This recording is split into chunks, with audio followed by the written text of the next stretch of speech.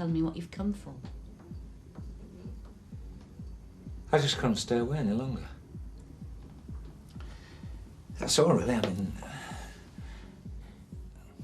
I've been wanting to talk to you since I ran you back that night, you know. Front club with Ivy and Kai, you know. That was quite a night.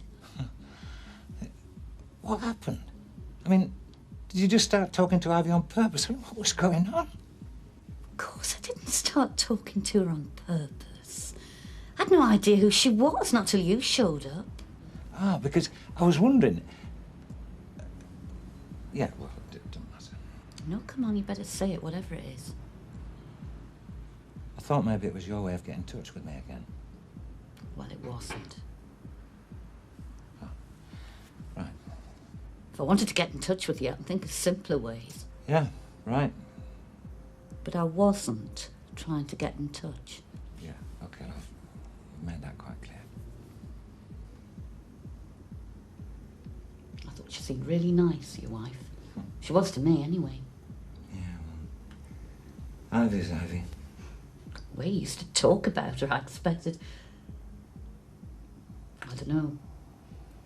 It doesn't much matter now. Did you tell her who I was? Who she'd been talking to? Did I act as like? If I'd known who she was, I never would have been there. I wasn't trying to embarrass you or anything. You know, it's strange, you know, meeting again like that. I mean, you can't help thinking that maybe it was fated to see each other. Well, I can help thinking it. Quite easy. For one thing, I don't believe in fate. It's getting late. Yeah, well, I suppose I better be going. Yeah.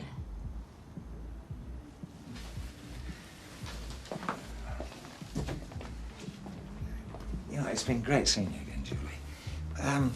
You know, I don't know how you fix it at the moment, but if you weren't doing much... I'm tired, Dom. If you don't mind, I want to get to bed. Yeah, right, yeah. Well, I hope I'll see you again.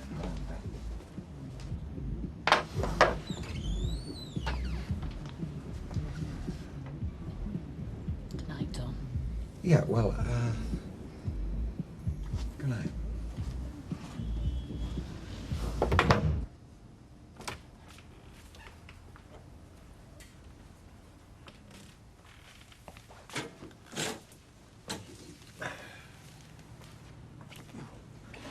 Why, give me a turn there, Mrs. Bishop. I didn't see you sat there.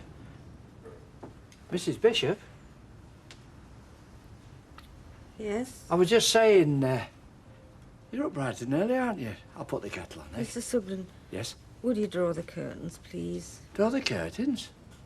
Oh, we don't want to be sat in the dark, do we? Oh, switch the light on, Mr. Sugden, if you must. At least with the curtains closed, there's a little privacy. Can't bear people staring in at me. Nay, they can't see in here, Mrs. Bishop. If anybody stood at that back gate, they couldn't see much in here. And anyway, if anybody's staring, I'd be out there to see 'em off, wouldn't I? Don't have to worry. Oh, Mr. Sugden, please.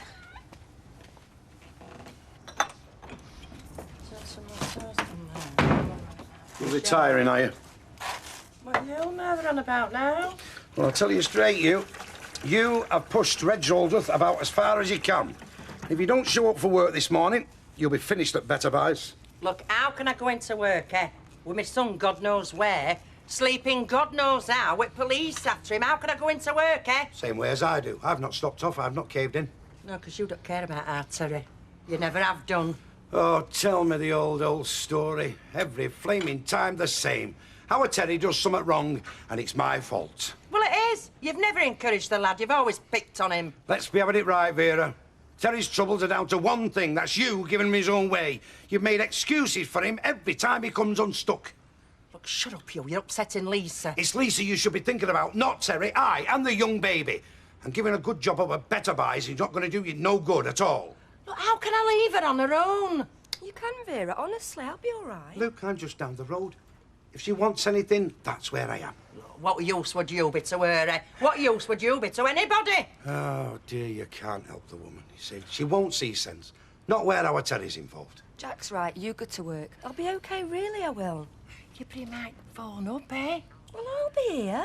I'll be sat right by the phone. Well, listen, if he does, tell him not to do out silly. You tell him to use his love for once in his flaming life and get in the nearest police station and give himself up. No! Yes! They're going to catch him sooner or later, aren't they? The only way that lad can do himself any good is by saving them the bother. I think Jack's right, Vera. Whose side are you on? She's on Terry's side, just like I am. Look, he's got to give himself up, Vera, and there's only you can't see it. Oh, I don't know. I don't know what to think. I don't. Is it all right if I try this pen out? I'll be with you in a minute. Oh. Had we but willed enough and time, this coyness lady were no crime. I beg your pardon? But at my back, I always hear time's winged chariots hurrying near. Sorry, I'm not with you. He's quoting poetry, Mavis. Well done, Mr. Wilton. Thank you. Yes, test the pen by all means. Thanks. Exam time coming up, I take it? Yeah, that's right. English today. I'm trying to keep a few quotes going in my head, you see, and I'm banking on getting the metaphysicals. Oh, I thought that was science. It's poems. Oh, and a packet of mints as well, please. Well, best of luck to you. Thanks. That's right. Oh, right. Bye. Thank you. Bye. Oh, that was very clever of you, Derek, spotting that poem. I'm really impressed. Oh, I used to be a great poetry reader, Mavis. I didn't know that. Oh, yes. Long ago, in my hot-blooded youth. You never had the benefit of knowing me in my hot-blooded youth, did you? Oh, that's very true. I used to spout poetry by the yard at that time. Well, that one he was quoting, for instance. The grave's a fine and private place, but none, I think, do there embrace. Oh, I think that's really depressing. Well, if you think that's depressing, how about this? To stand up straight and tread the turning mill, to lie flat and know nothing and be still, are the two trades of man. And which is worse, I know not, but I know that both are ill. Well, I think that's downright morbid. Well, it is morbid, but memorable because it's true. Oh, I'm sorry, Derek. I think poetry's only good if it's really cheerful. For instance, my heart leaps up when I behold a rainbow in the sky. Oh, I just can't think how it goes after that. Well, of course you can't, because it's childish prattle. There's no truth in it. Drudgery and death. That's the human experience. Well, I'm sorry, Derek, but my heart does leap up when I behold a rainbow in the sky. You can say what you like. All right, Sarah. I'll see you at the registry office. Bye for now. Ah, she's a grand woman, my sister, Sarah. But I must warn you now, she fusses over me. Always has. Ever since we were kids. She's played the little mother to me all my life. Ah, I've got it. You with a human doll. Right. Never changed. You'll see. I take it she doesn't know. She does not. Now, are we all set for this shopping expedition? Yeah, just about. There's your suit to get from the cleaners, my outfit, and there's a couple of other things we could do with getting. Let's pop into the Rovers for a quick lunch before we go into town, eh? No. Sarah's the last person I'd tell. The minute she knew she'd be up here, there'd be no stopping her. We wouldn't be able to keep her out of the house. I wouldn't wish that on you. Ted, if you want to tell anybody, don't worry about me. Well, of course I'll worry about you. There's nobody else I'll worry about. Any road. I don't want to tell anybody. It's the last thing I'd do. With a bit of luck, it probably will be. Afternoon, Mrs. Saxon. How do? I'm just having a way up at your tonics and vitamins and such like. Oh, yes. Invaluable in these stressful times for your good self, was it? Well, Or perhaps a lady friend? no, certainly not. No, they're for me. Oh, well, in that case, not the evening primrose. Right. Ah, yes. Korean ginseng? Or perhaps not. After all, you're not what we would call a ladies' man. That's what they're for, is it? No, definitely not. And I don't want the garlic pearls either. No, I was thinking more in the cod liver Irish grand stuff, is this? Oh, yes. Well, a very highly educated man once told me that we won World War II thanks to cod liver oil. Oh, did he? Well, I bet he never brewed up in the tin hat. Not that he should have been wearing it anyway because there were snipers about. I bet he never made gravy under shell fire either. Hi, Vera. Oh, Lord me. God, your nerves are in a shocking state. Well, is it any wonder creeping up on me like that? Oh, I'm sorry, girl. Don't notice me. Well, you're not yourself, you are you? I think you've come back to work too early. Look, don't worry about it. I'll square it with Reg. You take the rest of the week off. No, I'm coming in tomorrow. No, I'll be all right then. Oh, stop mithering me. You know what I was telling you t'other night about Ted? I haven't said anything, honest I haven't. No, and I'm sure you won't. But as well, I don't want Ted to know that you're in on it. Can you promise me you won't let him know that you know? Oh, of course, Rita. I'll do my best. I will, really. Fine. That's all I'm asking. Actually, I'm glad in a way that I let it slip. It's helped me somehow, you know, just to know there's somebody I can mention it to. Not that I'm going to harp on it, but if I could, well, not exactly cry on your shoulder. Look, any time. Now I mean that. Oh, Audrey, thank you. Well, it was just a little bit of last-minute shopping we've to do. You know how it goes, There you don't are, you? lady. Right. Thank you. Thank you. Well, cheers. Good health. What's up with you two then, eh? Dead miserable pair of you. Well, Jacko there's probably worrying about his son like I'm worrying about mine, love. Oh. Why, what's he been up to? Well, it's not so much what he's been up to, but Andy's got one of his exams today, you know what I mean? Oh, Teddy's doing his practical today. Escapology, which he will fail.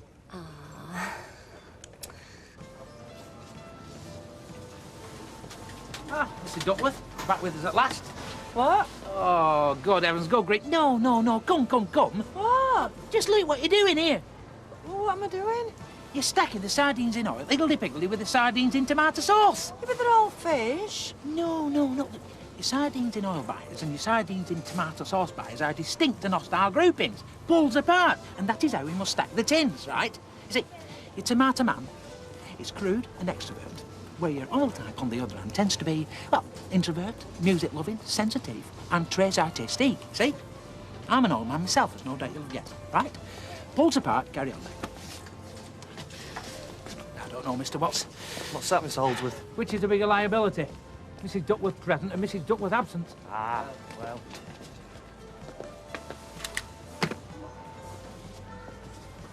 Oh, Don't yell, Mum, it's me.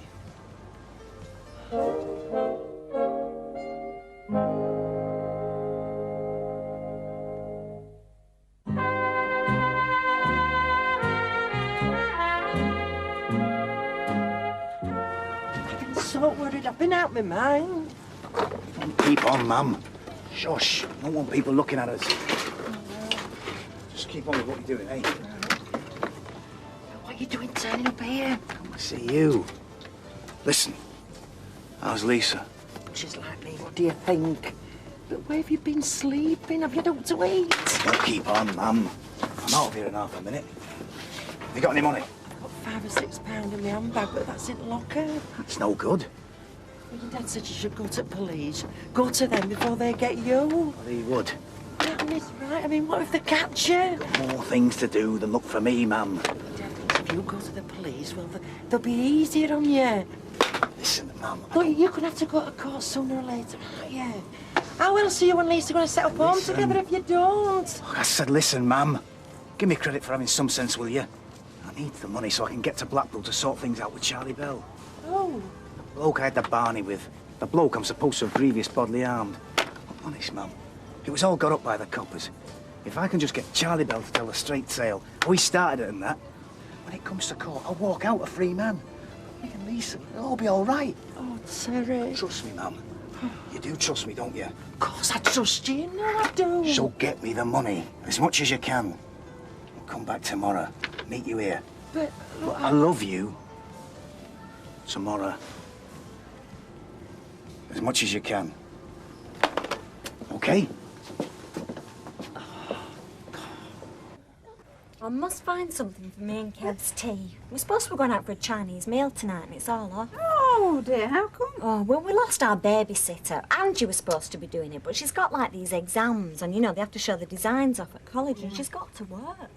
I were a bit peeved at first, but I daren't moan at her because she'll never offer again, will she? No, that's true. Excuse me, Sally. Oh, hello, Mrs. Bishop. I didn't see you round there. What you were saying about losing your babysitter. Oh, it's one of those things. You get used to it. Well, I've nothing planned tonight. I'd gladly come and babysit for you. Oh, would you really? Well, of course. I've always loved children, you know.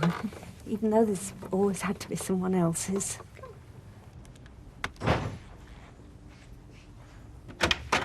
All right, Dad. Oh, what about you, son? Well, come on then, ask me. Hey? Oh.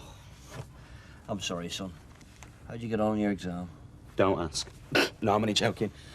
Not too bad, really. A couple of other people said it was really hard, which is making me worry, because if I didn't think it was that bad, then maybe I didn't understand it. Did you get all your quotes in? Yeah, sure, no danger. What's all this then, doing the books? Maybe I could do that for you. Good practice my maths exam. Not these books, son. I'm afraid there's not enough figures in here to tax a 6-year-old. Business is that bad then, is it? Oi, just you forget it, all right? We'll start worrying about your exams. Everything all right, Mrs. Bishop? I know you like a nice bit of finny haddock. I never get white fish on a Monday because it'd be last week's delivery. I've been stored in the fridge over the weekend.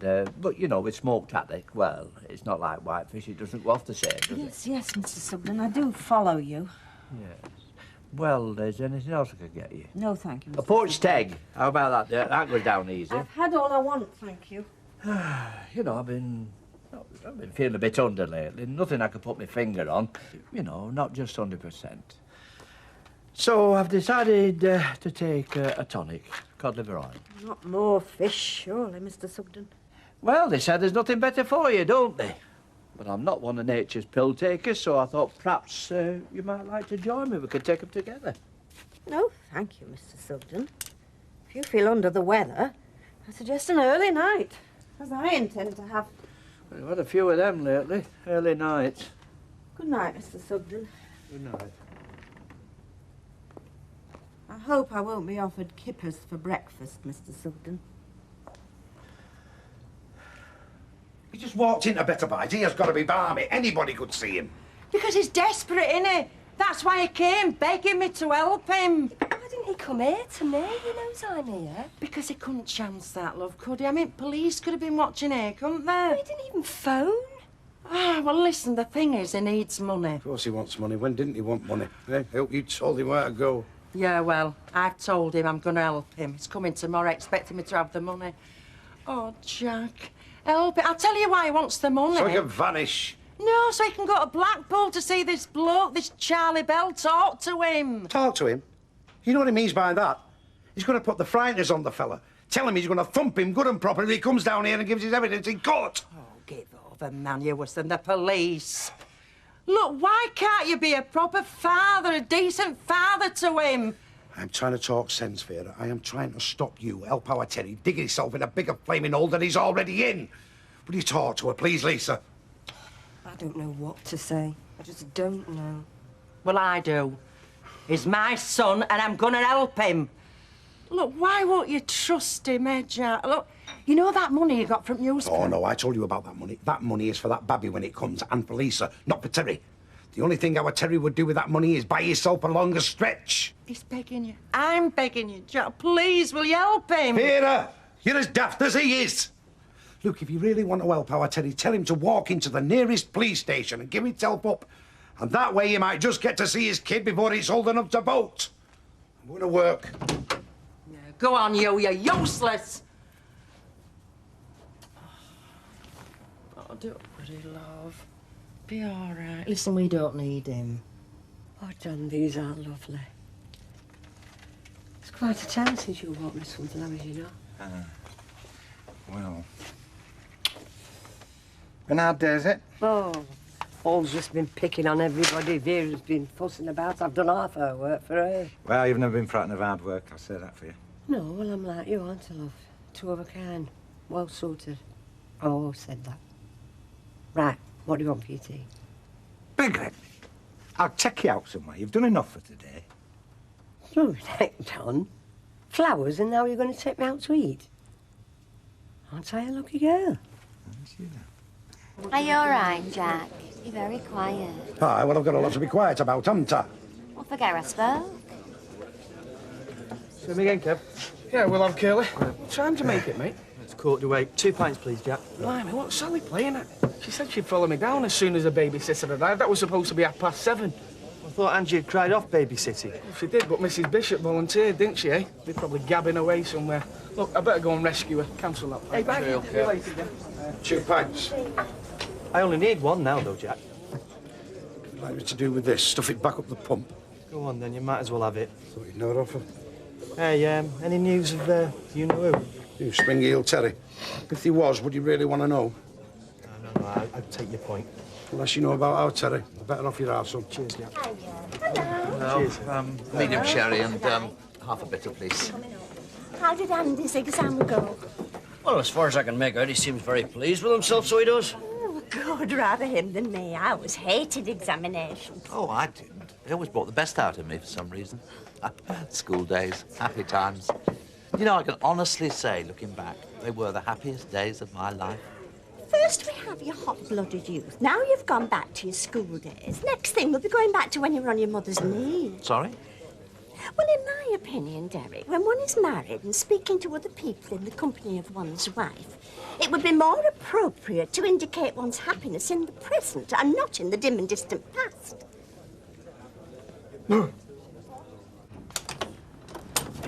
Mr. Sugden. Oh, it's you, Kevin. Yeah, just wondered what was keeping Mrs. Bishop. How do you mean? Well, she's supposed to be babysitting for us. That was like 7:30, it's 7:45, so she's a bit late. Babysitting? She never said anything to me. Yeah, well, anyway, I booked the restaurant for 8 o'clock, so if you can just tell her we're ready, please. But she's having a lie down. Why? There's nothing wrong with her, is there? No, there isn't, and you can get in trouble going round saying there's something wrong with people. I'm not going round saying there's anything wrong with her. I'm asking if she's poorly, you know. Willie, just keep your voice down. She's having an early night. An early night? It's not even 8 o'clock yet. Look, she said she'd babysit for us. It's all arranged. Can you just tell her, please? Look, I'm not going to disturb her. I'm not dragging her out of bed. Why? Is she poorly? No, I've told you. Well then, this is crazy. Look, I'm not having this. Come on, you'll have to go. Why? Look, she said she'll babysit for us. Hey, am I going crackers or what? What's up? Mr. Sugden. I think he's finally gone round the twist. Oh, it's quick acting stuff, that cod liver oil, you know. Here's another one. Hey, our Jack thinks he's put kibosh on it, doesn't he? He doesn't know I've got money in building society. Yeah, that he can't put his hands on. There must be near on £200 in here when interest goes on. You're not going to give it all to Terry, are you? Well, of course I am. What other better use could I have than give it to our Terry? Yeah, but will it help him, though? I mean, don't you think Jack's right? Don't you think he ought to give himself up? Oh, he won't do that, love. Oh, well, he will. Once he's been to see this fella in Blackpool, he will. Well, he'll want to then, won't he? I don't know what Terry will do anymore. Did he say where he was? Did he say where he'd been sleeping the past 2 nights? Oh, I didn't have time for that, love. No, he just slipped in, told me what he wanted me to do, and he said he'd be back tomorrow, you know, to better buys. Oh, Vera, I really want to see him. Well, of course you do, love. Look, I understand that. Well, let me come with you tomorrow. What? To work? Yeah, I could, like, just walk around the supermarket, pretend to be shopping. What, all day? You can't do that, love. You see, we don't know when he's coming, do we? I mean, well, he'll just have to take his chance, won't he? Come in Vera, with please, I really want to see him. Yeah, but anybody sees you, love, hanging about. I mean, you could get him caught, couldn't you? Look, after tomorrow, everything will be all right. It will. Look, trust our Terry. Trust me.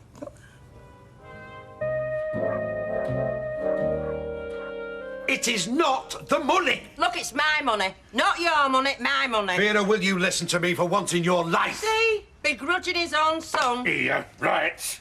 Here. Give him that. And that. Here, and that and all. Right, he can have his all. That's all I've got. Well, that won't get him far, will it? Good, because I don't want him to get far. This is what I'm trying to tell you.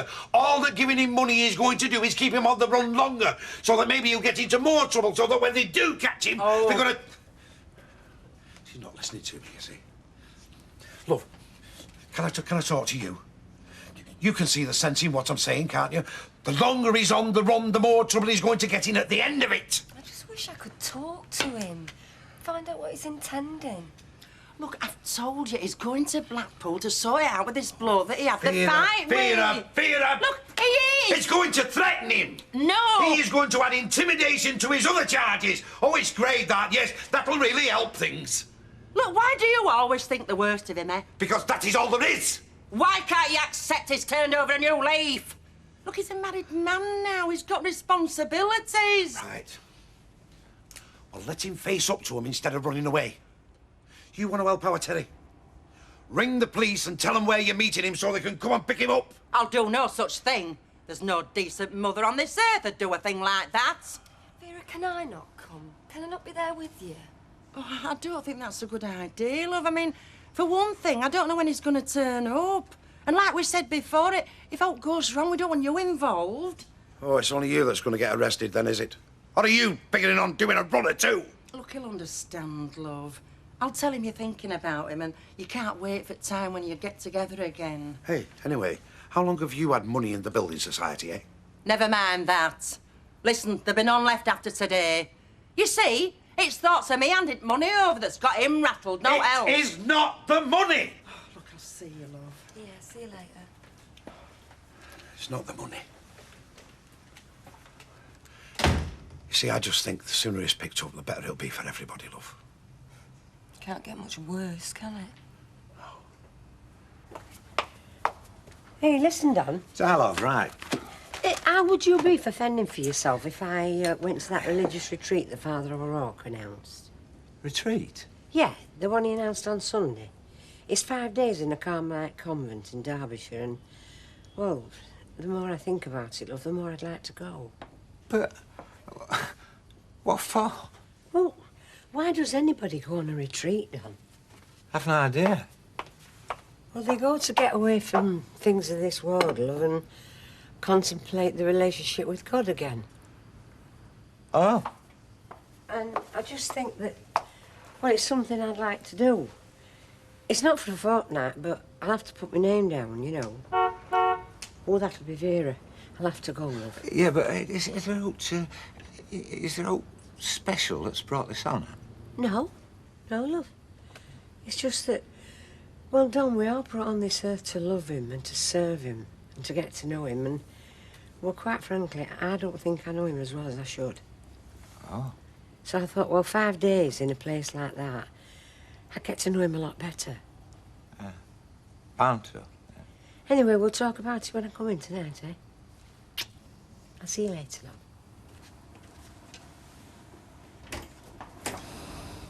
So 90% of the spares we use come from either Cunningham's or Webb's, right? Yep. Well, why don't we just use one? Why are we using both? Because Cunningham's are mechanical, aren't they? That's like brake parts, exhaust, shock absorbers. What about Webb's? Well, they're electrical, aren't they? Starter motors, alternators, bulbs. Wait. Tease up. I don't say I don't look after you. How far are these two places apart? Cunningham's is about 4 miles. Webb's is what? Double that because you're going out Bolton way. I didn't mean to interrupt you. I just thought you might, fancy a cup of tea, That one for me? Well, I suppose, yeah, seeing you're here. Well, that's very kind of you, Tom. Oh, don't mention it, Mike. You know, that's the sort of bloke I am, you know what I mean, eh? Always putting other people before me. Cheerio now. Cheers. So then, all the little garages and repair shops around here, the nearest supplier's what, 5, 10 miles away, depending on what you want, right? Yeah, something like that. Are they just trade, or will they serve anyone? Catch them on a good day, they might. Oh, that's marvellous. That's absolutely wonderful. Why? Well, they're too far away. One only does electrical, the only one only does mechanical. And neither caters properly to the public. Couldn't be better. Pain in the neck, if you ask me. The number of times you kept me waiting. No, I mean, while it couldn't be better for someone setting up by himself, supplying both electrical and mechanical, and to the trade and the public.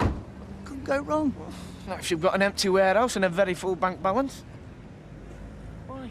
You thinking of setting up? Could be. God, blimey, what's that, tea? Yeah. Don't drink tea in the day. Right, well, I better get going. We want to see the grand opening of MVB Spares Limited. You're not joking, are you? You watch. Got a copy of the surveyor's report this morning. Oh, yes? Yeah, quite pleased, really. I mean, the house is sound. There's a few damp spots that we already knew about, and some of the window frames need replacing. You're going to say that to Mrs. Fairclough, are you? Well, yeah, I'm not going to tell her any lies, am I? You don't have to lie. Nobody's asking you to lie. Oh, good. Right? What you do is you go to her and you say, Rita, I'm still interested in buying the house despite the surveyor's report. Despite? Yes, despite it. Despite the dampness that needs treatment and despite the windows that need replacing, see? And then you look panic stricken. Horror, right?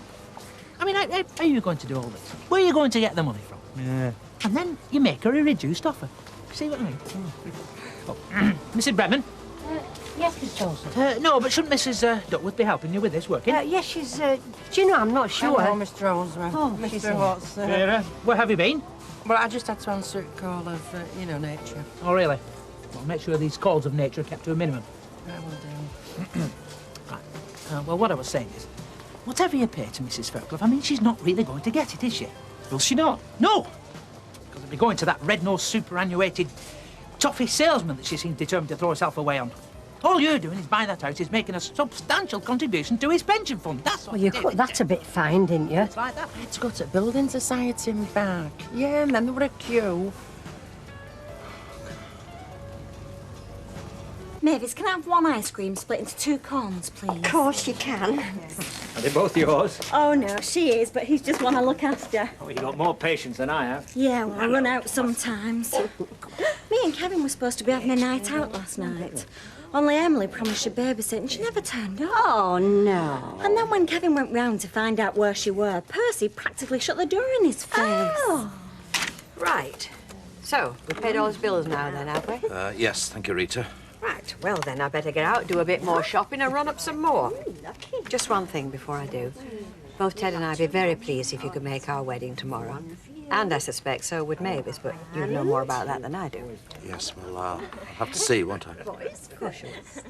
Right, who was it that promised me that I could buy whatever I wanted for my honeymoon? Why, it wasn't me, was it? Well, if it wasn't you, we'd better get out there and find the fella that did say it. Well, we can. Save me some cash. Bye-bye. Bye.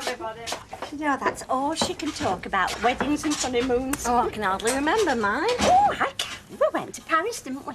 Oh, yes.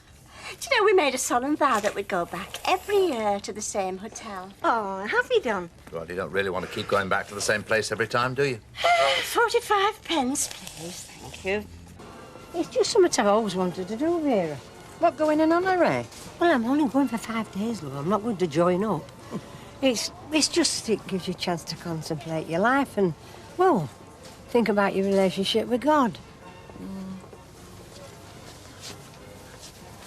I know I don't expect you to understand this, Vera, because, I mean, you're not a member of our church, but I think it's wonderful. Oh, yeah. Now, no need for you to stir yourself. I'll set the table. I really don't want anything. Aye, well, you have to saying that now, but where did you see it and then?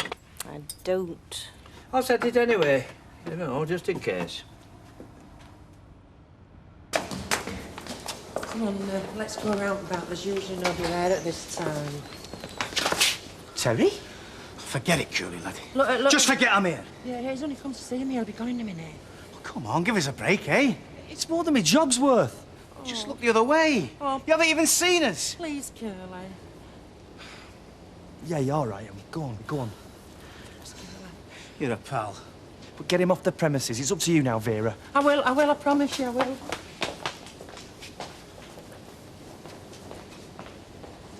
Oh, behind there. Bon five, please. I'll do that, Kev. cheers, pie Jim. for me, please. Right, that's all. Good help. So, hey, what was your man on about this morning? I felt like I'd interrupted a high-powered conference over it. Oh, he's talking about opening his own spares shop, innit? Spares? What, motor spares? Yeah. Well, only with him, I wouldn't put it past him to be trading in kidneys, you know what I mean? Or heart and lung transplant, I don't know, to make a quick profit, you know what I mean? At least he sounded like he was talking about motor spares, anyway. Well, you see, you have to watch that. That might be a cover, so it might. Salve. All set for Rita's wedding, then? Oh, I'm mystified, you know. I mean, at their age, fixed how they are, what do they want to get married for? Because they're in love, I suppose. What else do folk get married for? Yeah, well, I suppose there is that. And then again, it stimulates trade. How do you make that out? Well, Audrey will be having a new outfit, won't she? Oh, aye. So, have you still not heard anything from your Terry, then? No. Oh, it must be terrible for you. Worrying about where he is and how he's managing. Yeah. I suppose he'll be trying to get overseas, will he? I mean, he might already be in Spain or somewhere. Maybe, Well, lucky him if he is. I could do with a bit of sunshine myself. Look, there's just short of £200 here. I know it's not It's much, great, man, but thanks. promise me one thing. What? Well, this bloke you're going to see in Blackpool, you're just going to talk to him, aren't you? Of course I am. There's going to be no rough stuff, because your dad's got it into his Never head. mind me, Dad. Look, I'm in enough trouble as it is. Hey, look at this. See? What? That's her son, isn't it? Him that's supposed to be in jail ran away at his wedding. I'm not sure. Well, I am. I'm sure enough. Hey, what are you doing? What do you think I'm doing? Just keep your eye on that, will you? Please. Hey, Just imagine. Thinks he can come in here and see his mother right under our noses. Must think we're a right pair of idiots. Hey, hello, please? Yeah, we've a wanted man on our premises.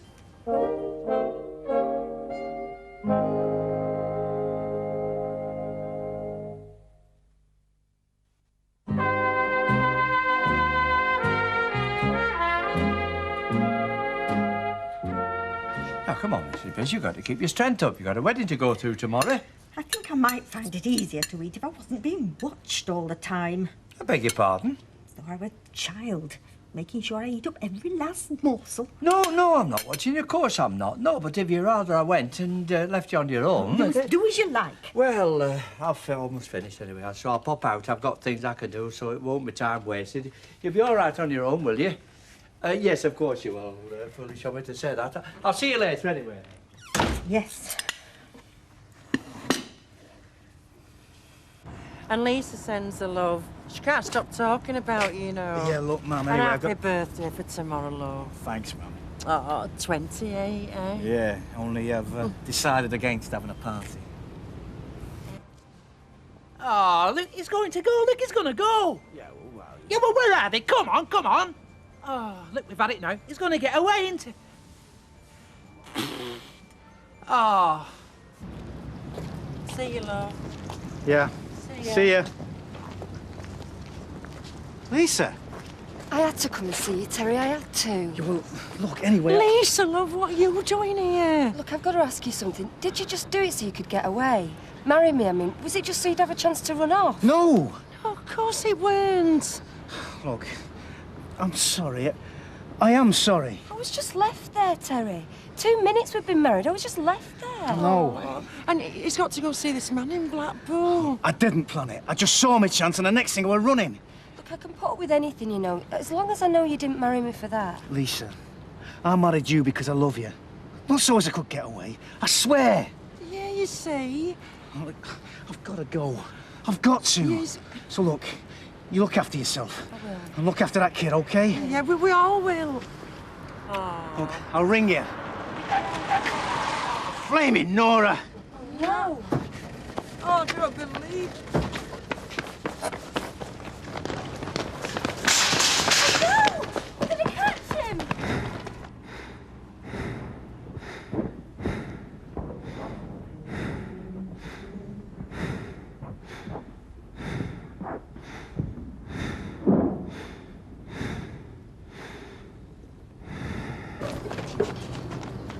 Don't you dare stop chair on his head!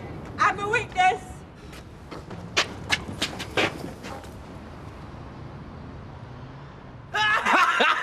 We've got him, did you see that? Oh, cops and robbers and everything, I love this. Come on, let's get outside, we don't want to miss it, do we? Eh? Can I get you a cup of tea or... No, thank you. No. It's all I seem to do all day is drink tea. Do you know, I thought when Rita left, well, it'll be a chance to cut down, but turns out Derek's just as bad. And she's getting married tomorrow. Can you believe it? I mean, 6 months ago, I'd never have thought there'd be another man in her life. Well, not after everything she went through with. Well, no. Oh, thank you. Mr. Sugden's not in? Not just at the moment, no. Oh, good, because, well, this isn't just a social call. Well, it is, but, well, what happened? Yes. Sally Webster came into the shop this morning with the 2 little ones, you know, one hers and one Gail's. Yes. Well, she said something about... Now, I could have got it quite wrong, but she said something about you were going to babysit for her last night. But when Kevin came to the door, Mr. Sugden shut it in his face. Oh, dear. Well, I thought, what if Emily doesn't know that? What if he's doing that to everybody and Emily thinks everybody's ignoring her when really they're trying to get in, he's just barring the way? Yes, well, I'm afraid he is being a little difficult. Really? Possessive. Of you? Oh, that's the only way I can put it. I mean, you are all right, aren't you? It's not being familiar. Oh, no. It's more that, well, he seems to think he has to keep an eye on me, so I can't be trusted. Well, would you like Derek to have a word with him? I mean, maybe another man. Well, I don't think... not yet, anyway. Well, Derek's standing by if you need him. Thank you. Yeah, love. Get that down, yeah. I'm not supposed to drink alcohol. Yeah, but that's for medicinal purposes. You're in shock. Doesn't make any difference. Hang on, he's here. Leave this to me, right? Look, I think you're wrong, honestly. Well, what's happened? What's happened? Well, something must have, or you wouldn't be back here. Police turned up at Better Buys. Terry's been arrested. And what we'd like to know is, were it you that shot him? I'm sorry you should have to ask that, Vera. Well, what do you expect? After what you said earlier about how he'd be better off in prison, we should be hoping he'd get caught. Yes, I know what I said, but I didn't shop him, right? If you say so. I do. I'll tell you this and all, whoever did shop him, good luck to him, because I think they've done us all a favour. I didn't think it was you. Well, whoever it was knew he were going, because they didn't turn up by accident. So what have they done? They took him back to prison, have they?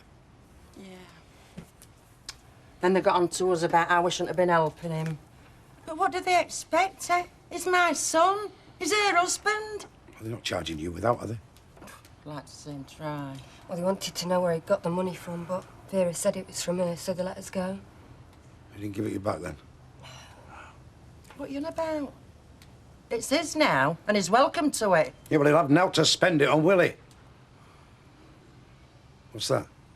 Oh, it's brandy I don't want. Sure. Cheers. So Vera had been a state, hadn't he? Yeah, and his wife, she were there. Well, mind you, that's if you can call her his wife. What, Lisa? Yeah. Well, of course you call her his wife. She married him. What else would you call her? But what a marriage, John. Oh, well, I can see it wouldn't meet with your approval. You know, I mean, it wouldn't come up to your high moral standards.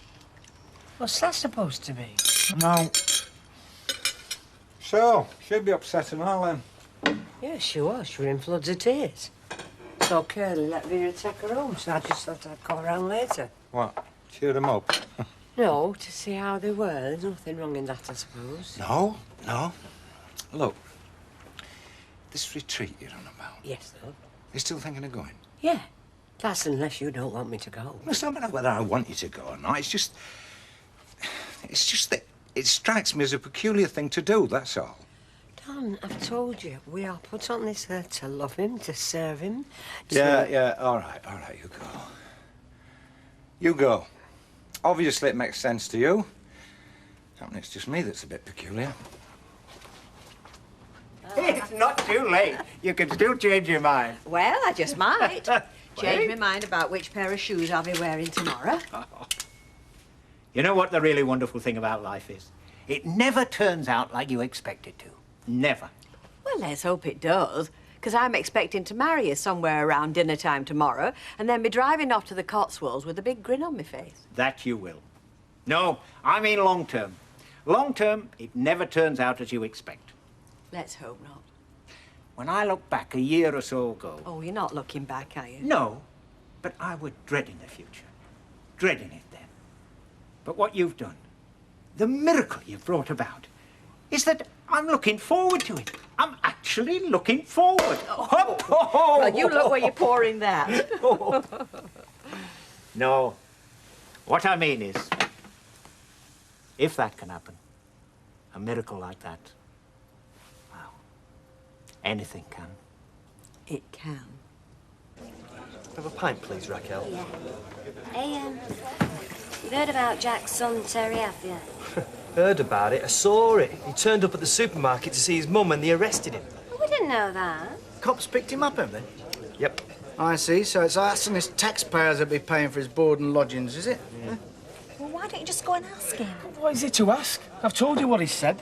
Well, does that mean promotion or what? Look, it might just all be talk. Oh, excuse me, Mr. Baldwin. Yes, love. Kevin was just telling me about this new business of yours, and, well, we were just wondering who's liable to be running it. Good question. Got anyone in mind? Yeah, well... I'll tell you it won't be. That's Terry Duckworth. See ya. Why didn't you say something? Because he enjoys it. You know what he's like? He likes to keep people guessing. Got that. medium sherry and half a bitter, please. So, will we be seeing you two at Rita's nuptials tomorrow? Well, it's rather difficult with the shop. Well, I shall certainly be there. Why don't you just close it? It's a possibility. Excuse me a minute. Is it that Mavis won't let you have time off? Something like that. I saw Emily this afternoon. Yes, and I hope you don't mind, but I mentioned what had happened last night, with Mr. Sumter. Yeah, well, I'll mention it when I see him. Yeah, well, apparently it wasn't just you. Apparently it's been like that for some time. And, well, he's been sort of watching Emily and interfering. Honestly, I don't think she's going to be able to cope with it much longer. Oh, poor Emily. Anyway, I just thought I'd let you know. Oh, thanks, Mavis. Thank you very much. Thanks, Mavis. Hello. Do you mind if I join you? Not as long as you behave yourself, no? Only I'm trying to avoid Vera, if I can manage it. And one for yourself. Very kind of you, son. So what have you done with Lisa? Well, she didn't want to come. Well, can you blame her? No. Well, no, especially when you see who's sat over there. What do you mean? Oh. Yeah, I can see you sat over there, even though you're trying to hide from me. Mr. Watts, Mr. Snake in the Grass Watts. Vera? What are you talking about? Him? Yeah, so what it shopped out to it at police. So what are they phoned them? Don't think you're getting away with it, because you're not.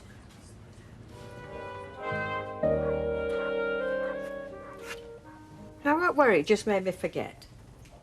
Something old, something new. Hairdryer. One in the hotel, wasn't there? Yeah, with a faulty plug and tacky finger marks from the last 15 users. I'll take my own, thank you. There's nothing tacky about the place we're going to. It was voted best hotel in the Cotswolds last year. Yes, for its food, not its hairdryer. You're not taking a travel plug, are you? You don't fancy a stroll round block, do you, to walk off your breakfast? Point taken. All right, I'll leave you to it. Oh, you haven't any paracetamol handy, have you? Yeah, in bathroom. Ah. Why? Are you all right? Well, it's just a bit of a hangover after that champagne we had last night. Oh, there ain't cabinet. How many do you want? Rita, it's not what you're thinking. If I went on red alert every time I had a headache, I'd have died from anxiety long ago. Now, you get on with your packing. I'll get. Right. Hello? Derek, you do know what day it is.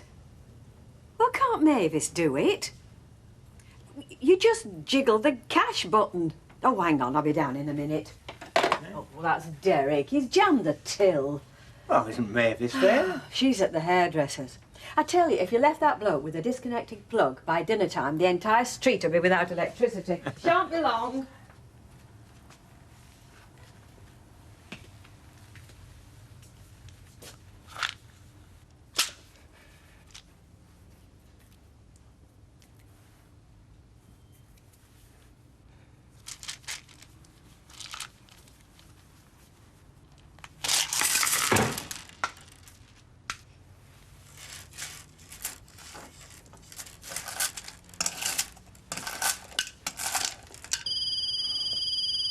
I'm awfully sorry, Curly. It's never done this before.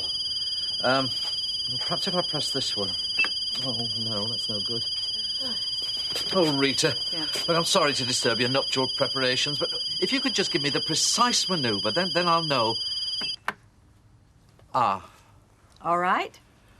yes. Good. Rita, could I have a quick word? It's about the house. Well, can't it wait? I was hoping to get wed sometime today. Yeah, I know, but we've got the surveyor's report, you see, and the building society, well, they reckon there's a lot of things wrong with the structure. What sort of thing? It's Well- only been up 10 years. Well, there's damp patches, flaky paintwork, and the window frames, they're all rotten, you see, because they put the wrong wood in. And... You're not suggesting Len Fairclough Jerry built it, I hope? Oh, no, no, no. You want me to drop the price, is that it? Well, 28. I'll knock 2,000 off, all right?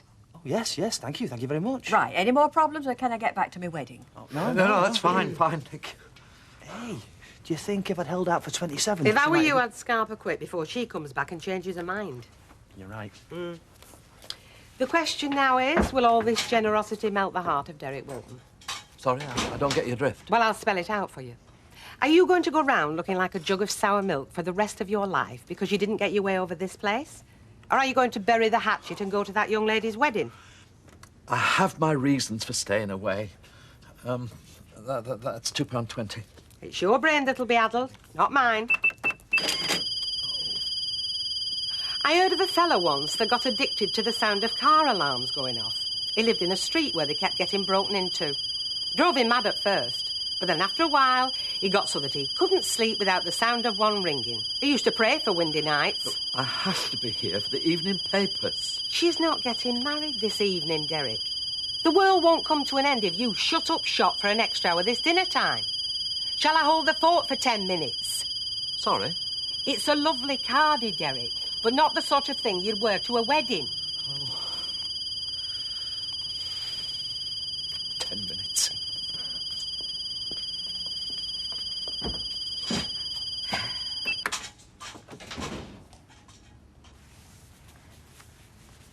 Did you find the paracetamol? Yeah. I'm fine now. I don't know. Come here. Fellas. You haven't done your shirt buttons up properly. There is something wrong, isn't there? No, I'm fine. Well, actually, my hand does feel a bit numb. That's one of the symptoms, isn't it?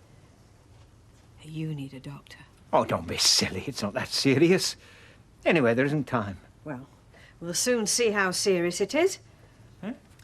Try picking that up and put it on my finger.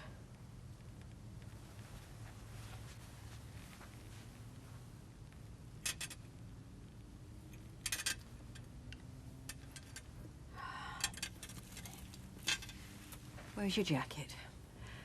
I'm taking you to hospital. There you go. That's £2.75, Lisa. You need something inside you when you go to that place. How is it? No idea. I haven't spoken to him properly since our wedding day. Are you nervous? Well, I know what that phrase means now. Heart in your mouth. Don't worry. It'll be all right. Hope so. Well, you've not gone to see the escaped prisoner recommit himself, then? What, you're Terry? No, that Ted Sullivan fella, the one who's getting spliced to Rita. I mean, he's had one reprieve already, hasn't he, when his wife shook a 7? Now here he is again, volunteering for another sentence. He's got to be stark raving mad. Well, that's a very cynical view, if I may say so. To be a poorer world if we all felt like that. I never realised you believe in martyrdom, Percy. I believe in the solemn estate of matrimony. I'm looking forward to Mrs. Bishop getting back this evening and telling me about the wedding. Now, if you just excuse me, I'll go and find more amenable company, if you don't mind. I'm afraid it is what you imagine. It's a classic early symptom of a new tumour. When did the numbness start? About 5 days ago. I tried to pretend it hadn't happened. Hoped it'd go away. We're getting married today. Congratulations. Thank you. So, what happens next? It's all right, Doctor. I don't want protecting from the truth. Well, it won't be too serious to begin with. Dizzy spells, headaches, numbness like you've had this morning. Go on. Then it will become more serious. Blackouts, possibly fits or minor strokes, until you're completely incapacitated. I'm sorry to be so morbid. How long will this take? Impossible to say. 2 months, 2 years. We'll monitor you as closely as possible, of course, but that's about all we can do. Well, I'll leave you to it.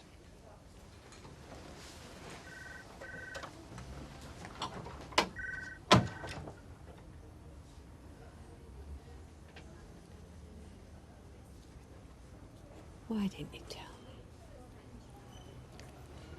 It frightened me. I didn't want to scare you.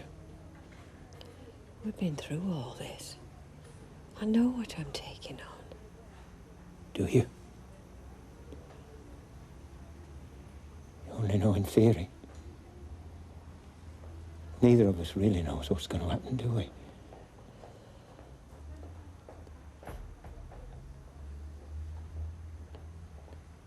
Look, Rita. If you want to pull out, it's okay by me. I understand.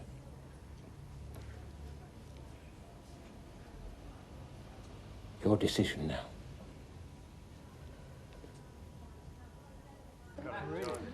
Had a change of heart, I see, Derek. Oh, I was never really serious about not coming. Not for an old friend like Rita. Little bell rang inside his conscience. Isn't that right, Derek? Has anybody seen Emily this morning? Yes, we saw her earlier on, Mavis, yeah. Offered her a lift, actually, but she got one or two things to do first. Splashed out on a new hat by the look of it. Look, dead smart, didn't she? You must be Mavis, from the cabin. Yes, that's right. Roger Brooks, Ted's nephew. Oh, I'm very pleased to meet you. I'll be popping in a couple of weeks' time or so with some new ranges. I took over from Uncle Ted some time ago at Cartwright's. Yes, we gathered. This is my husband, Derek. He works in the shop with me. Oh, yes, I've heard about you. Well, how'd you do anyway? Honoured, I'm sure. May I present my mother, Sarah Brooks, Ted's sister? It's Mavis and Derek Wilton. Hello. How did you?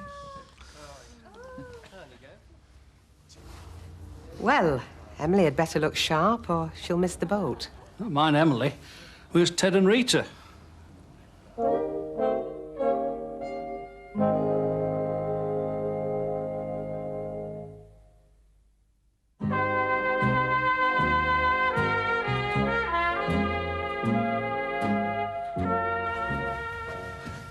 I think it's up here. Hey, hold your horses. I think they can wait 5 minutes. Look, state you're in, you'd think you'd been on a life and death mission. Rita, thanks. You don't think I'd let you down at last minute, do you? I think you're wonderful. I could never have blamed you. Not going to let you go in a hurry, mister. You're too important. Right. How do I look? Sensational. Oh, did you see Miss Peggy? Oh, we get to reception. Just get one more. Nice, didn't she? Yeah. You're right. I think that's everything. Shall we go before Mavis starts panicking? Now the solemn moment has come. These two persons to contract the marriage before you, their witnesses. Will you all please stand? Put the ring on Rita's hand and hold it there.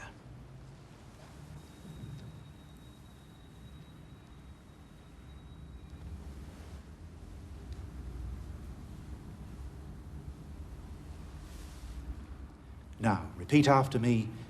I call upon these persons here present. I call upon these persons here present.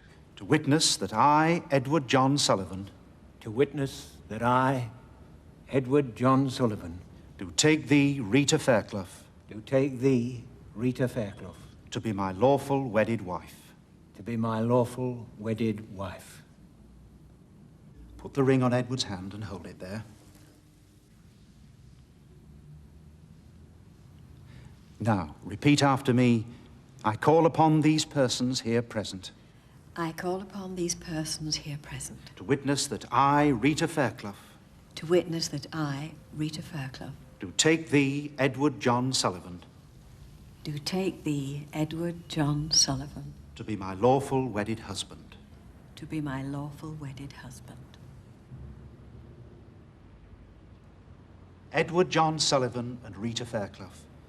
You have both made the declaration prescribed by law and made a solemn and binding contract with each other in the presence of these witnesses here assembled. It is therefore my pleasure to tell you that you are now husband and wife.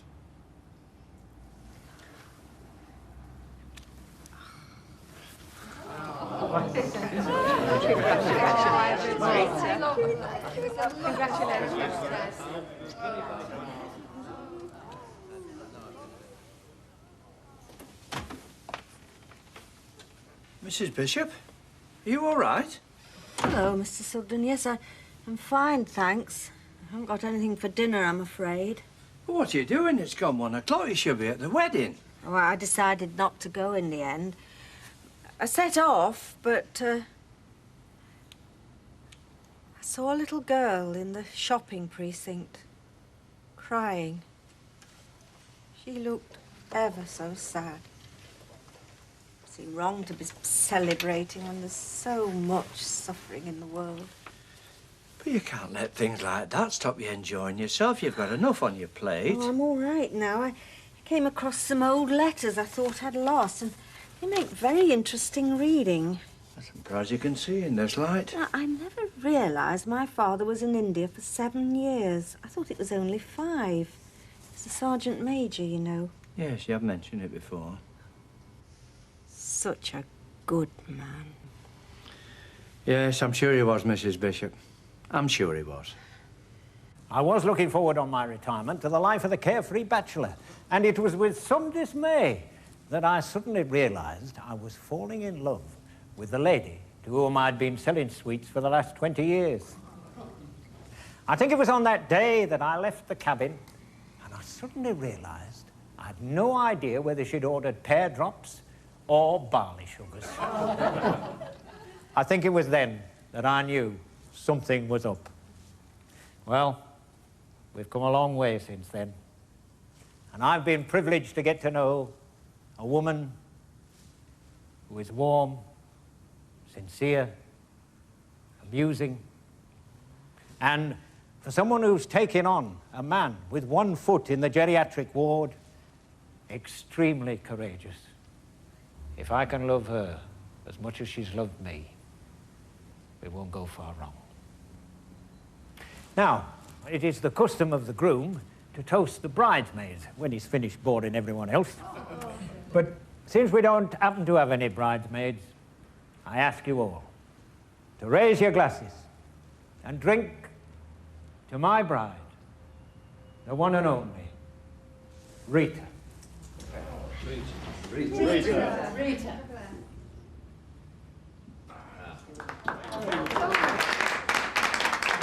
That all went very smoothly, didn't it? Roger's very good at organising this kind of thing. Well, let's hope it's not only weddings he's good at organising. Sorry? He's the sweetest salesman at the newsagents where Derek and I work. Oh, of course. Derek, you are keeping an eye on the time, aren't you? I don't want you to miss those papers. Yes, I am. How are you feeling? I'm all right now. But at 9:30 this morning, I think I know how that Greek fella felt, him with the globe on his shoulder. Oh, why? What happened? A long night and a couple of large vodkas and tonic. I might get round to tell him. So everything's all right, though. I mean, you've no regrets. He's a very special man, Audrey. And when they're that special, you don't pull out at last minute, even though you know it's not going to be a bed of roses. Oh, Rita. Look, I just wanted to thank you for everything you've done for Ted. we've done a lot for each other. I know, but jokes about geriatric wards apart. He told you about the operation he had a few years ago, hasn't he? Yes. Well, he looks so much better since he's met you. Roger and I just can't get over it. Well, thank you very much. We weren't sure whether he'd make a complete recovery or not, but now, well, I know he's going to have a long and happy retirement with you. Oh, hey, love. How did it go? All right. How is it?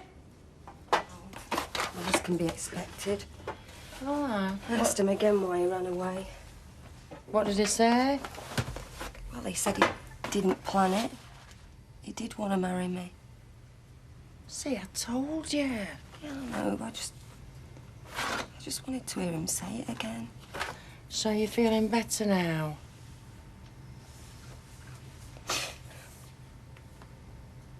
People's lives are supposed to start when they get married. Mine just seems to have stopped. Oh, don't say that, love. Oh, I tell you that, Curly. It were all I could do to stop throttling him today. Oh, I'm past caring. The fact is, Terry's in prison. Fretting about who put him there isn't going to get him out, is it? Oh, don't. Now, you sure you've done the right thing? Well, if I haven't, I've left it a bit late. It'll be life for Riley, won't it? No money worries her. They say married men live longer, you know, but I've got to tell you that I've had more trouble with my heart since I married old Horsley than ever I did when I was a widower. You sure you're not digging an early grave for yourself? Well, I'll have to chance it, won't I? How about another drink? He's had enough already, I wouldn't say no. Come on, I'll show you where it is. Oh. I'm sorry about that, Rita. Oh, don't worry. At least I know you didn't tell him out. I mean, he couldn't come out with a crack like that if he knew the truth, could he? Best of luck, kid. Oh, thanks for coming, love. Now, I won't give Curly your honeymoon address, unless you want building estimates posting on to you. Oh, do you know, he called me this morning, wanting me to drop the price of number 7. Cheeky monkey. I hope you told him where to get off. Well, no, I didn't, actually. I had bigger fish to fry at the time. You did it with style, though, love. Not often you see a fella getting what he wants and still going off with a flea in his ear. Well, what's £2 on your wedding day? Hey, I'm talking about weddings.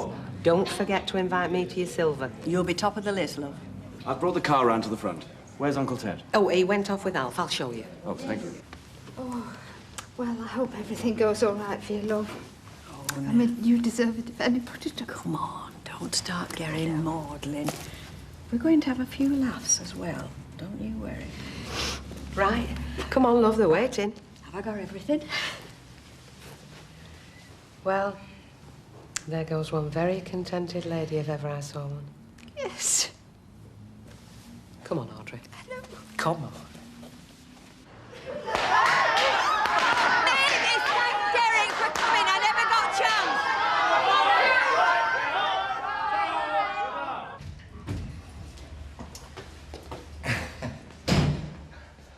How did I know it'd be you? It's because I'm on your mind. You're persistent, I'll give you that. I took a chance. I thought I'd just call round as a friend, like, for a chat. Oh, there's no harm in that, is there? I don't know, is there? You can let me in then, or what? I'm off out in 20 minutes. Yeah, it won't take long. I promise.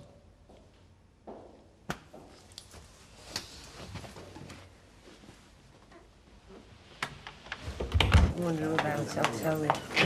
Oh, how did it go? Smashing. She looked fabulous. We all had a good cry. Ah. Lovely service. All that was missing was Emily. Well, where was she? Well, nobody knows. She was seen setting it off. It's nothing to do with you, is it, Percy? You've not been dragging her bowling again, have you? She came home with an upset stomach, if you must know. It's nothing to do with me. It's them doorstep sandwiches you've been feeding her. Have you seen the size of them? You'd need grappling irons to get your teeth round them. So, how are your wedding plans going? Oh, bubbling along. She's worrying about where to get her hair done. You haven't got any ideas, have you? Well, I'll do it myself if she likes. I did Lisa's, and, well, everybody said how nice she looked. Think that's wise. Don't want to end up in a slammer with Terry. Well, you've got no guilty secrets, have you? Me? I'm as pure as a driven snow. Oh, well, you'll be all right then. Now, look, Curly, I'm telling you, Vera is having a terrible time of it at the moment. She's not the only one. Yes, well, once you get married and you have some kids of your own, you perhaps understand a bit better. I understand more than you think. Anyway, if it's any consolation to you, I think that you did the right thing bringing police about Terry. Thanks, Ivy. You don't know what that means to me. Oh, don't mention it, love. Going anywhere nice? Just Chinese. I'm seeing other blokes, Don. Oh. Yeah, well, you've got your life to get on with, haven't you? Yes, I have. Still, no reason why we shouldn't see each other every once in a while. I was wondering what you were doing on Monday. I'm going to my sister's. Later in the week? Next week's difficult. You're not making it easy for me, Julie. Why should I?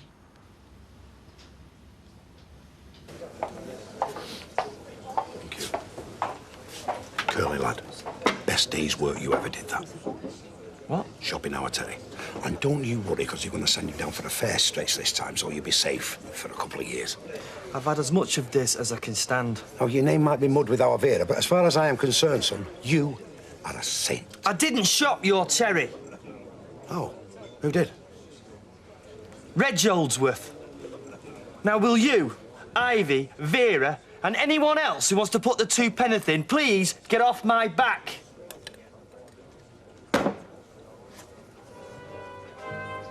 I've no idea about your dissertation, Becky. I didn't read it, did I?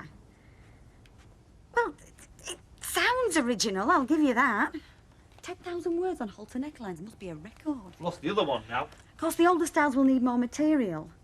Well, you'll just have to find it, won't you? No, I didn't say you were old-fashioned. No. Yes, but... Oh, aye, Space Age, am I? Well, it's better than being prehistoric, love. Oh, why make 'em, Becky? Just swipe a couple from Bronte Museum and hope you get lucky. Silly cow. Well, don't ask me where they go because I've no idea. Why did they phone me with their problems? I've got enough of my own. Skirting board's a favourite. What? That unexplained law of motion that has them rolling in a predetermined arc, so they always end up by the skirting board. Buttons, buttons. Well, if you know where it is, you can find it then, can't you? Well, I've lost both now. I think the washing machine did for the first one, but the second one... Are you asking me to sew your buttons back on for you? No. It's just that I remember you did this shirt last time. Oh, so that's by way of a criticism, is it? Don't get touchy. The examiner's already in and I can't sew a button on. I never said that. Curly, I've got a fashion show in a week. I don't need any of this. Any of what? She phones me at the crack of dawn. Don't be blaming me for You her. walk about dangling, waiting for your mum to get you ready. Look, I'll roll them up. Look, all right? And don't put any tea on tonight. It's my turn. And if I've said anything I shouldn't have said, I'm sorry. Which will probably make up for all the times that I should have said something and I didn't say something. I know it's my fault. I mean, if I'd have said something last time, well, then people, they wouldn't have drawn the wrong conclusions, would they? This is word salad, Curly. Jack Duckworth. Yeah? I told him it wasn't me that bubbled their Terry. Ah. You think you've got problems? Look, it can't have been Red Jolesworth. He never even saw her, Terry. Don't keep on about it, Vera. I am just passing on what Curly said, all right? Put me a chucky in there, will you, lovey? I'll have it with a bit of toast. How'd you like it? Medium rare. Look, Arthur is convinced it's you, and that's good enough for me. Leave it, Vera. How would our Terry know, eh? We'll have asked the police who shopped him, won't he? Terry didn't say he did that. Of course he did. And they'll have told him, because he's not behind the door, Terry. Yeah, it's behind bars, though, which says a lot for your star witness. Yeah, well, I think it's you and that Curly that's cooked this up between you to shift the blame. But look, it couldn't have been Red Jolesworth. I saw him in the cabin yesterday. Proving what? Well, I glared at him, didn't I? Well, on the off chance, but there wasn't even a flicker. He just smiled and said, "Oh, good morning," as if butter won't melt. Yeah, well, I believe Curly. Well, you'd like me to tackle Holsworth, wouldn't you? Eh? Confuse the issue, muddy the waters so you can slither off and disappear. Does it matter? It matters to me, love, because I am being wrongly accused again. I'm going back to bed. You've done it again, haven't you? Look, your feelings aren't important. Mine are. Hers are, and that baby she's carrying. I know what's important, Vera. I'll have to go see how she is. Hey, ask her how long I've got to keep these chuckies on here, will you? Just says digestives here. You don't think she means chocolate, do you? Yeah, we're playing one to Mrs. Crudders. Hello, love. Right, well, the washing machine fella's been. He says it's the pump. Oh, no. Did he say how much? I said you'd ring him. Oh, by the way, how did Rita's wedding go? What's he said? I said nothing. Yeah, well, it's best left then, isn't it? No trouble, was there? Well, not unless you're unduly sensitive, no. Oh, come on, you've got me going now. Who's sensitive? Well, Ted, apparently. I never said that. We were just having a laugh, that's all. Well, there are some things you can't laugh at. Your remarks were tactless. You shouldn't have said what you said. Now, look, Audrey, I'm not going to apologise for enjoying myself. I was just pulling his leg, that was all. What did you say? Well, I just said he'd be having the life of riding Oh, out. He's shut got... up, Alf. Well, I just... Now, shut up, or I'll never talk to you again. Now, I mean that. Right, I'm off anyway. I'll see you, dear. See you, Audrey. Well, whatever it was you said, it certainly upset Audrey. So it appears. I don't know what's up with her. You did what? I told the truth. That it was you. Oh, you do realise, Mr. Watson, this puts me in a very invidious position apropos the workforce. Well, my position hasn't been too cosy, has it, since Vera thought it was me that bubbled Terry? Bubbled? I didn't bubble. Well informed then. Reported, Mr. Watts, as was my bounden duty to better minds and society at large. Hey, and I'm talking collective responsibility here, you know, Norman. Well, you weren't being so collective when everyone was blaming me. Well, it was a cross you had to bear. Slings and arrows for greater good. I just told the truth. What's wrong with that? What's wrong with that? You can stand there and ask me what's wrong with that. You've bubbled me, that's what's wrong. God. Now, Vera, what's done's done. Will you stop your tormenting yourself? Well, have you seen Holdsworth this morning? Because I haven't. Right, Mrs. Duckworth, would you like to come to me? No, it's too soft, is that? Right. I think he's avoiding me. I think Curly's told him. You don't know that? Well, that's what's tormenting me, Ivy. Not knowing. Listen, I'm going to go see Holdsworth. Don't you be so daft, Vera. If you don't stop where you are, so fall out with you. I'm telling you. I can't, Ivy. Ooh! Ah, Mrs. Duckworth, be in my office at 2 o'clock, would you? I'd like a word. Yeah, and I want a word with you and all. Vera. I said 2 o'clock, Mrs. Duckworth. Be there.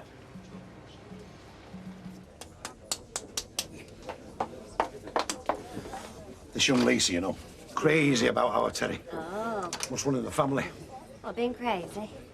No, pulling birds. Oh. I think our Terry must have inherited it from me, because I used to have it in spades, kid. Oh, get on. Hey, no. Right. No, I'm telling you, hey. Jack the lad on roller skates, that were me, Cook. Yeah, but a lot went roller skating in them days, didn't they? No, it's what they used to say about me.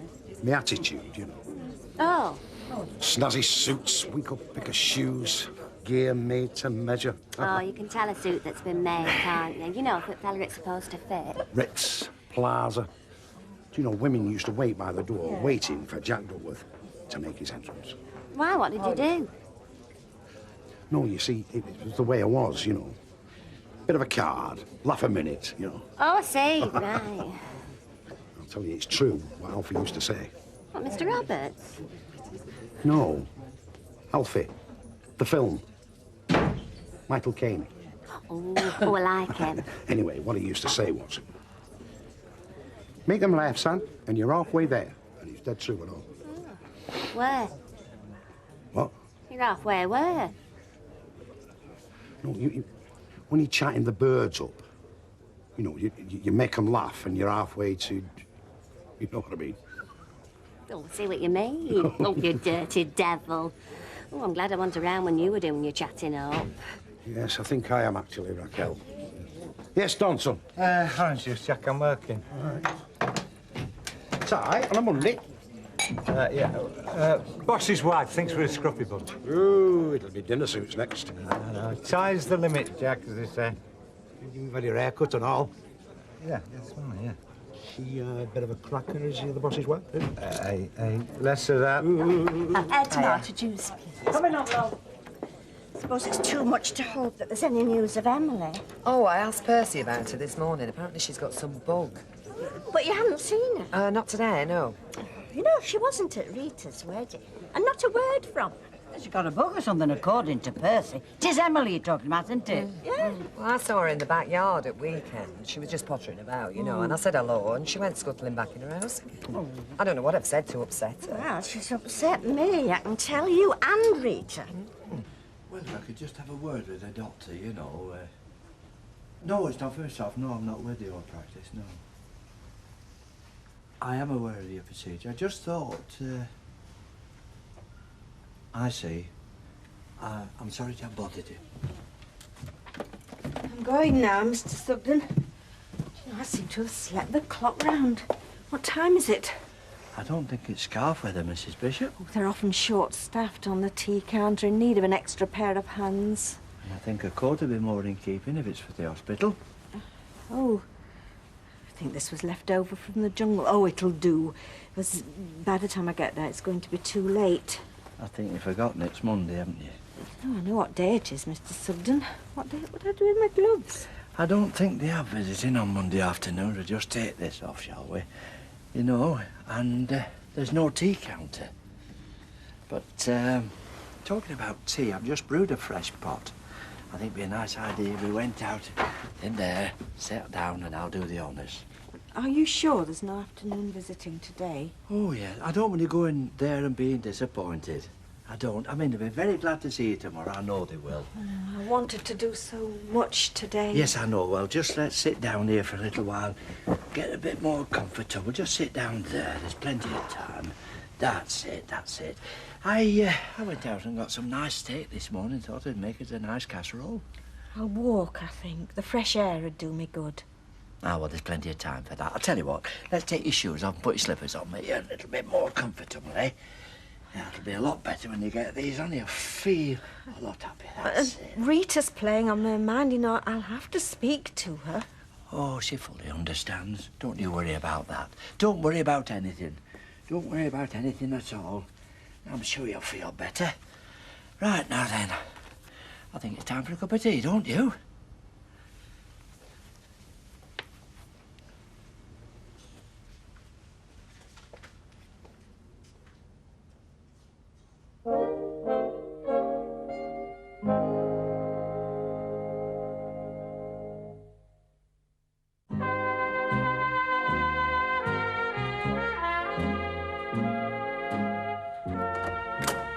Mrs. Will, come in. Thank you. Is Emily in? Yes, but I'd be grateful if you just keep your voice down. You know, it's not been pleasant here. I don't mind telling you. Well, I'd like a word with her in private, if you don't mind. Oh, where is she? Well, I had to send her back to bed. Didn't see much else I could do. Has she got this mysterious bug then, or what? Mrs. Wilton, you've known Mrs. Bishop for a long time. I wonder if you'd give me 5 minutes of your time. Well, I'd rather spend that time talking with Emily, if you don't mind, Mr. Sugden. Yes, I'm sure, but she's not up to facing people at the moment.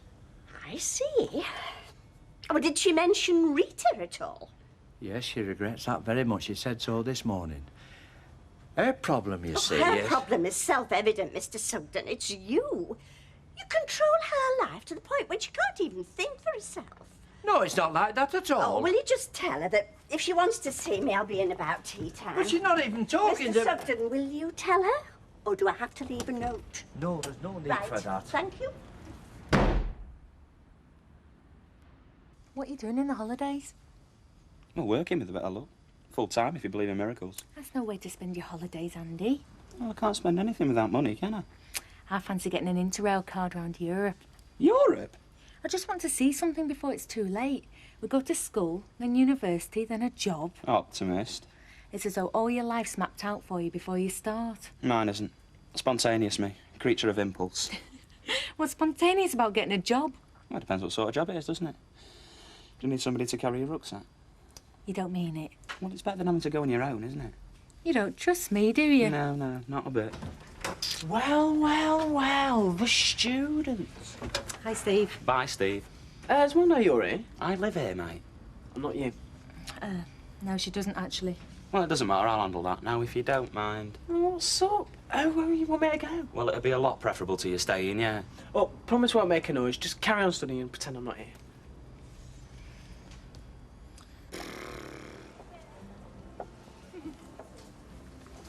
You've been no help whatsoever. Do you know that? All you've done is precipitate a situation that could have been avoided. I just don't see the point of me being here, that's all. Oh, do, Norman. Look, whatever you say to Vera, it's not gonna work, is it? So I'll stand alone. Is that what you're saying now? Hey, she's here. Well, don't let her in yet. Just let me get rid of him. What am I like? Right. Let her in. Come in, Mrs. Duckworth.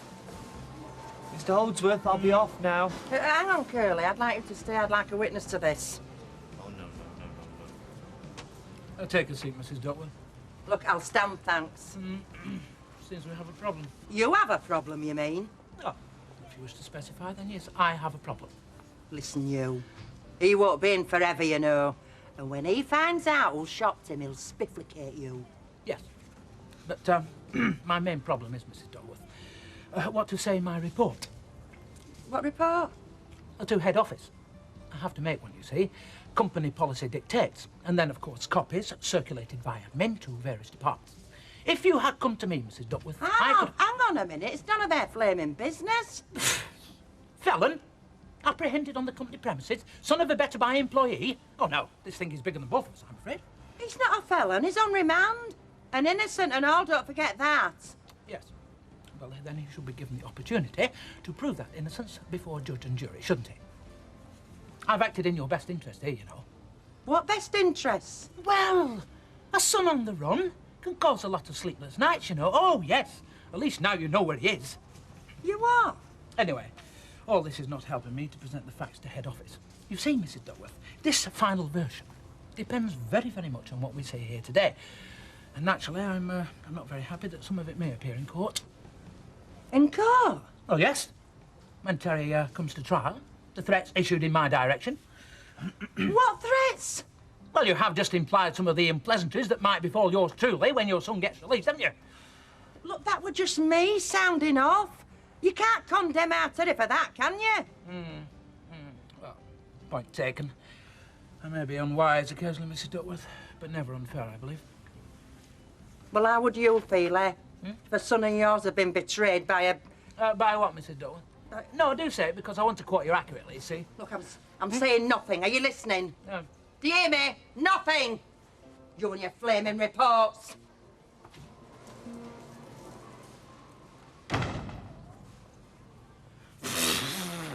Yes, yeah. Could you follow the yellow marker down to the... Thank you very much. Next. The name's Sugden. Could I see somebody? Are you an appointment? No. Oh, well, you want to make one, do you? Well... Could you let me have your address, Mr. Sugden, and your date of birth? No, it's for a friend, you see. She's ill. Who's ill? Mrs. Bishop. I phoned this morning. You didn't speak to me, love. What exactly do you want? Well, I want her daughter to go and see her. She's on your panel, you know. Won't keep you a minute. Sorry about this. Bishop, you said? Yeah. Do you know her address? 3 Coronation. And her date of birth? I don't know that. No, is that necessary? Well, no, but if you want an appointment for her, what's the matter with her, anyway? Well, I'd rather tell that to a doctor if you don't mind. Well, the doctors are very busy, Mr. Sugden. She's not your wife, then?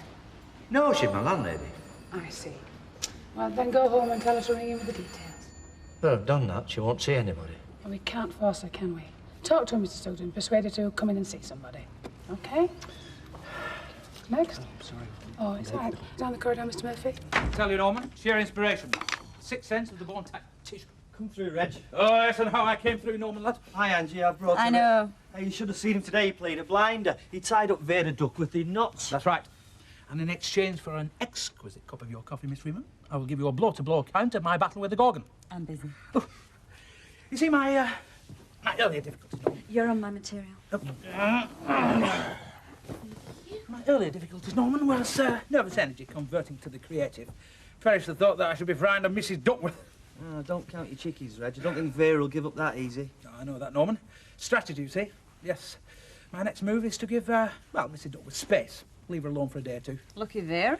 And that's where you come in. Me? Yes. Well, she won't be able to find me, so she will target you with her venom, won't she? Hang on. I think we should talk about this, Reg. And you, of course, will continue with the policy of wielding the big stick. I like Vera. Yeah, so do I. It's not a case of liking or disliking, is it? We all like to be liked. I thought you'd pass on that one, Reg. She's very good with the customers. Yes, but she's inconsistent. I've won a battle here, Norman, not the war. So what do I do, then?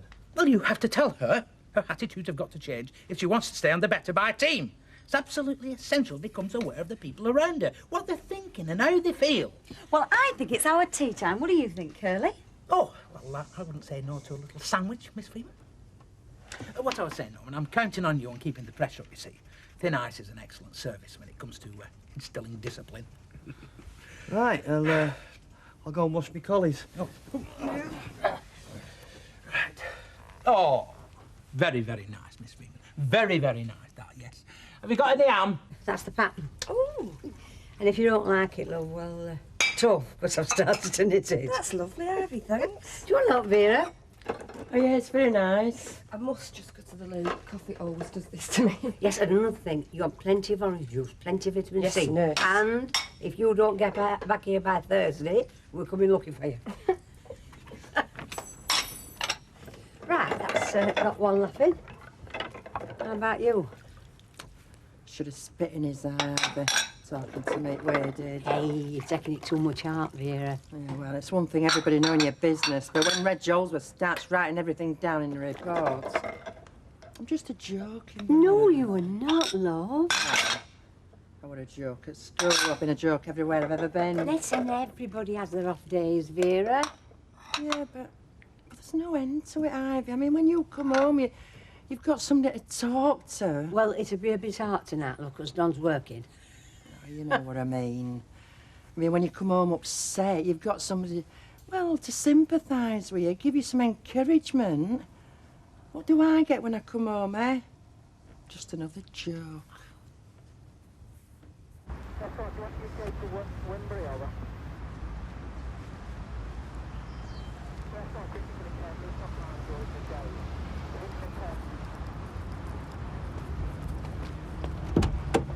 Don't you want to ride up front, then? Dom, Long time no see, eh? is yours the only cab in Weatherfield? I just go where they send me, love. Now, come on. Are you getting in or what? I'm going to my sister's, Scardale Road. Ah, right. You're not working tonight, then? Not tonight, no. Ah, Scardale Road. Right. You think I engineered all this, don't you? I don't think anything, Dom. I just rang for a cab. Ah. How long are you going to be at your sister's? Late, probably more. No sweat. Just ring in. I'll pick you up. Oh, I think there's a lot in her name, don't you? How do you mean? Well, look at me. Wolsternoon. I'd rather be called something else. We can change it, get married. How about you? You can't marry me. I'm married already. No, no, no. I meant how'd you feel about it? You know, your name. Oh. It was the way you did it that intrigued me. You nearly bit his head off. Just don't like him going on about Ted all the time. Why? It's just between me and Alfie, Deirdre. I don't want to talk about it. There you go again. I know more about this than you think, you know. Do you? Yes, I do. Like what? You think Alf's jealous because Ted's married Rita, don't you? Do I? Well, I think so. Him and Rita never got off the ground, love. I mean, I know, I was there. So if he's sounding off about Ted, it's for better reasons than because he's jealous. Well, come on, drink up and relax. Was making it that obvious, was I? I want a word with you. If it's about work, Mrs. Duckworth, then you'll have to make an appointment. From you. Holsworth humiliated me today, and I'm not having it. You'll have to. He's the boss. Well, it might be yours, but it's not mine. Oh, now you're just talking silly. Oh, no, not anymore, it's not. Don't you look for me tomorrow, because I won't be there. Oh, come on. Look, I've chucked it, Curly. You tell Holsworth to stick his job where he sticks his reports. Yes, and I've told you that without an appointment.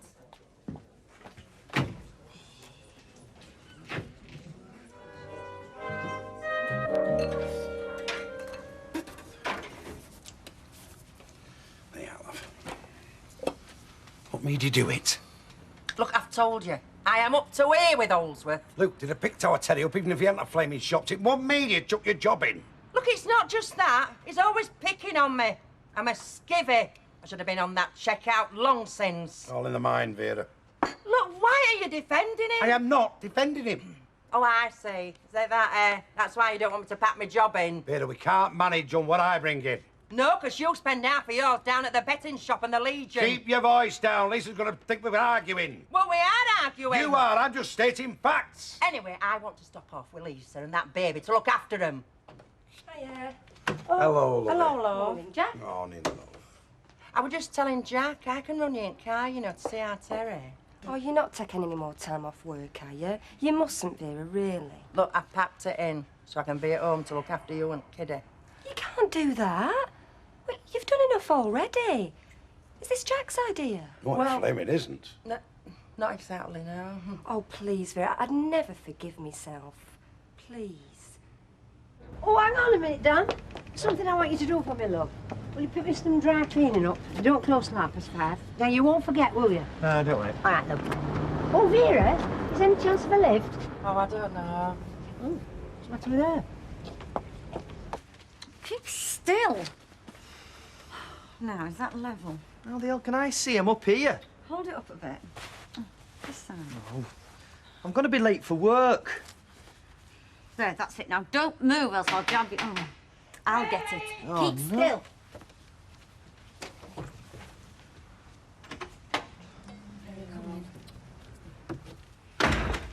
Oh, am I interrupting, Summer? What is it, Vera? You haven't told Holsworth what I was saying last night. No, I'll tell him as soon as I get to work, whenever that'll be. Ow! I told you to keep still. Do you mind not telling him? Why, do you want to tell him yourself? No, I've changed my mind. Oh, I see. Well, don't look so disappointed. It was just that, well, I consulted with my family and we thought under circumstances I'd been a bit rash. I suppose it won't be the last time. So all them things I said about him I didn't say, right? Even though I can think him, because he's a right scumbag. Listen, Mavis. It's in a minute, Derek. That's 50 pence change. No, listen. reliable and mature man required to manage small Wiltshire estate. House and car provided. Wiltshire? Oh, did you remember to get the change from the bank, Derek? Oh, what about this? Retired Foreign Office gentleman requires presentable handyman butler to share life and walled garden. Photo preferred. What do you think? I think you're trying to annoy me.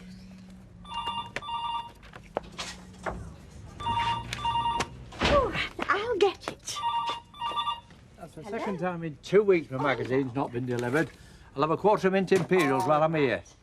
Oh, that was Roger Sullivan. He can't get in next week, so he wants us to phone the order. You're not being served, Mr. Sutton. A quarter mint Imperials, please. Does he always road test the magazines? Handyman come chauffeur. Smart appearance essential. Because if he does, you've got to charge him full price. Let's go someone can have a look at this and all. I don't think so, Mr. Sugden. The money. Tell me, how's Emily? Well, if you must know, I've opened the back window so there's plenty of fresh air. And if she does get a headache, I'll probably go and get her an aspirin and then make her a nice drink of hot lemon. Is there anything else you want to know? Well, I was only asking. Yes, asking if I'm looking after her properly. Well, I am. I'll bid you good day. There's no need for that. Servant required. You've already got one, Derek. In your lunch hour? Do you have time? Well, I've no choice, have I? He won't let me off, and it's no good asking you. Well, what can I do? Sympathy. Some folk don't know the meaning of the word. I am sympathetic, I am. Well, if you say so, Mr. Watts. Look, I can't be giving you time off every time you want to jaunt off to the Nick. John! Look, it's my duty, ain't it? I'm his mother. It could go on for years. Oh, go on, rub it in. My son's a criminal, is he? Go on, rub it in. Everything all right, Mr. Watts? Mrs. Duckworth? On a rest period, are we? No? Good. Well, carry on then. Come on. Come on. He upset out about me handing him my notice. Of course not. Because I'd be playing right into his hands. Well, I would, yours and all, I shouldn't wonder. Mrs. Duckworth, believe me, neither of us are trying to get rid of you. See, the thing is, if traffic's bad, well, I might be 5 minutes late. That's just the excuse you need, innit? Look, I promise. Oh, thanks, Curly. Look, I promise I won't stop all afternoon. Right, 5 minutes, no more. This road works. There could be a traffic jam. I could have a breakdown.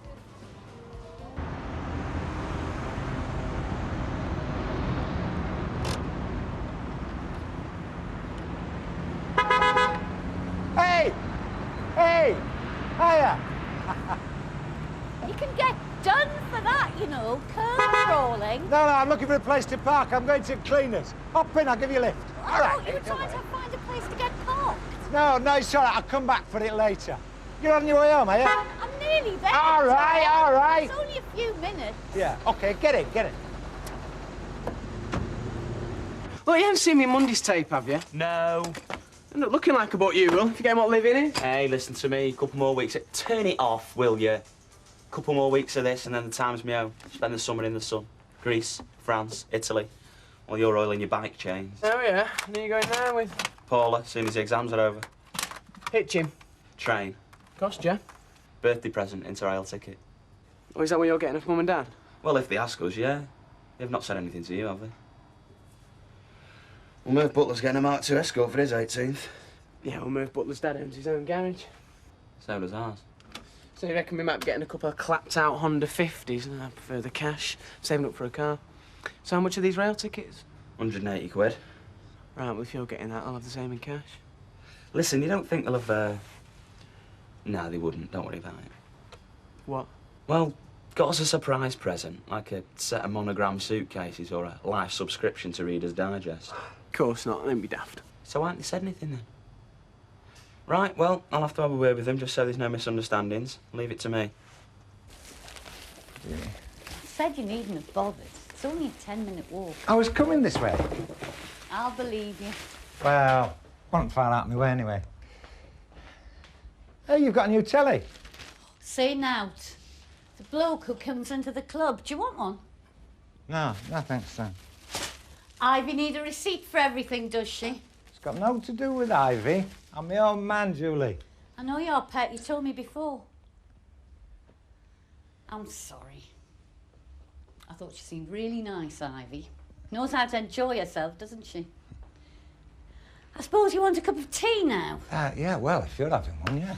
I'm in a bit of a hurry. I'm working tonight. Got to have myself something to eat. What are you having? Cottage pie. Why? Do you want to watch me eat it? Oh. It's a meal for two, is this? Got the cheek of the devil, haven't you? Sometimes. It also says it takes 35 minutes. Aren't you supposed to be working? Yeah, but I'm not in a hurry. What, won't they be trying to contact you on your radio? Yeah, very likely, yes. Well, Well, they won't be able to, will they? I'll put the oven on. I thought you had some dry cleaning to collect.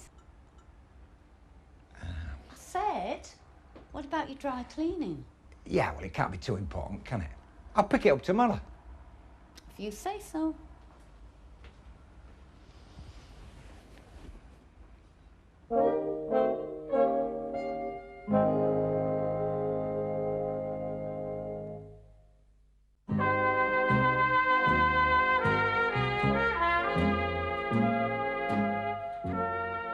Hey, how did you get on at lunchtime? It were awful. I have to talk to him through a glass partition, you know. I look like a criminal. Well, he'd interview. Look, he's innocent till proved. That's what his solicitor said. He's guilty of escaping, love. Only because they were trying to prove his innocent. Yeah, well, I don't think that'll stand up in court. No. Did he have a message for Reg Holsworth? No, he don't bear a grudge out to her. Really? I thought that was what he were in for. Do you know, Ivy, I fancy a good night out. Do you fancy going to that nightclub again? No, I can't this week, love. I've been saving up. I'm taking me and Don out for a slap-up meal on Friday. Oh, lucky you. Well, it's my wedding anniversary. Oh, and then I'm going to that retreat. Oh, right. How long for? 5 days. Don will have to fend for himself. Doesn't he mind? No, he's all right now. Is there any spare places on this retreat?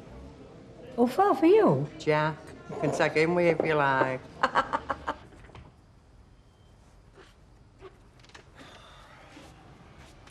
Hey, son.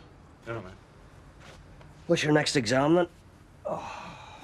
English, Monday. Do you want me to test you, then?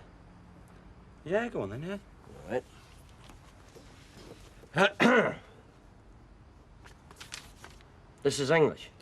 Old English, actually, yeah. Canterbury Tales. Oh, I'm afraid I can't be much help to you here, son, I'll tell you. Tell you what, though, I'll do the next best thing. I'll away down the Rovers and have a jar. All right, cheers, yeah. Oh, listen, before you go, you know when our birthday's coming up and all that, you've not any idea what you're going to be getting us, have you? Well, do you fancy a surprise? Well, no, not really. I see. OK, well, what do you have in mind? Train ticket. Thank God for that. I thought you were going to say you fancied a car.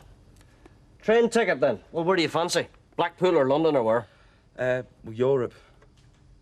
Europe? Well, you can go where you want for a month, you see. And, what does Steve fancy? Well, he's saving up for a car. I think he'd rather have the money. Mm-hmm. And how much does this ticket cost, then?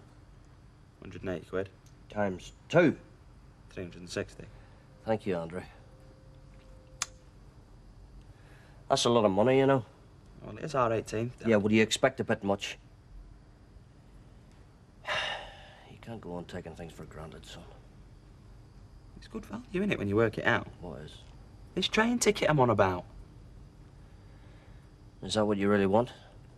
Well, yeah, please. Well, you'll have to wait and see. So, you reckon you're on to a winner with this spares business, do you? I can't lose, I'm hedging my bets. Look, if people have got money in their pocket, they take the car to the garage to get it repaired, right? If they're skint, they decide to do it themselves, come to me for the spare parts. Either way, I'll get their business. So when's it opening then? As soon as I can raise the cash. Oh, come on, you must have thousands stashed away, you. Yeah, you can always sell your Jag. I'll pretend I didn't hear that, Sally. Now, like I said, you've got to hedge your bets. Use other people's money. Ah, so there is a bit of a risk, then. Without a risk, there's no profit. Yeah, well, don't come to us. We're skint. My husband's underpaid. All right, I can take the hint. Next drink's on me. Right. Half a lager. Hey, Jagger. Pint, please, mate. Coming up, son. You remember what you got for your 18th birthday? call-up papers? No, from your parents. No, not I can remember. Well, it was different in them days, wasn't it? I think it was your 21st was your big one. Today, it's your 18th. Your lad soon, won't it? Aye, a couple of weeks. You shall have something to celebrate. You've not met our Terence, have you? Right, well, a pint of bitter, lager and lime, and a large Scottish wine, please. Red or white? Hey, what? Come again, what? Scottish wine, red or white? Whiskey. Scotch whiskey.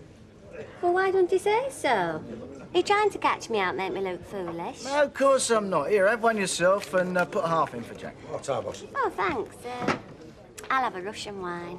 That's vodka. Have whatever you like. And a packet of my cigars, please, Jack. Sorry, boss, we cleaned out. Oh, blimey, what sort of a pub's this then? Who's babysitting it? Oh, Gail. A bit more reliable than the Invisible Woman.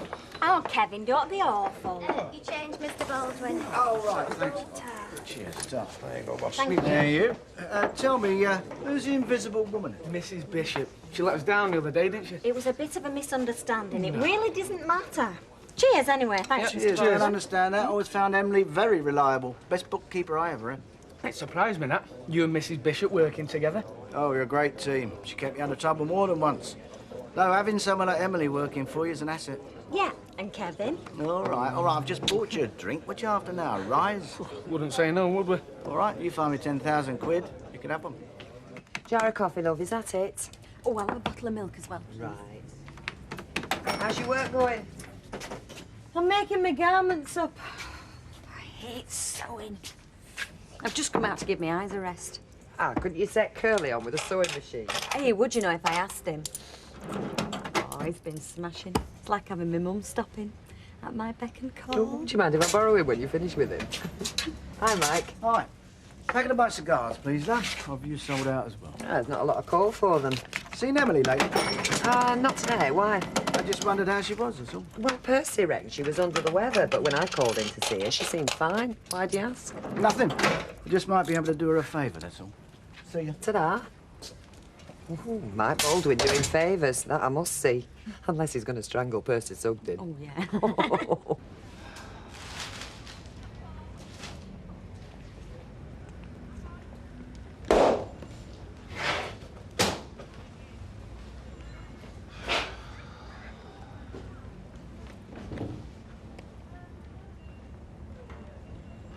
I could also open a tin of pineapple. Ah, no thanks, no thanks. I've enjoyed my meal. Thought the mince was a bit rubbery. I didn't notice. Tasted like gas at the dentist. Is Ivy a good cook? Well, she's not bad, you know. Can I help you washing up? Doesn't she have a meal ready for you? Well, it depends what sort of shift I'm on. I thought the veg was good. She seemed a really nice woman. Like, quite a chat. Look, Julie, I know it sounds a bit soft, but I enjoy your company just the way it is. I mean, don't get me wrong, just friends. I mean, we can still be friends, can't we? There's no wrong in that. No. I've got lots of friends myself. Fellas? Why not? I'm not married. And I am, eh? I didn't mean it like that. I'm not married and I like men. There's only me can get hurt. I don't want to see you hurt, Julie. Of course you don't. Look, I've got to get to work. That means having a bath, putting my face on. Right, which means that I've got to go. Platonic. You understand what I'm saying? Platonic, you know what I mean? I know what I mean, but I'm not sure I know what you mean. Yeah, well, thanks. Maybe I'll see you next week sometime. Maybe.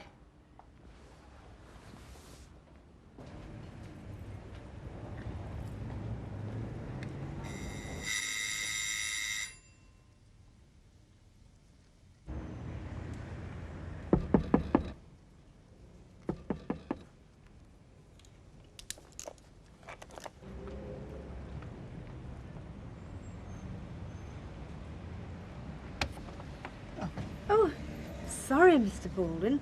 Have you been there long? I thought you were out. Oh, I was upstairs. Come in. Thanks. I'll get the sherry out. Shall I throw this out? No, I'll get you an ashtray. I quite like the smell of your cigars.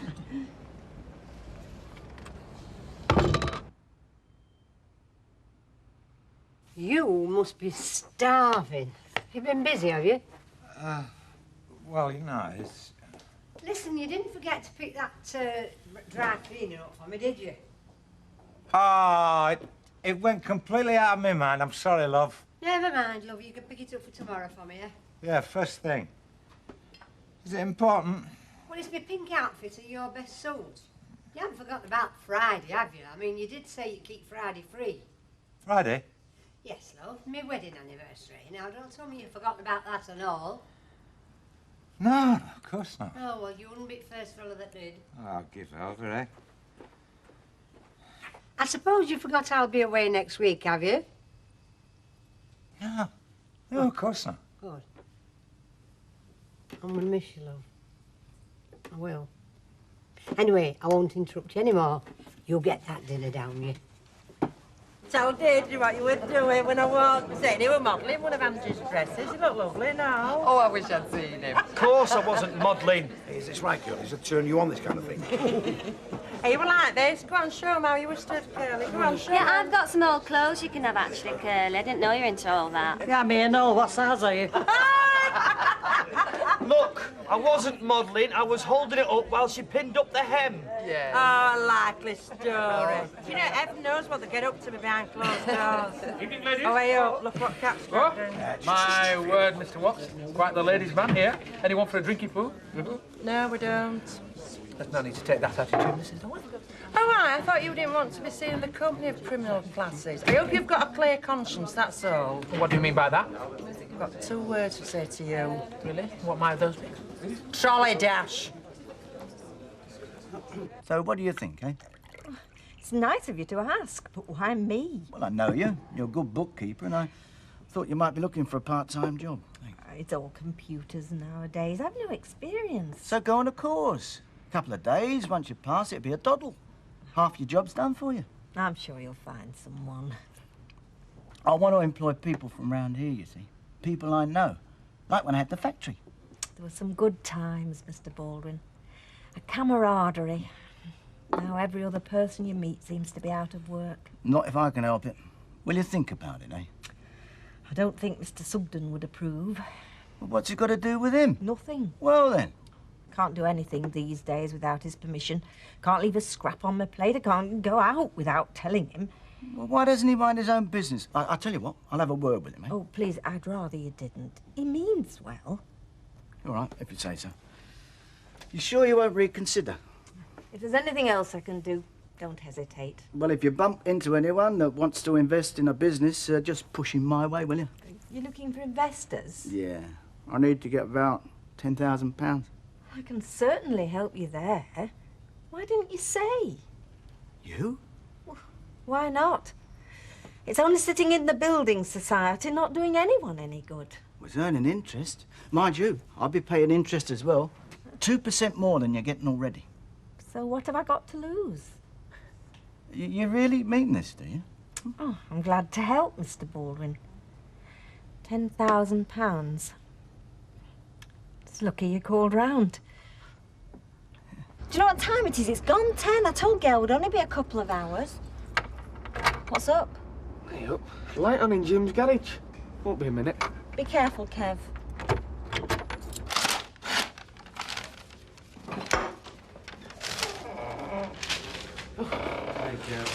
Working late?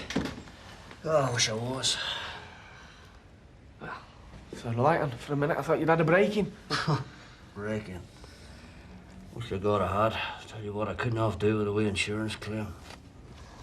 Things that bad? Well, between you and me, Kev, I've gone under.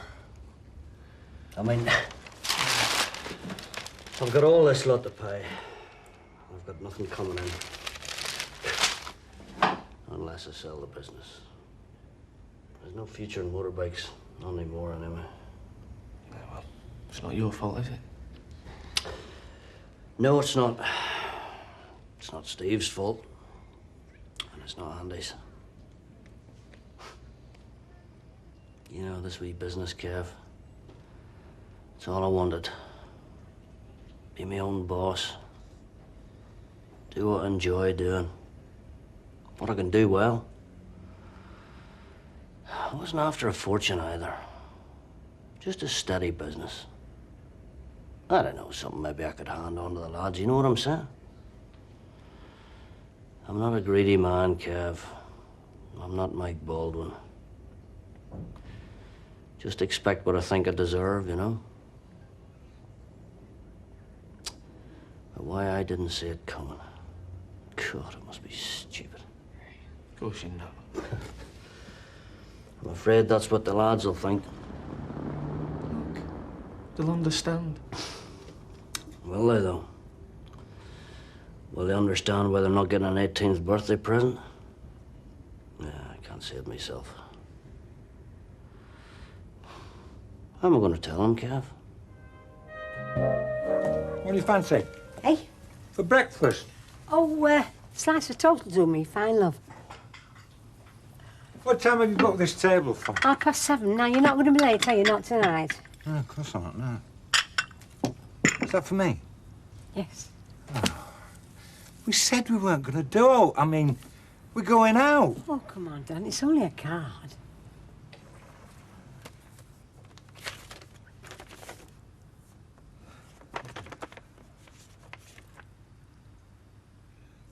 Thanks. Yes, and I mean every word of it, love. Without your patience and understanding, I don't think I'd have seen my 4th wedding anniversary.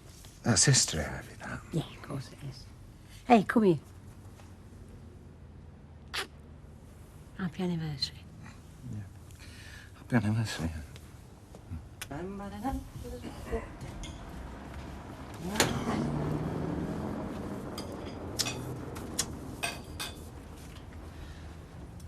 Here, a couple of fan letters for you.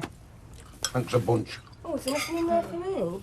No, love, there weren't. Why are you expecting some? I thought my mum might have been in touch. I mean, she's not rung or anything since I wrote and told her about Terry. Well, I thought they were in Tenerife. Yeah, but they'll be back by now. Well, they were out in post, love, sorry. Oh, that'll be Ivy. Right, I'll see you, love. Okay, see you later. And don't have him running you ragged neither. You weren't thinking of brewing up again, were you? Only asked. Come on, it's nearly 10 to. Well, I'm waiting for you. Oh. Anyway, happy anniversary. Oh, thanks, love. What did I buy you then? Hey? Don, for a present? Oh, I didn't want no, Vera. So we agreed, you know, not to bother. We're going out for a nice meal tonight, just me and him. That's all I want. Now, will you unlock this door? Oh, I were only asking. Hiya, love. Hello there. Gail let you out, has she? Oh, let's not put my time in, don't you worry. Anyway, where you off to? I'm just going to the garage because Kevin's only got the kettle on about this time. Oh, well, it's all right for someone, isn't it? Give you a lift anyway. No, no, it's all right. Walk into the front. All right. See you later then. Right, see. Mike, about that money you're getting from Emily Bishop. Yeah, what about it? Well, you know what people will be saying, don't you? I've told you. It was her that insisted I had it in the first place. And I'll tell you another thing. Not a penny will change hands until she knows exactly what she's letting herself in for. Happy now? All right. See you later then. See you.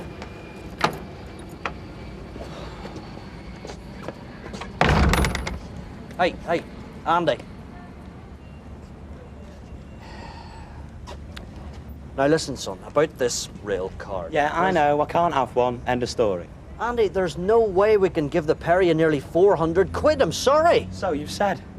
Look, I've got to go. I'm going to meet Paula. Nothing special. I'm just going to rearrange my summer, all right? Oh, is that right?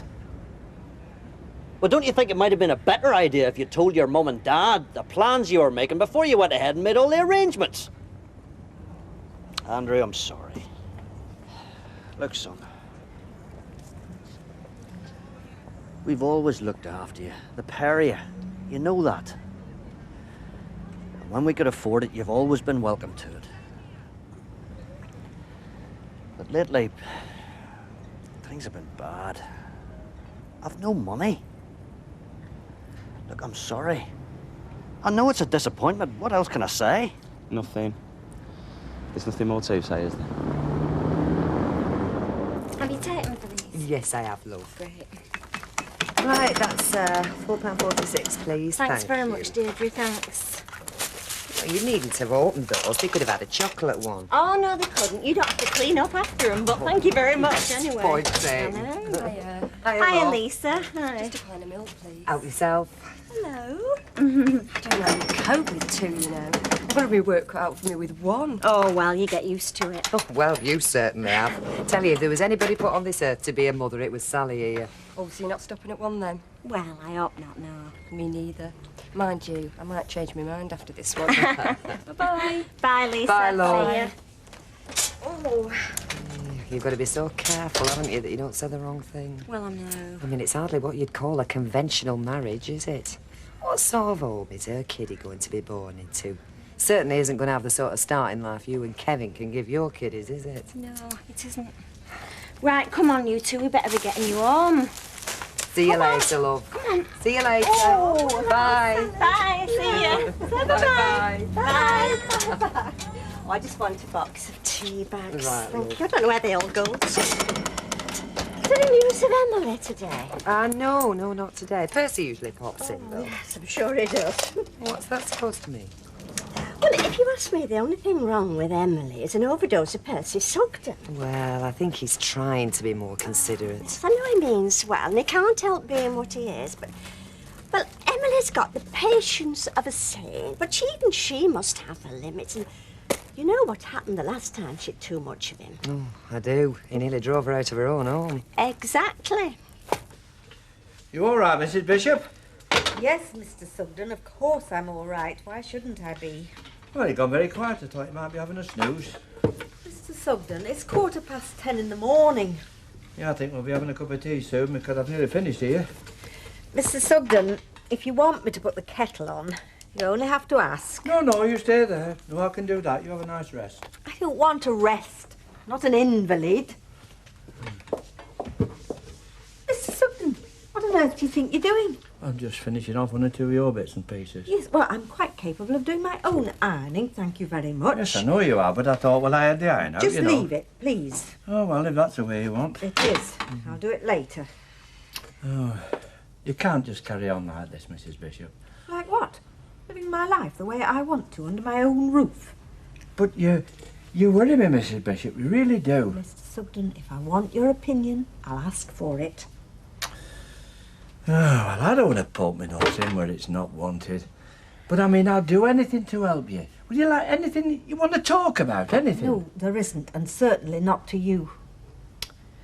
Now, what did I come in here for? Put the kettle on. Didn't bother about me. Can't make use of myself in here. I might as well go out for a walk and get some fresh air. I'm sure that would be for the best, for both of us. Right, son. Yep. I've got everything. Well, that'll give us something to be going on with. Perfect timing, by the way. I've just brewed up. Nothing doing then? Yeah. You're the first person I've spoken to since I opened up. There's just nothing we can do. Like what, Steve?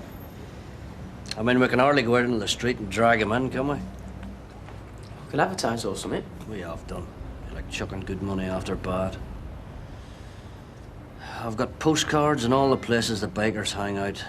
I don't know what else we can do. Something will turn up. I hope you're right. Listen, I suppose you feel the same way as your brother does? About what? About your 18th? Oh, anything towards a car will do, mate. Steve, we'll do something, I promise you. But I'm afraid 400 quid for the pair of you, son. It's out of the question. Yeah. You don't mind? Well, there's not much point, is there? I know the score as well as anybody. I know what business has been like lately. I just wish your brother felt the same way. There's not much choice, is he? Steve, thanks a lot. What for? For not making things any worse than they already are.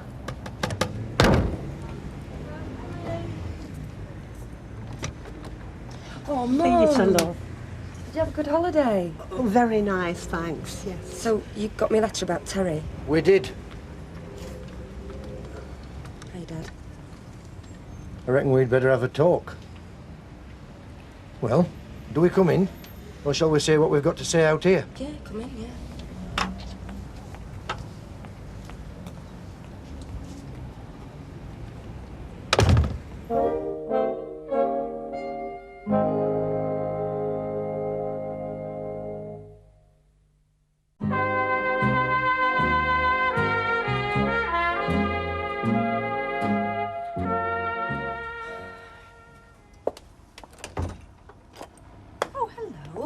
Emily, I haven't called it a bad time, have I? No, of course you haven't. Come in. Oh, it's just I thought we'd get the formalities sorted out.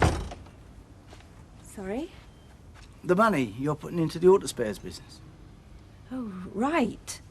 I mean, if there's any problem or you've changed your mind or anything, then all... No, I haven't. No, there's no problem, I assure you. If you'd like to come through, I'll give you the cheque. Thanks very much, love. Mind how you go. Ta-da. Right, Percy, that's it. For now, yes. I just thought I'd get Mrs. Bishop something different for her tea, you know. She's hardly eaten enough to keep a sparrow alive. Does she know better then? Oh, I don't know. I don't understand it. One minute she's as right as rain, and next minute she's snapping my head off for slightest little thing. That's when she hadn't fallen to sleep in her chair. She's not well, Mrs. Barlow. She's not well at all. Percy, has it occurred to you that the only thing wrong with Emily might be that, well, that she needs a bit of time on her own? How do you mean, like having a holiday or something? No, I was thinking of something a bit more than that. Yeah, I mean, it can't be much fun for either of you in that house if the atmosphere's half as bad as you say it is. Eh? Well, look, I know it's none of my business, but it might be for the best if you were to, well, think about moving out. Moving out? Well, for the time being, anyway. You're right, Mrs. Barlow. It is none of your business, and I'm very pleased it isn't. Because Mrs. Bishop needs me. If you think I'm the sort of person to run away and turn my back on a friend in her need, well, I'm very disappointed in you. Very disappointed indeed. Percy! It's you we're thinking about, Lisa. And the baby. What sort of a future have you got with an husband like him? He loves me. He left you standing on the church steps. He'd still be on the run now if it were down to him. That's how much he cares for you. Your dad's right, love. We can give you a good home you'll want for nothing. You know that. Admit it, Lisa. You made a mistake. Give yourself a chance, lass. It's not for us that we're asking, but for you and the baby. No! Look, do you want it carved in tablets of stone or something? I'm stuck in here. Ought to be your car outside. Let's see if we're feeding a proper eye. Mr. Duckworth? They're just going. Lisa, please. All right. Ask him how he feels about it. Jack, they want me to go back with them. Just tell them I'm stopping here. We're only trying to do what's best for our Lisa and the baby. We're not, I suppose. Well, just get them to go, Jack, please. Have you any idea what this means to you? Landed with a newborn kiddie at your time of life. Never knowing if you're going to get a decent night's sleep. Stinking nappies all round the place. Not knowing when you're going to get a good meal. Think about it. Is that what you really want, Jack? Now, are you sure there's nothing else you want to know about the business? No, not at all. And you're absolutely positive that you still want to go ahead with it? Oh, yes, most definitely. It's just what we need round here. New businesses, new jobs, and if I'm helping in any way, then I'm delighted. Right. It's just a check, then? Yes. Sorry, Mrs. Bishop. Mr. Sugden. Oh, Mr. Bowman. It's going to be to drop in. We were in the middle of a bit of business, Mr. Sugden. Business? Private business. I see. I better go and put the kettle on then.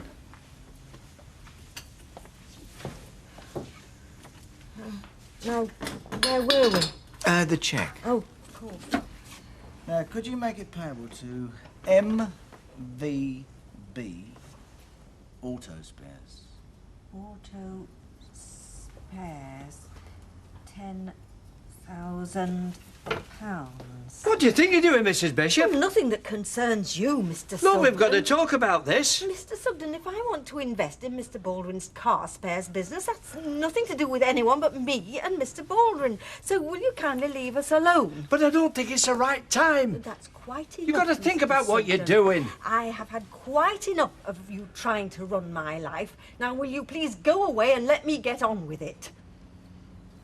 Right. You might be making a very big mistake. The only mistake I've made is putting up with your interfering for so long. Now go, Mr. Sugden. Look, if you think I'm rushing you, putting any pressure on you in any way, then... No, I don't. If anyone's putting pressure on me, it certainly isn't you.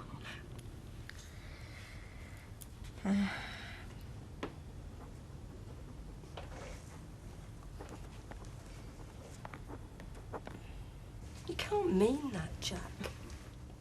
Look, I'm just trying to think what's best for you, Lisa, love. Your dad's right when he says none of us know how long our Teddy's going to be slammed up. Well, it's not going to be much help to you, is it? With me and our Vera out at work. I'm really surprised at you. I thought you were on my side. Sonny me! Look, it doesn't mean that I don't want you, love.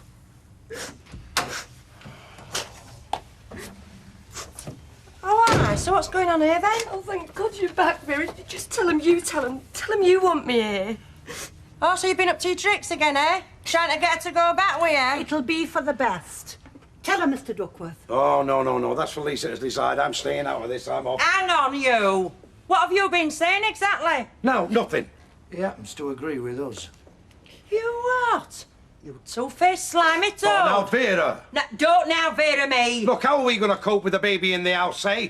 What help are we going to be to Lisa when we're both out at work? Exactly. Button it, you. Dear. Listen, we'll cope all right, don't you fret. And if you don't like it, you know what you can do, don't you? But nobody, not you nor him, is driving Lisa and my grandchild out of here.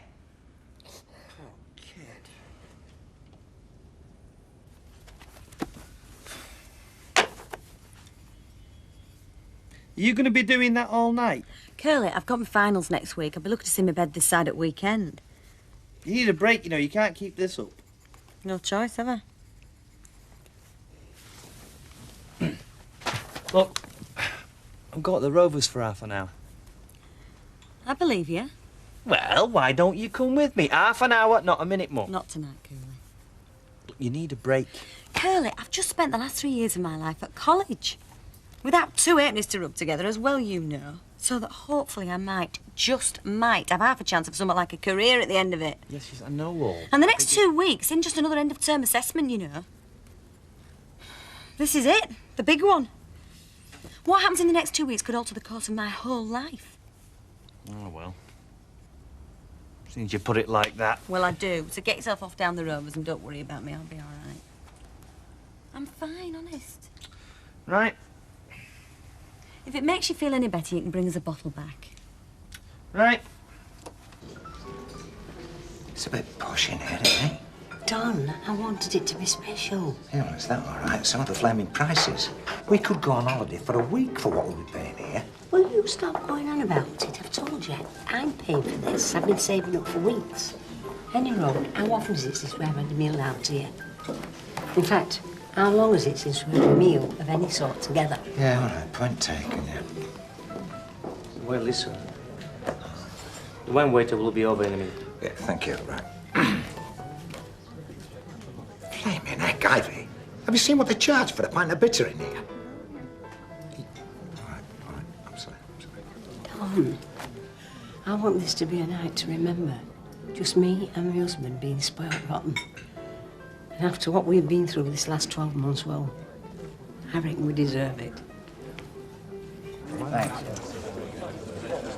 What, repossessed the cooker, have they? Cheers. Oh, sometimes I wish they had. I could get used to this. Tracy's round at Debbie's and fancy cooking for myself. I know the feeling. Not for much longer, eh? This time next week, you'll be a married man again, won't you? That's right. This time it's for keeps. I never said it wasn't. I know, but there are a lot of people around here that have, believe you me. Yeah, well, let's face it, when it comes to marriage, you haven't exactly got the best track record in the world, have you? That's true, but this time it's going to be different. Well, I hope it is, for both your sakes. I love Alma. I respect her. I want her to spend the rest of her life with me, and she feels the same way. Oh, I know what happened in the past, but that doesn't matter. It's the future we've got to think of now. And you know, I honestly can't think of a future without Alma. Do you believe that? Yes, I do believe it. Because this time, I think it's what you want. I mean, really want. You've always been good at getting that, haven't you? She's been really good to me, my mum, though. I mean, it's not her, all this. It's my dad that's put her up to it. Look, love, when that baby's born, they'll come round. They're not going to stamp door on their own grandchild, have they? Believe me. So come on, eat your tea before it goes cold. I'm not hungry. Well, you're not, but what about that baby you're carrying, eh? Look, you're eating for two now. Come on, get stuck in. No Angie tonight, then? No, she's preparing for her finals. Oh, Cross you have to bear, I suppose, when you're clever like she is. I never had that trouble. Really? No, I were never up to much at school, like. I just wasn't interested. Still, we can't all be brain boxes, can we? No, I mean, I might have taken more interest if they'd taught us something useful. Like what? Well, like makeup and grooming. Bit more about fellas, you know. I mean, any road, I didn't come off so bad, did I? I mean, I've always thought that education's overrated. Yeah. Don, I can't tell you what this has meant to me, lovey. There was a time when I thought I'd never get to it. Your wedding anniversary. After all the bother with the adoption of Nicky and Gail and Martin's marriage. Yeah, no. Oh, I was a fool, love, wasn't I? When I think what I nearly missed. You, your grandson. Look, we don't need to go into all this again, do we? Well, the fact that we could talk about it would mean something. Like what? Well, that we came through it, we worked it all out, and we have come through it, haven't we, Don? So why do you feel the need to go to this retreat? Don, I thought you'd know that, lovey. I've always wanted to do it. I want to spend a few days in meditation, give thanks, express my gratitude for the church, for the way things have turned out, lovey. It was the church that gave me that strength, love. When me and you were, well, it's faith. That's what always keeps me going. And I just want to express gratitude to the church for giving me that faith. You do understand, love, don't you? Let's make a move then. You haven't finished your coffee yet, Don? I've had enough. Don, thanks, love. What for? Everything. I don't think there's a happier woman in the world than me today.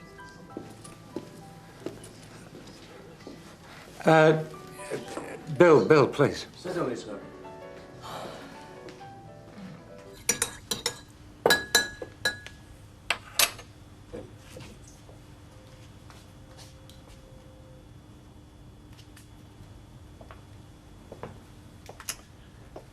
Are you sure I can't make you one, Mrs. Bishop? Positive, Mr. Sugden.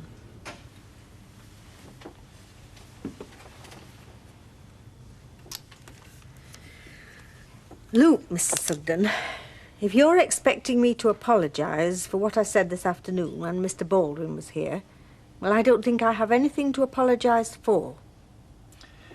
But you accuse me of trying to run your life, Mrs. Bishop. And what am I supposed to think?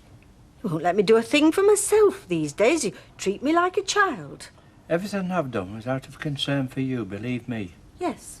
Well, I think you and I would be a lot better off if you just left me to get on with things in my own way, Mr. Sugden. Well, I'm sorry to say I've come to the same conclusion, Mrs. Bishop. I think for your sake, the sooner I go, the better.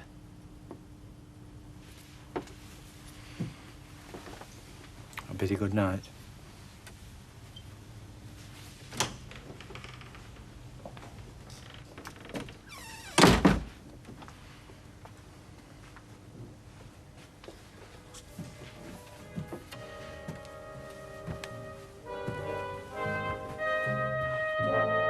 What's up with you?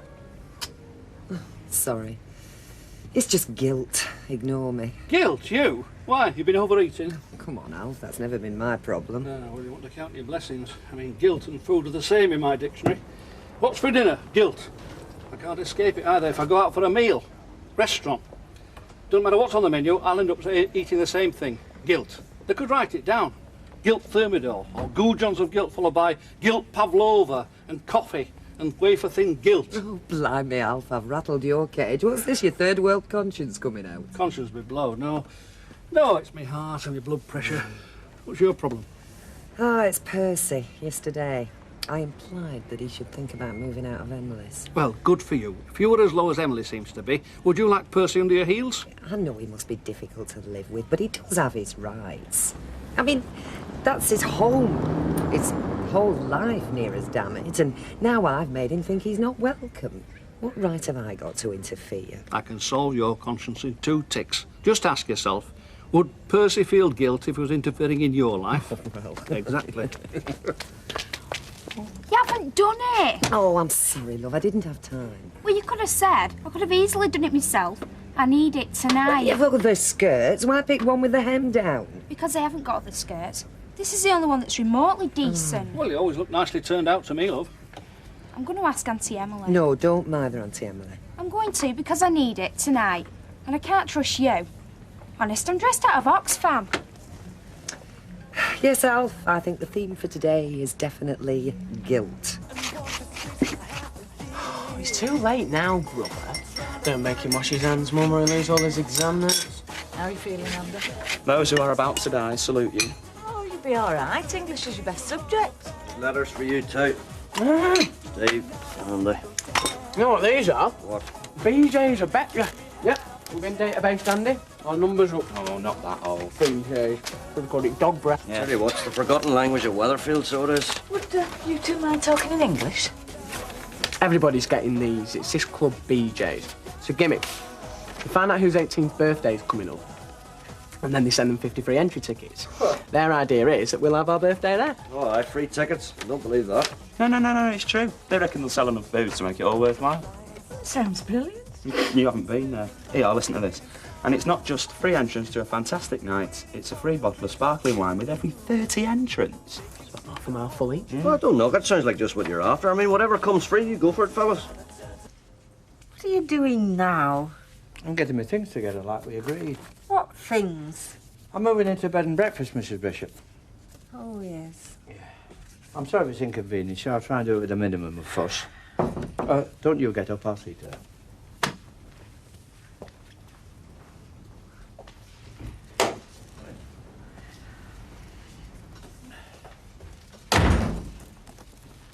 Very special guest, Mrs. Bishop. Oh, Tracy, this is an unexpected pleasure. Well, Auntie Emily. You're not back from school already, surely? No, I'm just on my way. Oh, yes, of course. Would you like a cup of tea? No, I can't stop. I just wanted to ask you something. Oh, yes. Well, it's a favour, really. It's my skirt. It needs hemming. Oh, yes. And I just wondered if you'd have time to do it for me by tonight. Oh, I should think so. Tracy, Mrs. Bishop got a lot on her plate at the moment. Well, that surely doesn't mean I can't do a bit of hemming, Mr. Sutton. Oh, yes, I think I've got some thread this colour. I'll be glad to do it for you. Thanks very much, Auntie Emily. I'll come round for it tonight, then. You're going out? Yeah. Bye, Mr. Sugden. Bye, Tracy, love. Bye, Auntie Emily. Bye-bye. Well, I wonder why Tracy's not at school today. It isn't Saturday, is it? Julie? Yeah. Don? Yeah, like a bad penny, eh? Look, I hope I didn't wake you. No, I'm at home. Yeah, well, it makes Jack a dull boy. That's my excuse, and I'm sticking to it. Look, Julie, it's a lovely day outside, and I'm beggared if I'm sitting in traffic fumes all day. Yeah. For once in my life, I'm going to do what I feel like doing. I've packed a picnic, and I'm heading for the hills, and I wondered if you'd like to join me. No, well, I'll get you back for tea time, yeah. 1 o'clock? Yeah. Marvellous. Marvellous, Julie. You've really made my day. Yeah. See ya. I don't know what you're talking about. 4 slices of toast for young love's dream. No, but I mean, if they really hated you. I don't know anybody that really hates them. No, but if they did. Well, then I'd probably really hate them. Yeah, well, you see, I don't. Toast getting cold. She just got the wrong end of the stick. She? Fishing now, are we? Are you all right, you two? Certainly. No school as usual? Oh, forget this, as usual. We've just come out of A-level English, as usual. How did you get on? Pretty good, I think. There was only one hard question, really. Oh, well, never mind. There's always another time. Oh, I've just won the pools. It doesn't matter. There's always another time. Yeah, look. How many of these do you want? I'll give you 6. 6. Should be good, really. Quite a good night. Anyway, beggars can't be choosers. So if your parents are skint, what chance is there of that Interrail ticket? Oh, no chance. We've had all that. It's like Cardboard City in our house at the moment. Talk about punctual. I think you're about 18 seconds early. And if I wasn't, a bit first to complain, eh? Me, of course. Hey, I hope you like garlic sausage. Quite. Well, you don't have to eat it. It's just that I've stuck some in sandwiches and it's stinking car out. You can have cheese. Don, can you just be clear about something? Of course. This picnic, All above board, Julie. Scouts on her. does Ivy know? Ah, well, she's on a retreat, you see, the church. She don't get back till Wednesday and, well, I'm on my own, you know, bored. You know what it's like, Julie. Will you tell her when she gets back? Oh, yeah, I should think so, yeah. I mean, if I see any point, I mean, I might not if I don't. But Julie, there's no harm in it, is there? We're just good friends, aren't we? I think so. I hope so. I mean, it's nothing more than that. We're just two good friends out for a picnic. I mean, it's a lovely day, loose ends, all that. I mean, where's the harm? I don't suppose there is. So long as you know what you're doing, Dawn. No big deal. Just two mates out for the afternoon. Now, come on, let's get going. I'll set me tea time before we get there, and wine will be warm. Up in.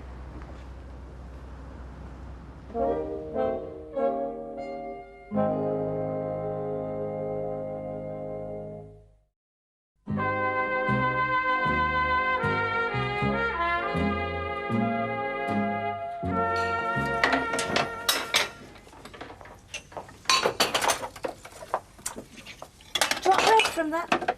Oh, who cares anyway? Let's just smash the lot and put the clothes in. Alma, I know you want to talk about it. All right, then, go on. She is Jackie Ingram. Baldwin. Baldwin. Can't get used to calling her that. I wish I couldn't. You don't think she's a threat? Oh, no, of course I don't. But she thinks I did for her marriage, Gail, and I didn't. Oh, I was desperate and I was terribly hurt, but I did not go near Mike while they were together. They'd been separated for weeks before I did, and I just hate the thought that she thinks I split them up. Oh, water under the bridge now, surely. Oh, come on, Gail, it's only a couple of weeks since she named me in that divorce petition. Adulteress. Well, I suppose in some sense of the word I was, but not when it mattered. I mean, she doesn't need to hate me. That's just vindictive.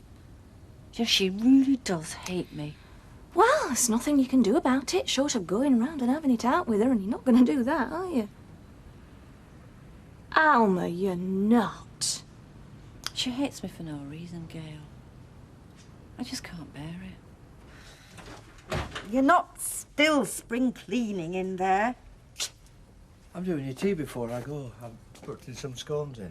Oh, you've been buzzing around all day. I've been gathering my things. Gather, gather, gather.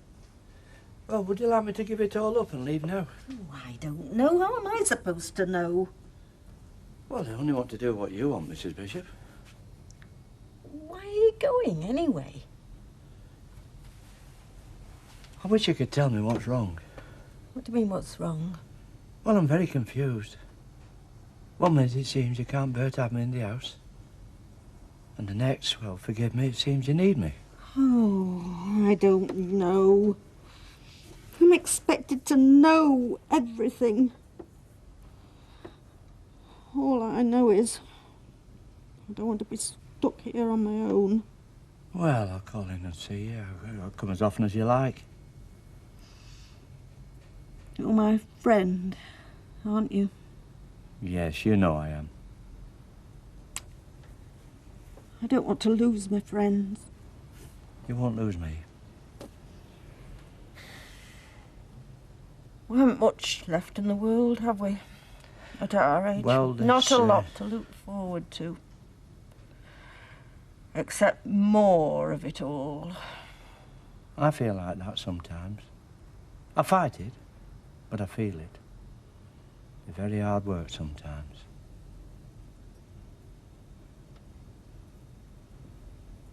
Will you stay? But we said... I don't want you to go. Gladly, I'll stay gladly, Mrs. Bishop. And thank you.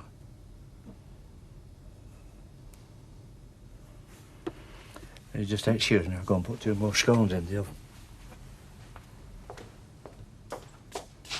Just don't clatter so much. I never do out like this. Shame. Yeah, I know. Should do. I never think of Ivy as someone to have fun with. I'm sure it's my fault. I'm sure she'd like it. Of course she would. Who wouldn't? It's different with you. I should hope so. No offence to Ivy. See, difference is that I'm not wondering all the time if the mood's going to change. I don't have to watch what I'm saying. I can relax and be myself and know that you're not going to jump down my throat if I say something that offends against Holy Writ. Good.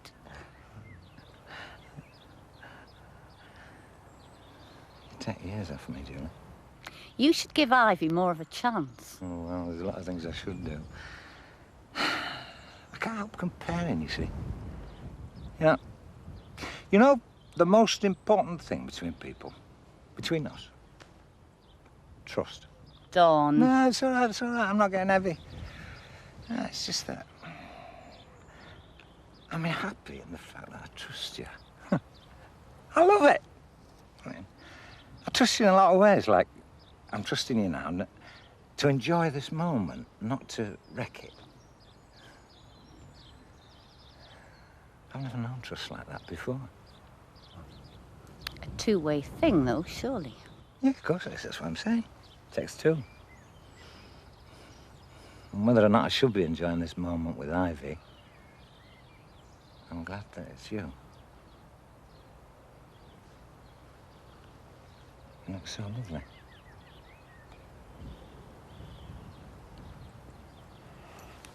No, Don. No, Don. Come on. No, Don, please. I don't think I can stand this. I shouldn't have come. Oh, don't say that. I knew what you were after. I knew as soon as you rang. Well, is it so bad? We've been there before and it leads to nothing that's good. Come on, let's pack these things away. You want to go back? Well, at least go for a walk, eh? Oh, come on, Don. No sackcloth, no ashes. We're grown-ups.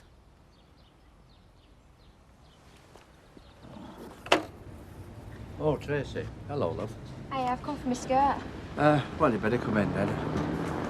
I think you're a bit early, mind. Why? I don't think it's been done. Oh, you're joking. Tracy again, Mrs. Bishop. About your skirt. Hello, Tracy. Hey, did you do it? Did I do what? Well, I think it's my fault. I've been clearing round all day and I've probably put a cushion over the top of it. It's Tracy's skirt. Slip your mind. You were going to hem it for her, remember? Oh, yes, I think I do remember something about it. It's entirely my fault, Tracy. You must blame me. Well, I'll do it now, shall I? There's no time. I need it now. Oh, I am sorry, Tracy. Is it something special tonight? Yeah, very special, actually. We're going to the youth club. Well, look, sorry, I'll have to go. Thanks anyway.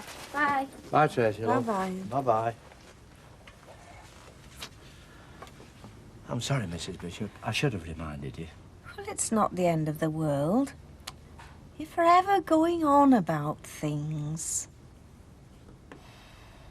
You've already got a wedding outfit you got for Ted and Rita's. Yes, and now I need one for Mike and Alma's on Friday. 2 weddings means 2 outfits, Alfie, and you can see that surely. All I can see is that a wedding's a wedding, an outfit's an outfit. When there's 2 weddings, for once in your life, you could have bought 1 outfit. Oh, Deirdre, would you please tell him? Oh, leave me out of it. If I've not got one of my own to scrap with, I'm not starting on yours. What's it for, Alf? What's what for? You'll never believe this, Deirdre, but he's got piles of money stashed away, all in little books. He's got a Tesla account, high-interest account, he's got shares in the gas, he's got shares in the telecom. Do you know when he begrudges me this new outfit? I've not got as many little books as you've got dresses. Not by a long chalk. So, now what am I supposed to do? Hi, Tracy. You're late back. She hasn't done it either. It's a flipping conspiracy. Yeah, well, Auntie Emily's not herself at the moment. You can say that again. They see now, both of Hey, them. now, Tracy, that's enough of that. Well, she forgot. And he covered it up with a cushion so she couldn't see it.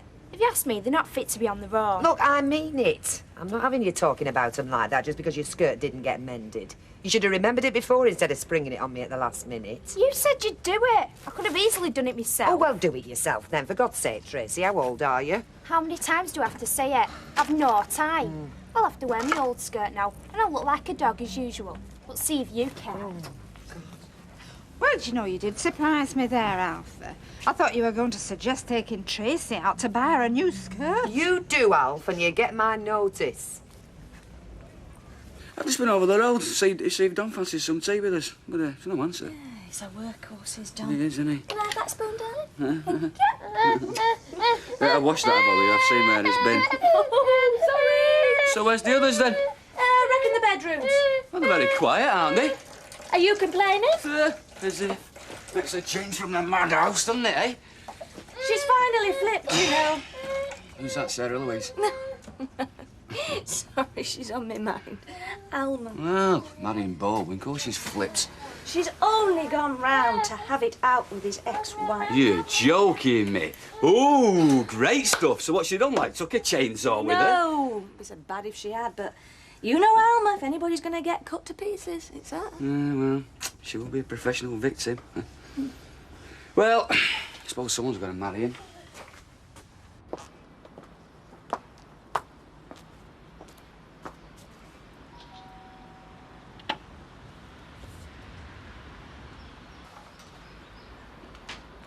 Jackie, I know this may look odd, but can I have a word?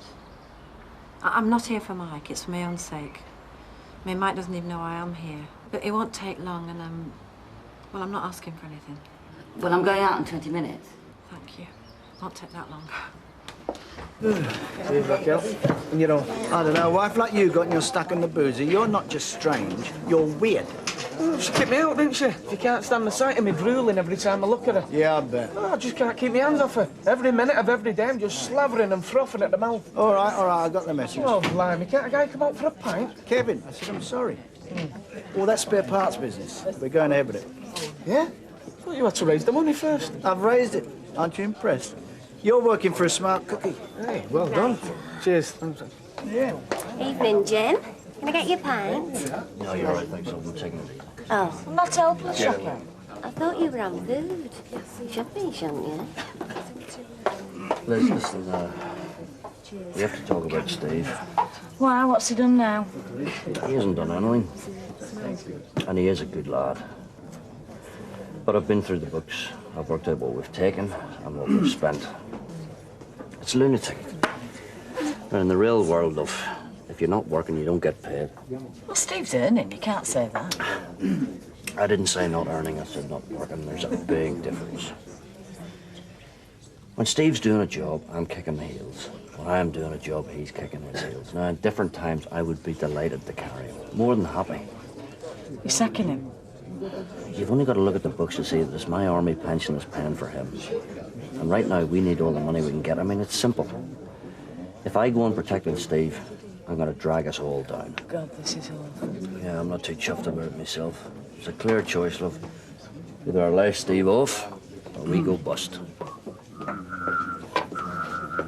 Oh, Jack. Yes, Ollie.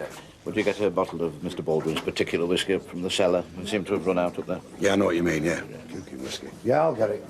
I've been meaning to ask you, Mike, is there any particular area I should steer clear of in my speech as best man? And presumably avoid any mention of your previous wife. Oh, yeah, don't mention me ex-wife. I mean, that'd be the kiss of death. Yeah, right. But you do have a little child by another woman, don't you? Is that right? You don't have to mention her or him. No, right.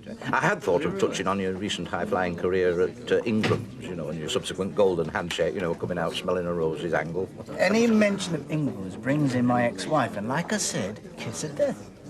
Right, yeah. Baldwin's casuals. Oh, come on, that's history. Life goes on. Do me a favour. Well, what about your car repair business? Oh, yeah, very sexy. You might as well read the telephone directory. Well, what do you suggest I say? Well, that's easy. Think of my qualities, the positive aspects of my life. Dress it up a bit and bung in a few jokes. It's just a few quick words you wanted, is it? And apparently you said that your marriage to Mike never stood a chance because he was always in love with me. I said that? Yeah, Mike told me. But I know it's not true. I know that he loved you. I mean, he'd never have left me if he hadn't really loved you. And if you think it was about money or anything else, you are wrong. He loved you. The thought of it makes my flesh creep. Well, you've got every right to feel hurt. I'm not. And I know how you must feel towards me. Do you? Well, you hate me, don't you, for wrecking your marriage? He wrecked it. And that's possibly the one good thing he's ever done in his life. The thought that I was ever taken in by him fills me with horror. Well, perhaps I ought to tell you that we're getting married on Friday. Doesn't surprise me. And just for the record, it is not what you think. There was nothing between us while you two were together. He left me, and we made a clean break. I mean, all that business about that lease, well, that was just business. I knew nothing about that myself. Really, I'm not interested. That part of my life is dead and gone. I'm happier now than I've been in a long time. And if I never hear mention the name of Mike Baldwin again, that'll be soon enough. Then why did you name me in that divorce petition? I mean, if you don't care about Mike, then why did you want to hurt me? I mean, that was just vindictive.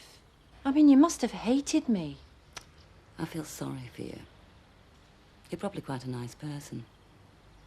Mind, you'd have to be to take him on. What do you mean? I didn't name you in the divorce petition.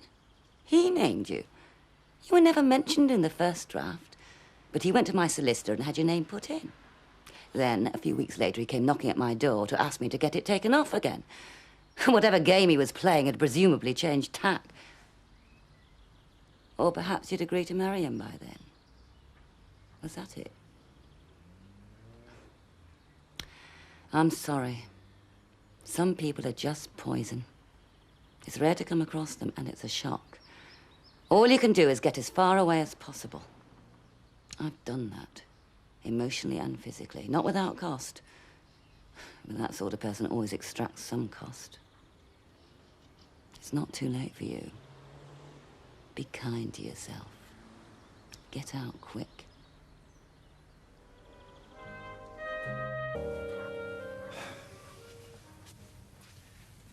Angie, come on. Angie. I'm all right. I'm going up in a minute. Oh, God. Oh, God, I only shut my eyes for 2 minutes. What time did the world stand still then? Three-ish. You can't carry on like this, you know. I've got to finish this first. More than likely you finish yourself first. Come on, bed. Come on. I'll bring you a cup of tea up in a minute. Up you go.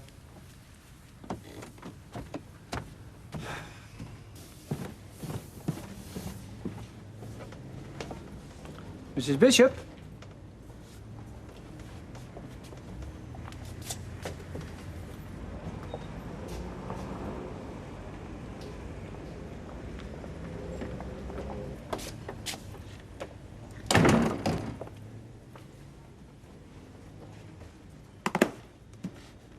That's not very clever.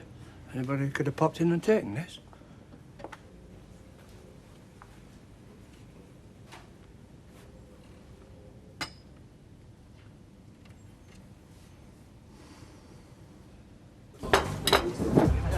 Have you got the right change, Fred? Yeah. It's £2.80. Just leave it, will you? By the till.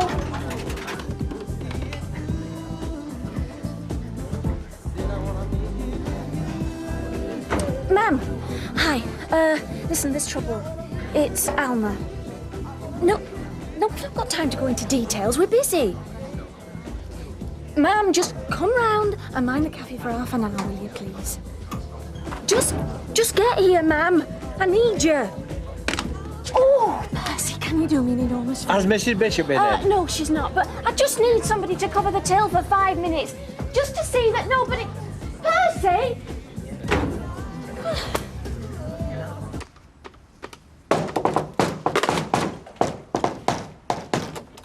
How's my lucky lad? Lucky? What? Could be. Corrigan's Corker, he's running at Ripon, lunchtime. No, Jack. Oh, now, come on, before you... Don't say no, Don, don't say no.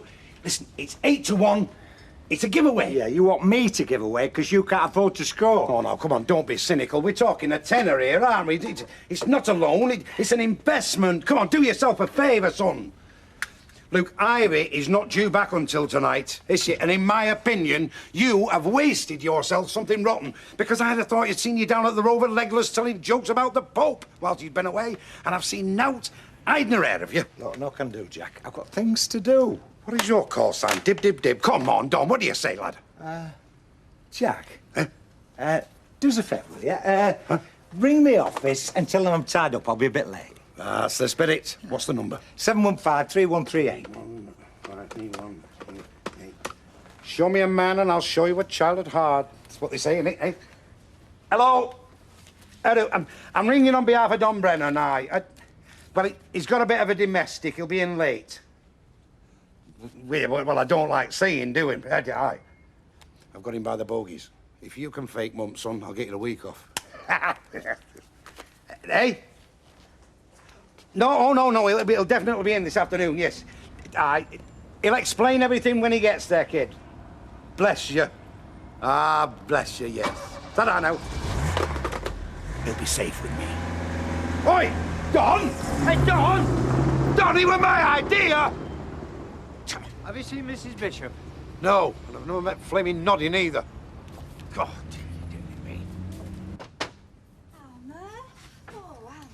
Oh, just don't, Audrey, because I shall just start to cry, and if I cry, I shan't be able to think straight. Oh, Luffy, you better go downstairs. You were very busy. Mum, I called you round to look after the cafe. All right, I'll be down when I can. Go on. Come on, love. Come on. Sit down. Oh, dear. I went to see Jackie Ingram last night. Well, what do you expect, then? Congratulations. No, to clear me conscience over her divorce to Mike. I mean, you know she cited me in the divorce. Oh, my love, you've got nothing to clear your conscience about. I know, that's what I want to tell her. Well, she's bound to be strop, isn't she? I mean, she was the one that missed out. No, listen. She didn't cite me in that divorce case. That wasn't her idea. I mean, Mike made a statement to her solicitor saying that we'd slept together. What? He lied about having to talk her around to keep my name out of court. He planned it, Audrey. I think I may be being a bit thick here, but I mean, why would he do that? From start to finish, he's lied to me. Now, here old Mike lays it on the line for Alma. Shh, like a lamb to the slaughter. He lied, he cheated and he schemed till he got me to marry him. And I only did it because he pretended to prove how much he loved me by tackling his ex. Do you know, Jackie Ingram made me feel that small. I mean, she didn't insult me, didn't hate me or bark at me. She had real dignity. She towered above me, and do you know why? Because she'd sussed him out a long time ago. Do you know, I really admire that woman. Because she divorced that sod and came out on top, and I'll drink to that. Would you get me a drink, please, Audrey?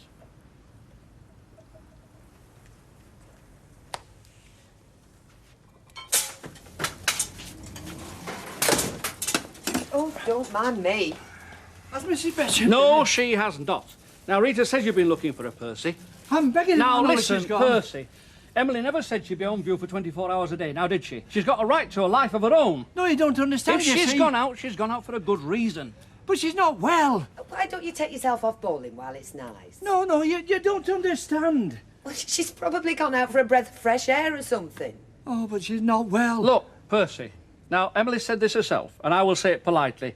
Leave the woman alone. It's bad enough you're living under the same roof with her without chasing halfway around Weatherfield. Now stop it, please stop it.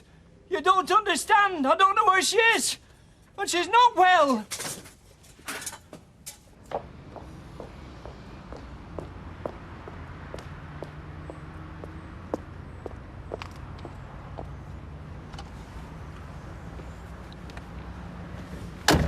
Why didn't you want me to come in? No reason. Not the one you think, anyway. The gas board are fixing me boiler. And you didn't just call for a cup of tea, did you? When's Ivy due back? Look, Julie, I'm sorry about yesterday. I said to forget it. It was a mistake. I should never have made a play for you. Bad mistake, Don. I've cursed myself for being so stupid. Don, look. No, hear me out, look. It's not what you thought it was. You reckon with Ivy away that I was taking advantage. You wouldn't be here if I wasn't at least half right. Well, come on, Don. Credit me with a bit of intelligence. It was an impulse. Yeah, I'll hold my hand up to that. I've no doubts. I forgive you. End of problem. I did mean it, though, Julie. Properly. Not just for yesterday afternoon. I want you. I've wanted you ever since we first got to know each other. Look, if this is unbelievable, you just have to shut me up, because I mean every word of it. And there's one big difference between then and now. Well? One. This time I'm prepared to leave my wife. Look, you don't have to say I wouldn't expect you to. Just promise me that you'll think about it. I'm offering you all I've got, Julie. Everything. Why didn't you tell anybody? Well, they all said what you said. Get off her back, give her room to breathe, and I didn't. She went worse. Oh, Percy, I'm sorry. I really am. It's no good being sorry to me. I'm in good health. Where's your car? It's down the side. Why? Well, we've got to find her. She needs me. She can't have got far. She got no money on her. Ah, right. Look, Percy, can I help? Yes, phone Weatherfield General. Volunteers Department, extension 2412. Now, she hasn't worked there for a while, but she thinks she does. And that's for Ruby. Ruby, yes. right. Is there anything I can do, Percy? Yes, there is. Go to number 3, just in case she turns up. And if anything happens, get in touch with Deirdre. And we'll phone in Redler anyway. OK, then. And tell her she's all right. Tell her everything's all right. Right. You got your car keys? Yeah, I've got them right. I'm right behind you, Percy. I don't understand. Well, neither do I, but I'm cracking on. I've got the picture. It's obviously made sense to Alma. Hey, does she like tomatoes? Don't. Yes. Ma'am, I need you down here. Oh, don't be silly, kid. I can't leave her in that state. She should eat something if she's hitting the gin. Cucumber? No. How does she know Jackie Ingram's telling the truth? Well, that's what I said. I mean, I said you've got a very bitter woman in that witness box. I'd lie if I were in Jackie Ingram's shoes. Anything to get him into trouble, but no. To hear Alma talk, she's more in common with his ex than she has with Mike. Anyway, look, I'll keep you informed. Hi, how you doing? Oh, fine, considering. Got you working for peanuts again, is she? I'm covering Alma. God, it's a wedding, not an operation, and here's me working till the bitter end. Still, we don't want to turn up at the wedding smell of the chip fat, do we? They for her. Yeah, but... Oh, I'll take them up. No, Mike! Ma'am, leave it. Meals on wheels! Audrey sent them up. Oh, thank you. How was Oldham? Oh, never mind about that. Look, I might not have time to see you before the wedding, so I bought us this for luck. Now, by us, I mean you, because you're the one that's going to wear it. There you are. Now, don't be coy. You deserve it. You pig! It's not luck you need tomorrow, it's a bride. Because I'm telling you now, I won't be there, mate.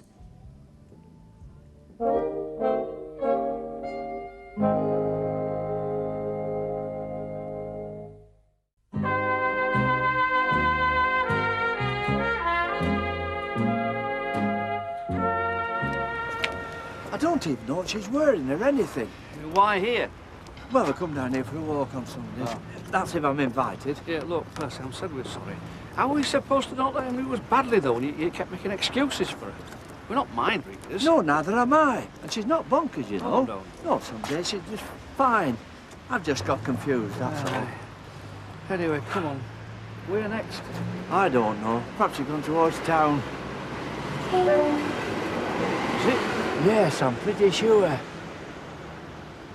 You think you're so damn clever it makes me sick. Alma, listen. But just get out, Mike. It's a lie. Jackie's lying. Well, why should she? Oh, come on. You think she wishes you well? She wishes me a damn sight better than you do, you If you louse. believe her, you're a bigger fool than I had you down for. Well, you couldn't find a bigger fool than one that'd marry you. Now just go. Just get out.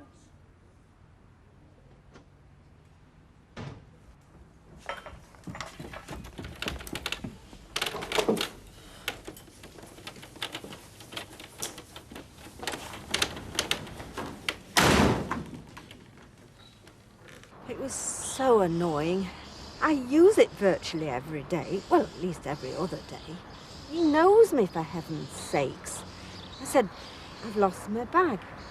He asked me to get off the bus because he wanted to shut the door. I'd have paid him the fare tomorrow. So I had to come through the recreation ground and down Clarence Street, thinking I could have slipped over the little towpath bridge, but they closed it. I don't know, for repairs or something. Again. Meant me going all the way up to Dyson Street Bridge to get here. Do you know where you are now, love? Of course I do. Yeah, it's just... Well, you've come a long way. I know. That's what I've just been trying to tell you. I think we should get you home, Mrs. Bishop, don't you?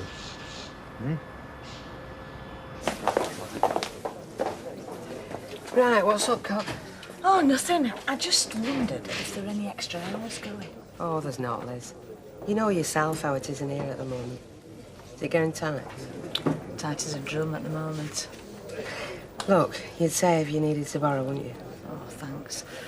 But I don't want to fall into that trap. It's not desperate, it's just things won't improve for a while. Jacko, G&T and half a lager, please. No, I can buy you a drink, surely.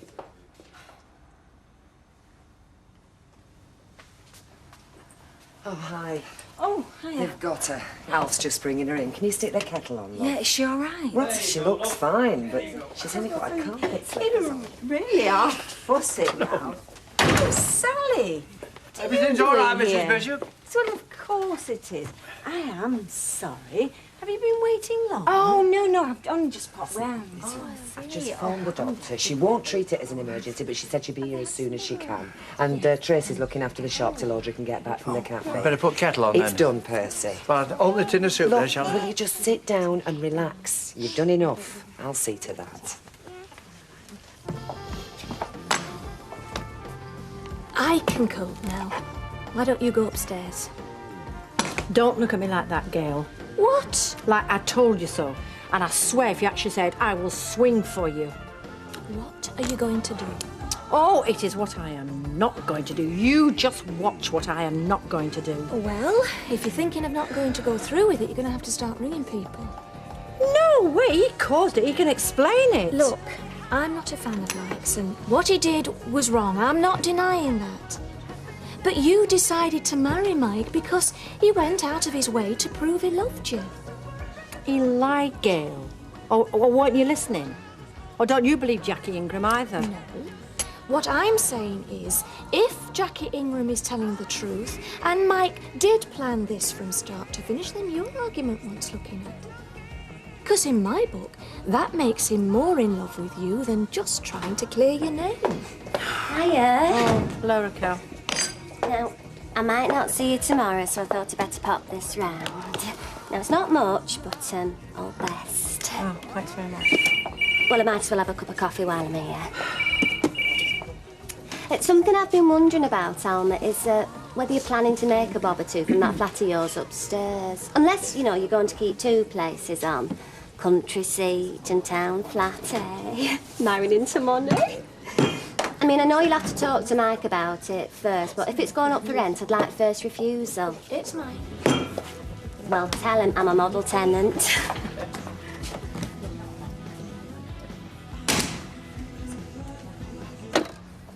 Oh. Dr. Whiteman to see Mrs. Bishop. Oh, yeah, right, Doc. Come in with you. Very good of you to come. Slow down! What? Slow down! If you carry on like this, you're going to ruin me overtime. We've got 50 quid to put behind the bar. Joke, Dad.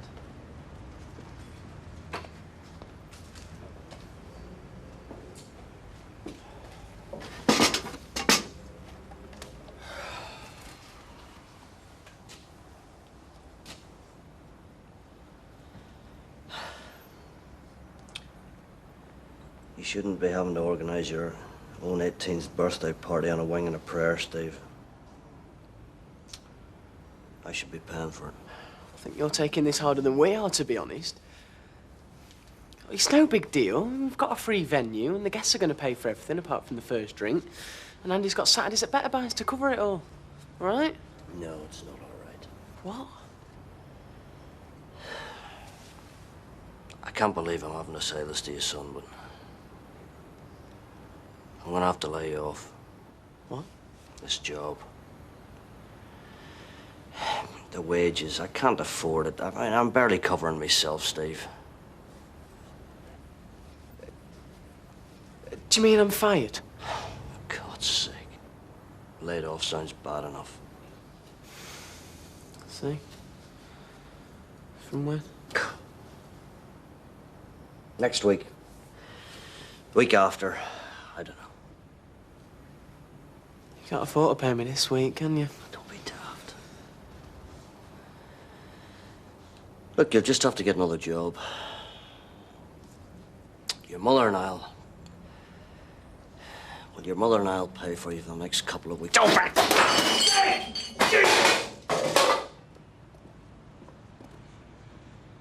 Oh, she might want to ask me questions. Oh, I think she just wants a private chat. I know they're supposed to look young at my age, but this doctor looks like a bit of a kid. Yeah, well, she's all we've got, so we'll just have to trust her.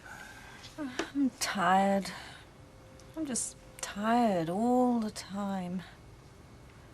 If I could have a tonic or something, I feel I'd snap out of it. Mr. Sugden lives with you? Paying guest. It's an old phrase.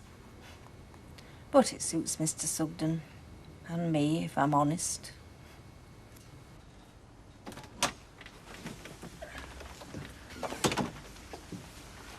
Well, we've talked, and I'm convinced she needs to rest. But that doesn't constitute a hospital referral because she doesn't present as a danger to herself. So a psychiatric admission's looking slim. What are you talking about? She went wandering off in her slippers with nothing to her name.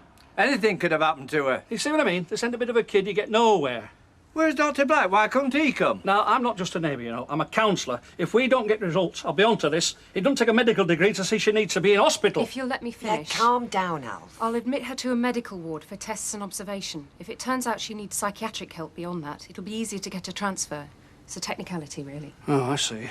I can arrange an ambulance, but under the circumstances, I think she'll feel safer if one of you could drive her. Well, that's no problem. I'll come with you. Have she got night things, Bert? Yes, I washed them yesterday. I'll go and get them. If I could use a phone? Yeah, of course you can, love.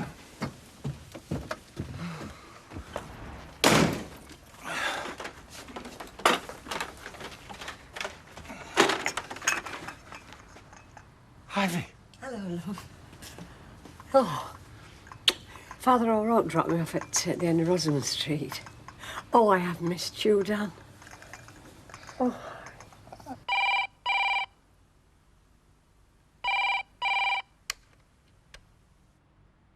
I'm sorry I'm tied up at the moment, but if you need to reach me with a message, leave your number and the time you called after the bleep. Alma, listen. You've got it wrong. I mean, Jackie will say anything. She doesn't want us to have a good life. I mean, why should she? Well, what do I do? I mean, phone round saying it's off? What? We've invited a lot of guests. So? It's going to be very embarrassing if I have to go through that. Good. Look, I know you're there. Now, pick up the phone. Just pick up the phone, Alma, please.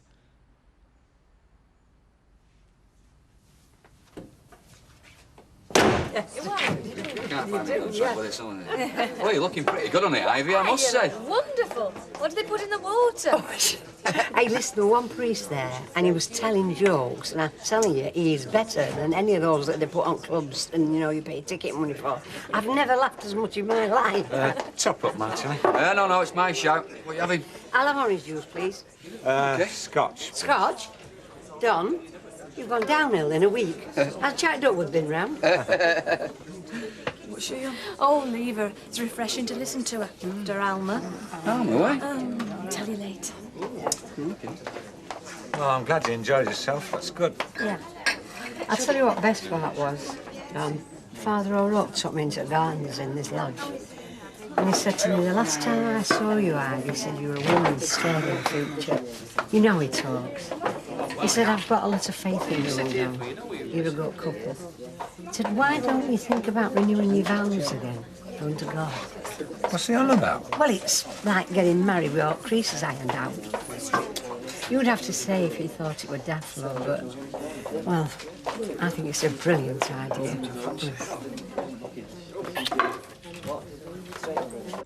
I'm sorry I'm tied up at the moment, but if you need to reach me with a message, leave your number and the time you called after the bleep. It's me. All right, she wasn't lying.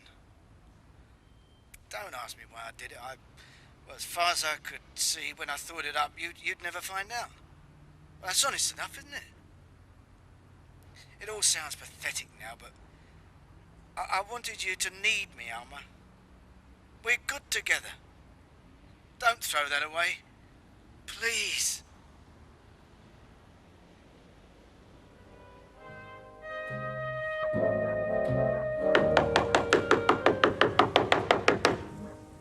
Alma. Alma, it's me, Mike.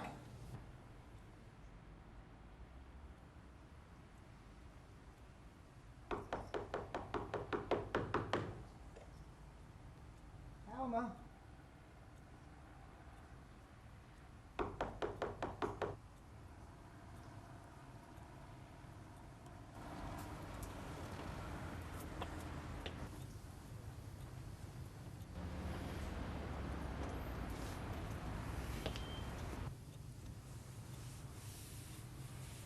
I've just finished my speech. Now then, just listen to it. Not now, Alec. I've got a hat to buy. A what? You bought one when they announced the date. I know, it's a big mistake, is that? Getting the hat before I got my shoes. Still, I'll know better next time. I bet, love. No. No, listen to me. No. Look, if you go looking for a hat Wait. now, you'll miss the wedding. With Baldwin's track record, you'll probably miss the marriage. Oh, here comes the groom. We were just talking about you, weren't we, Alec? Yes, we were just saying. What you want on your wedding day is to be surrounded by your friends, not a collection of hats. Isn't that so, Mike? What I want is a large one, please, eh? Right. I haven't seen Alma today, have you? No, I hope you haven't either. It's bad luck, you know. I wouldn't have thought with your experience you'd have been suffering from nerves, Mike. The rest were dress rehearsals. This one's for real. There you go. A new hat's the least I can do. Well, I don't know why. I always thought your hair was your crowning glory. Seems a pity to cover it up. You're right. Where are you off to now? The hairdressers. Hey, you'll come on, that's even more time. And money. Oh, come on, cheer up, Alec. It may not happen. May not happen. It better happen with what she's spent. Well, in that case, let's hope it does. What? I can't go through with it. Not after what happened yesterday. Ah, my love, you just had a row, that's all. You're going to have plenty of those when you're married, believe you me. He's a liar. Yes, well... I can't stand there listening to him swearing till death us do part and forsaking all others when all I should be saying is liar, liar, liar. Listen now, listen. He lied because he wants you to marry him. Now, he did that because he loves you. Well, I don't know if I love him. I mean, everything I've been through during these past months, everything I've felt, I mean, it's none of it real, is it? Just some horrible game of cat and mouse. Maybe the wedding won't be the end of it. Maybe that's just the next move. All right. So you think he's humiliated you, right? Well, now it's your turn to humiliate him. Get your frock on. What are you talking about? Listen, if you're going to turn him down, you're going to do it at the registry office looking $1 million. You're not going to crawl under some stone in that tatty old dressing gown. If everything you've just said about him's true, love, then he deserves it. Hang on, I want to take a photo of you all to see how lovely you look. Martin, pictures yeah. Come on. Come here. Come on, let's Cheese. Oh, thanks, David. Ivy, will you take a picture of me and Kevin? We don't get much chance Oh, to come dress up. on. I fancy him in this. Oh, Sally, come on, we're going to be late. Oh, come here, let me just fix your tie. Oh, Sally! No, look what you've done. What do you mean? That was your fault. What we're going to do, all that money. There's not a lot we can do now, is there? Bet we should have been off 10 minutes since. Oh, come on, Alec. I've got a wedding to go to. Look, should we just give her a couple of minutes? No, we shall not. But she'll be devastated if she's missed it. Look, just get in the car, will you? You look lovely. Dear. Oh, whoops, Ken. Oh, well, the cafe's closed today, I'm afraid, Ken. Alma's getting married, did you not know? OK, Audrey, look, I'll be there in a minute. Will you wait in the car? Yeah, right. I came to wish you, well, to wish you well. I won't be there to toast you, but maybe you could toast me sometime. Thank you again, that's very kind. I had a lot of other things I wanted to say, but you know how it is. I know. Anyway, you're lovely. Really lovely. Thank you again. Well, I better go. Alma, are you sure you're doing the right thing? I don't know what I'm doing. I think I'm just sleepwalking. I mean, I'd hate to think it had anything to do with what happened between us. Oh, no, Ken. This was always going to happen. Don't know what's going to happen next, but this was always going to happen. Audrey thinks I should just go straight to the registry office and then say no. Is that what you're going to do?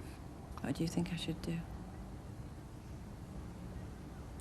I think whatever you do, it'll be the right thing. Well, I suppose there's always the first time for everything.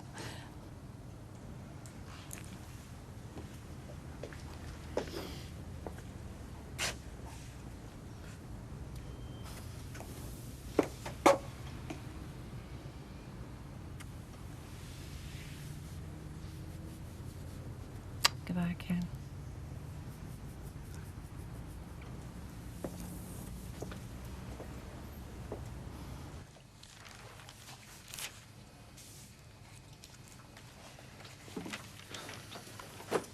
I was just showing him our wedding photos.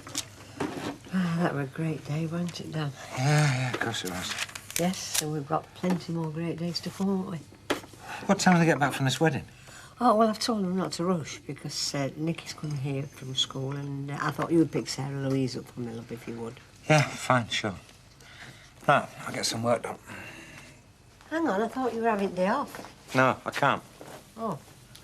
Oh, well, you won't forget to pick Sarah Louise up, will you, love? No, fine. See ya. See ya.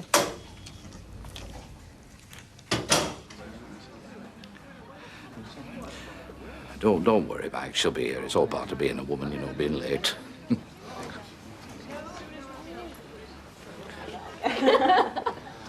Looks like you're going to get your wish after all. Yeah. Cinderella, you shan't go to the ball. I enjoy seeing him worry me. Look at him.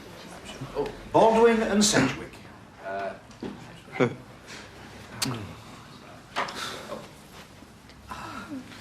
We are ready now. So, shall we? Very nice, love. Where have you been? You had me worried there. I thought you'd change your mind. I haven't said yes yet, Mike.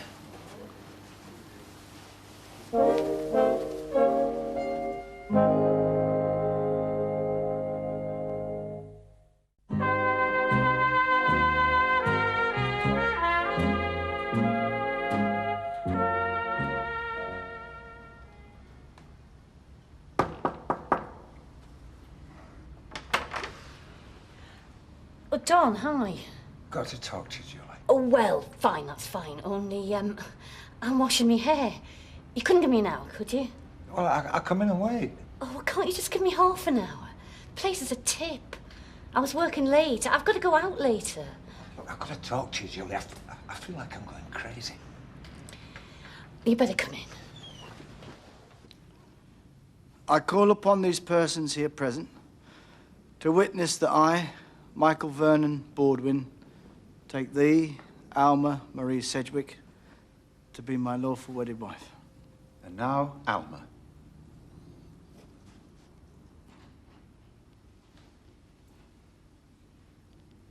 I call upon these persons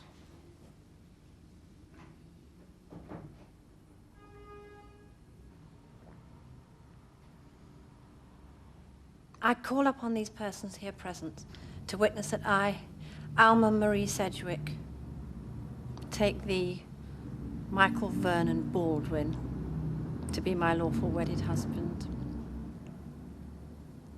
I'm leaving Ivy. You've said that before. My mind's made up. I'm going to tell her today. Don, if you're doing this for me... No. It's got nothing to do with you. I just can't stand it anymore. Whatever happens between you and me, I'm leaving her today. But why? What's happened? I've woken up. That's what's happened. Well, it's got nothing to do with you. I'm leaving her, that's all. Right. Well, thanks for telling me.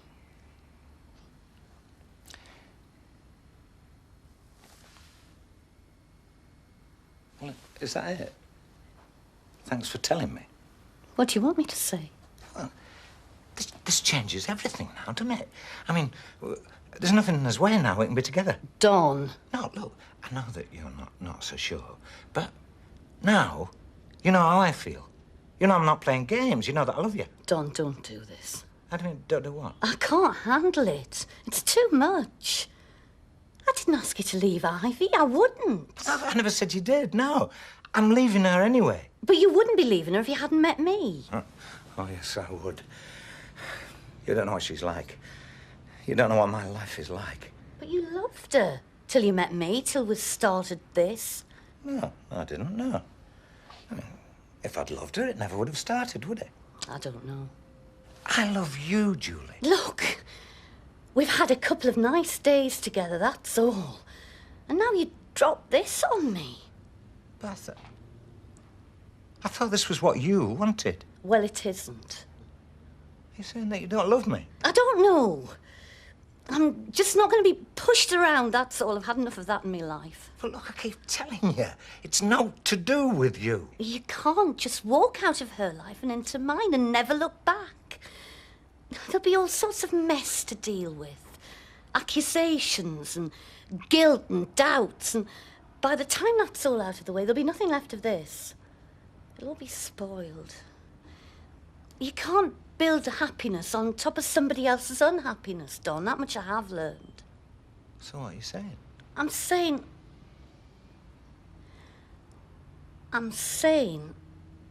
if I hadn't met her, it might have been different. But I have, so... So what? So go back to her, Don. Forget about me. Well, I can't. Well, of course I can't. It's too late. I can't go back to her now. We can't stay just friends. I'm not asking you to be my friend, Don. I'm asking you to get out of my life. Don't you look lovely? I'm really happy for her. How can you be happy for someone who's married to Baldwin? She loves him and he loves her. I hope it all works out for her. So do I, for all our sake. I'm going to miss this wedding thanks to you. You cheese-caring little lickpenny. That's what I did say, didn't You said don't buy another hat. You could have come out. You what? With me wig half done? You cheap jack little money grabber. Yes, if you'd like to come through, we're just about to start serving the food now. There you go, Sally. Oh. Alec, you're like a badly trained sheepdog. I'm sorry, Sally. It seems to be broken. Oh, it's all right, Mr. Gilroy. They don't want your apologies. They want compensation. They're going to have to go out and get another present now, aren't they? No, listen, it's all right. It's the thought that counts. Yes, of course. How much did you reckon? How much? Just listen to him. He'll be after you for a receipt next. Oh, no, honestly, it's all right. It don't matter. Don't worry, Sally, love. We'll put it down to education. I'm trying to teach him. It's avarice. It doesn't pay him. Sal? Again. I like your pearls, Mrs. Baldwin. Yeah, I like my pearls too, Mr. Baldwin. I'm so pleased you could make it today.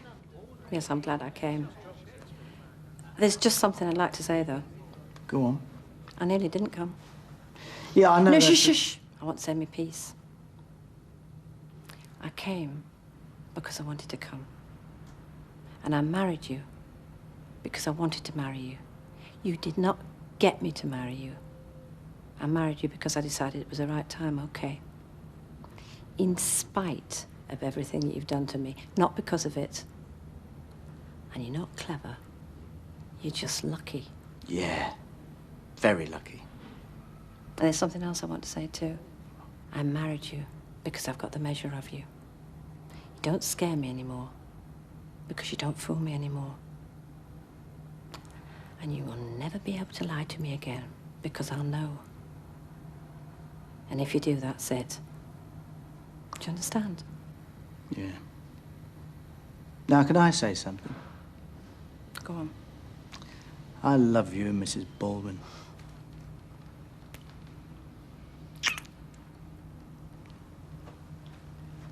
You married her, Dawn. You must have loved her once. We're not kids. We don't have to put ourselves through all this misery. Settle for what you've got. What do you know about misery? Do you know what my life is like? Have you any idea what it's like living with Ivy? It's like living with God's it, man. She loves you. No, she doesn't love me. She doesn't even like me. She doesn't like life. Life to Ivy is one long martyrdom, and I'm just another cross she's got to bear. Look, Dawn, I'm not the solution to your marital problems. Blimey. You went back to her last time. Yeah, I was trying to be good. I believe, you see, in God, and marriage vows and the rest of it. So does she.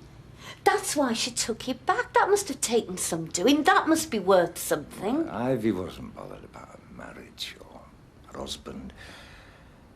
It was the thing, not the person, not me. I didn't come into it. If I hadn't gone back to her last time, if I'd come to you the way I'm doing now, would you have had me? I don't know. Tell me. I think I would.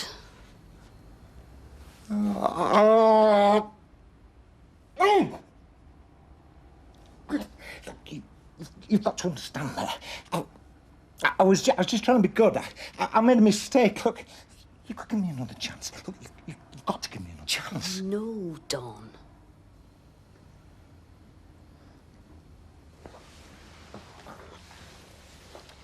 Come on, pet. You're not doing yourself any good here. Go home now. When I was thinking about you before, I was dreaming. But you need hope to dream, don't you? I haven't got any hope left, have I? I haven't got anything left. Look, I won't be blackmailed like this, Dawn. Then when things didn't get any better,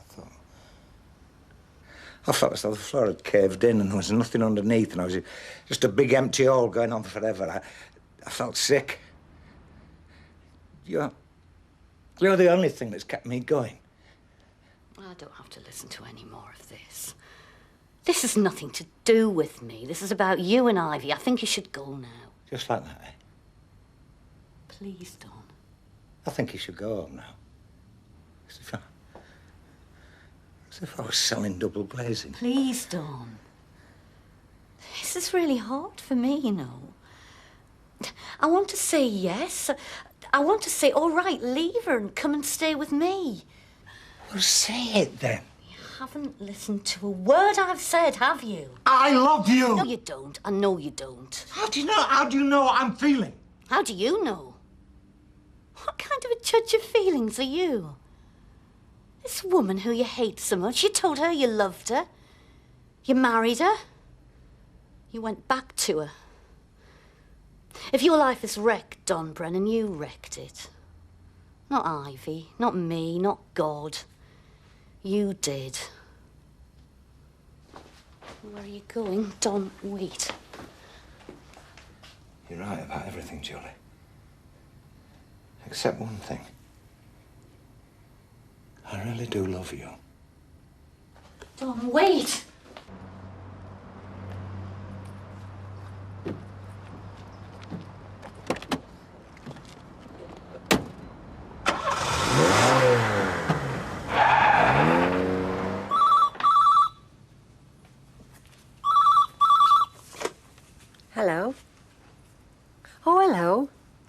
Yes, it is. Yeah. Oh, no, Don's going to pick Sarah Louise up today. He's not turned up? Oh, well, I'm sure he will in a few minutes. I mean, he'd have rung if anything was seriously wrong. OK. Well, look, I can come down and pick her up myself. Oh, that's kind of him. Thanks very much. Yes, the address is 5 Coronation Street, just off Rosamond Street. Yeah. Thank you. I wonder where Don is, though. It's not like Don.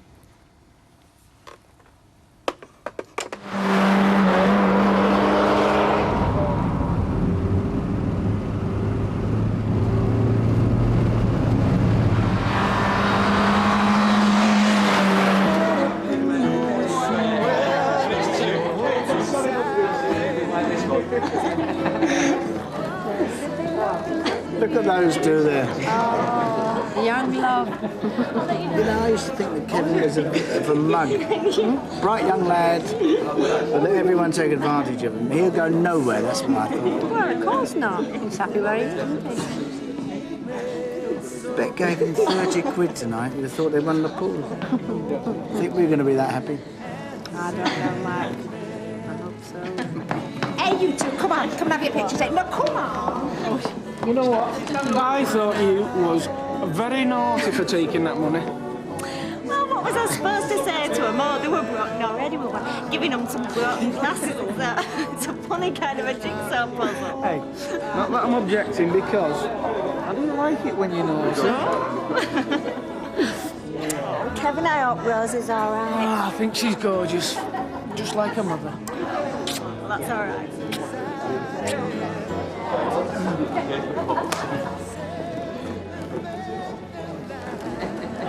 You really did think about not coming today, didn't you?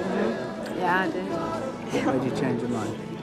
Oh, I don't know, the feeling that, well, if we didn't get married today, we would in 6 months or in a year or when we were 65, well, sooner or later. We should have got married years ago. I know. Still, we made it in the end, didn't we? Uh-huh. So our stuff in the car. Yeah, of course it is. Well, let's go. Well, darling, let's just get in the car. Yeah, okay.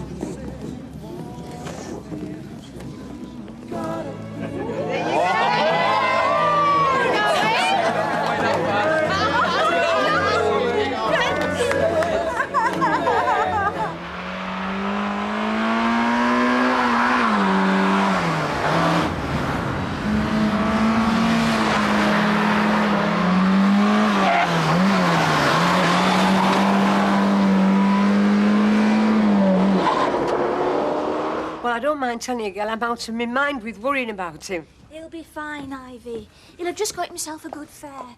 Martin, go and get some. Look, he would have rung, love. He's supposed to pick Sarah Louise up at school and he didn't turn up. Now, you know as well as I do, that is not done.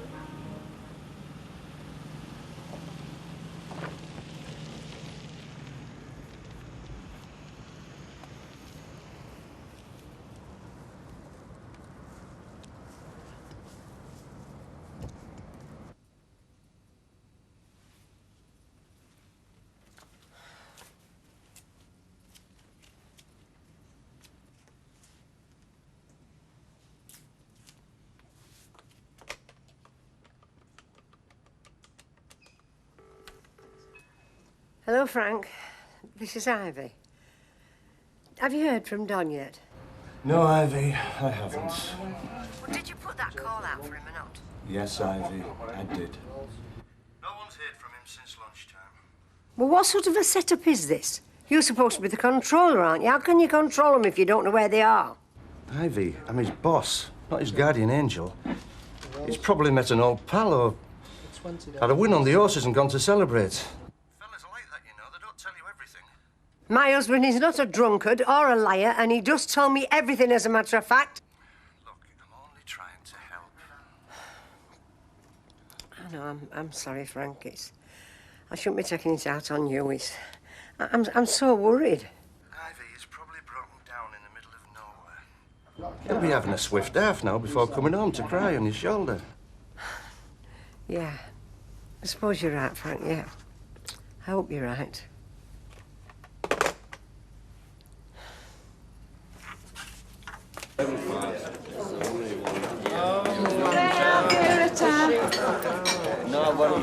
Hi. Oh, so they did get married then? Yes, Vera, yes, they got married in style. You know, I'd almost forgotten what style was. I see so little of it round here. Everything in order? Everything's fine. You should have stayed at the do. No, I said I'd be back to help you till up, and here I am. Now then, Kenneth, I believe you bought the bride and groom a bottle of champagne. That was very generous of you. Well, I thought it was appropriate. After all, they launched the Titanic with champagne. So where's Bet then? Oh, she decided she'd stay on and see the party out. The last I saw of her, she was dancing the tango with a Filipino wine waiter. Last orders! Yeah, I'd give out to be dancing a tango with a Filipino wine waiter. Well, any waiter. Don't have to be wine either. Have to be a dumb waiter to dance with you. Hey, Ivy, why do we get dolled up? Go out, do something. Oh, no, Vera, look, I've come in looking for Don. You haven't seen him, have you? No. I'm getting ever so worried about him. Oh, I am, love. I bet our Jack knows. Probably's got into a card school, you know. I think we should go out, show him. No, if it's all right, Vera, I think I'll stop in and wait and see if he rings. Oh, all right, love. Hang on a minute, I'll come with you.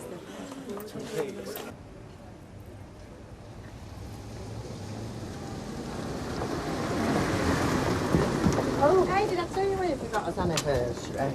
I'll blow you. I went to that coconut grove on my own without him. Hey, there was this lovely sailor there. What's up?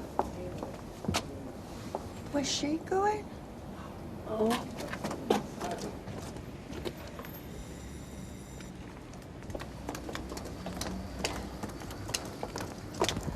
I wonder if you can tell me where I might find Mrs. Brennan. No. This is Mrs. Brennan. It's not about husband Don, is it? Yes, I'm afraid it is.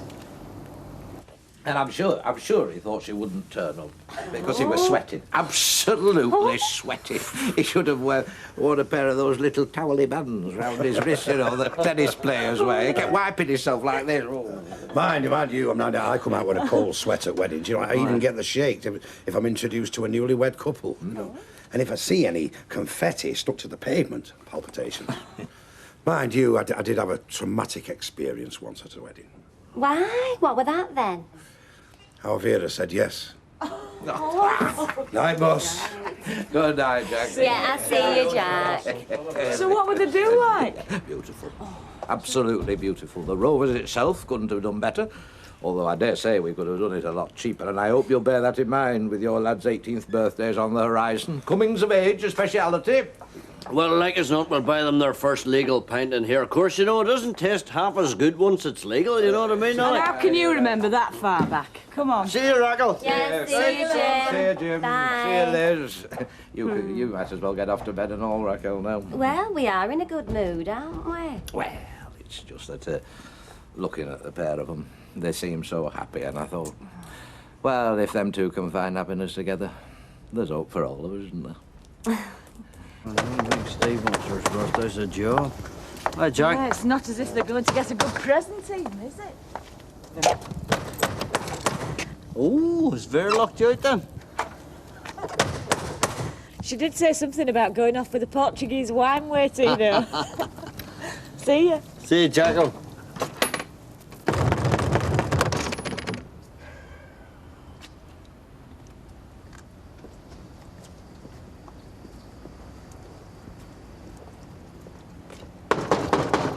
Ivy!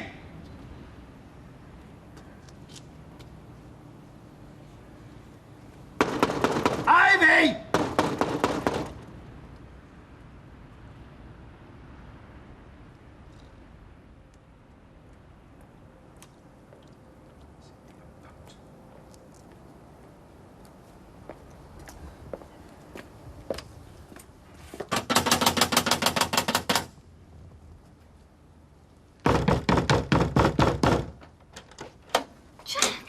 What's going on? Look, I'm sorry, love. Can I use your phone? Yeah, you can. Something wrong? Oh, Vera's gone missing. What?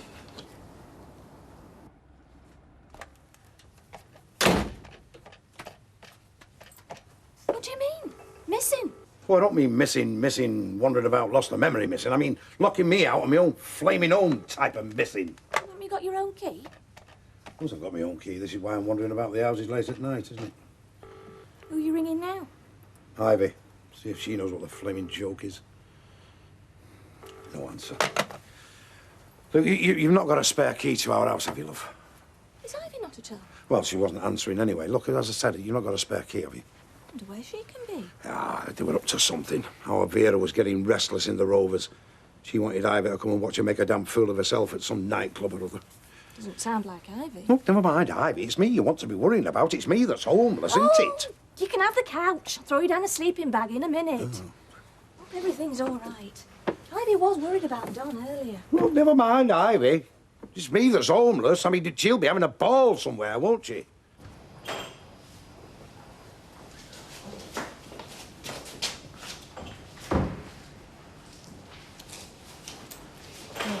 Mrs. Brennan? This is Mrs. Brennan. Hello, Mrs. Brennan. I'm Dr. McKinnon. I'm sorry we've kept you waiting. You must be very anxious to see your husband. Yes. I'll take you through now. I should tell you, his condition is very serious. But he's in good hands. Can I just ask what I always ask family? When you speak, assume he can hear you. It may seem very unlikely that he could hear you, but we don't know. This way.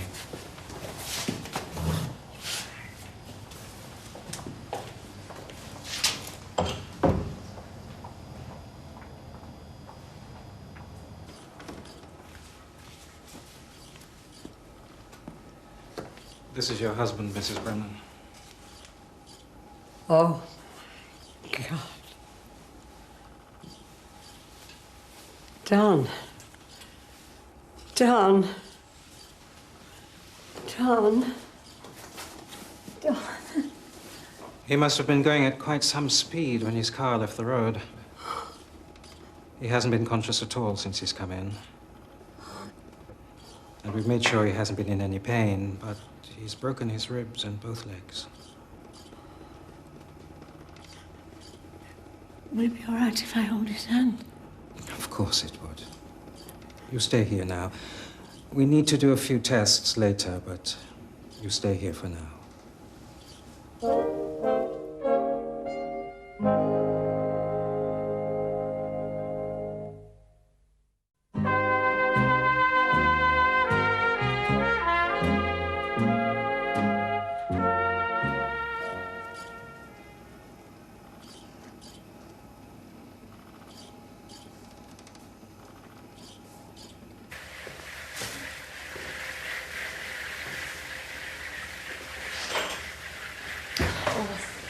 I'm sorry to bother you, love, but I'm going to have to go. Could I have a quick word with Mrs. Brennan?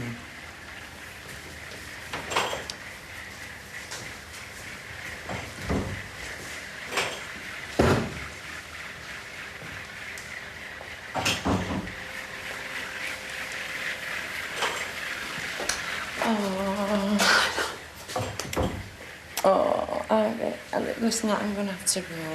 I know you are, obviously. Thanks ever so much for everything. Well, don't you fancy coming back, you know, for a couple of hours' rest? Oh, no, I couldn't. I want to be there when he wakes up.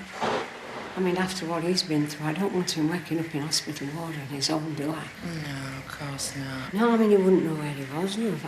I was just saying to him, It's like being in a spaceship in there with all the machines and monitors and everything. Oh, so you have been talking to him then?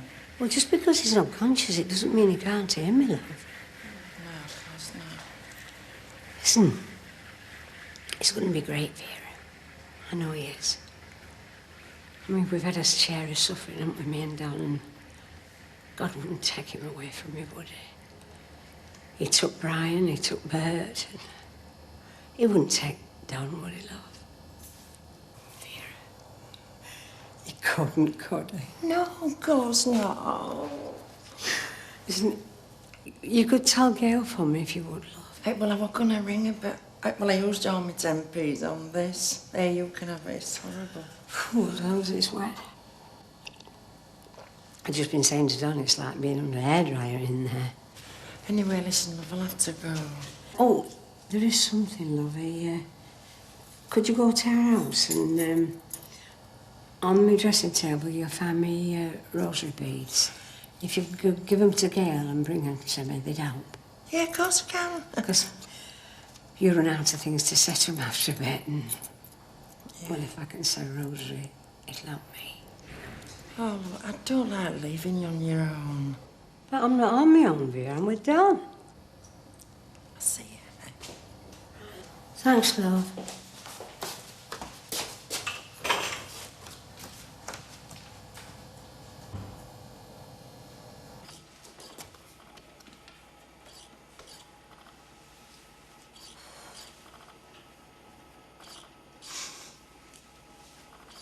I've just been saying goodbye to Vera, love.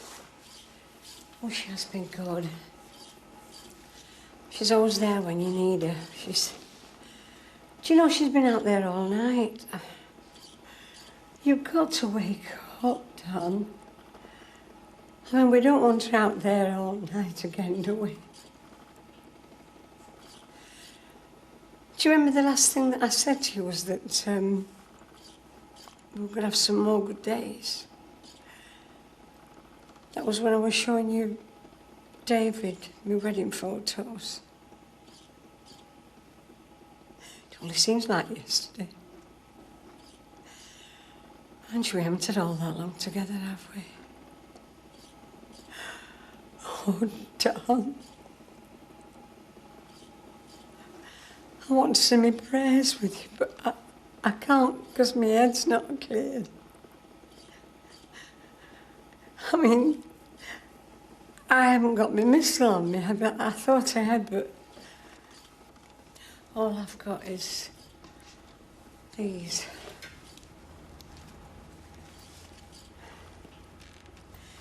Now, see, that's Brian's funeral, and that's Bert's, love, now. Isn't that enough funerals, love? I want to say my prayers. I want to say thy will be done, but I don't want God's will being done, Don. I want you. I just want you.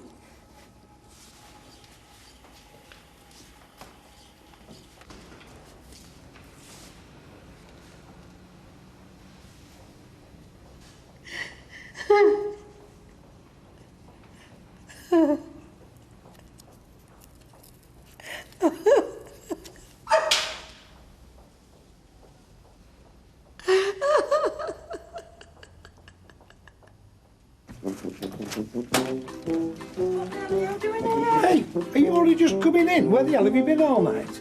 Have you not been home? No, I have not been home because I didn't have a key, because you failed to tell me you wouldn't be coming in till the blooming milk was on the step. Where the hell have you been? Well, I better tell Gail first. Is she up? Here she is now. Yes, What? Something wrong? Yeah, there is something wrong, really. Nicky, turn that telly down. Don, he's had an accident.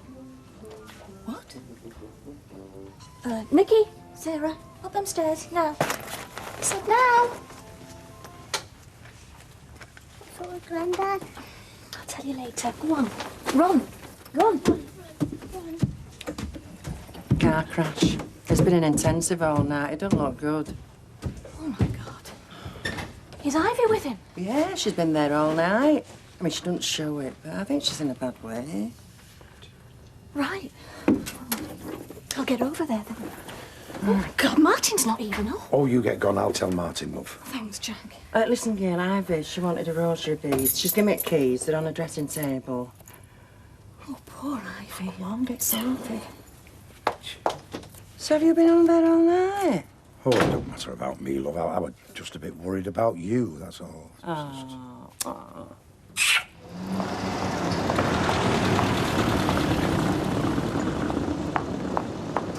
Hi, Gail. How was the wedding then? What? Oh, fine. Are you all right? No, I'm not. Dom was in an accident last night. Oh, no. Was it serious? He's in intensive care. Oh, my God. Listen, are you on your way there now? You want me to give you a lift? Got to open the blasted cafe. And with Alma away, I mean, I've only got Phyllis helping me. It's going to be tonight before I get there if I don't get somebody to cover for me. Right, do you want me to ask Liz? Do you think she would? Well, even if it's only for a couple of hours, I mean, you're going to get there anyway, aren't you? Oh, it'd be fabulous. All right. Thanks, Jim. All right, see you later.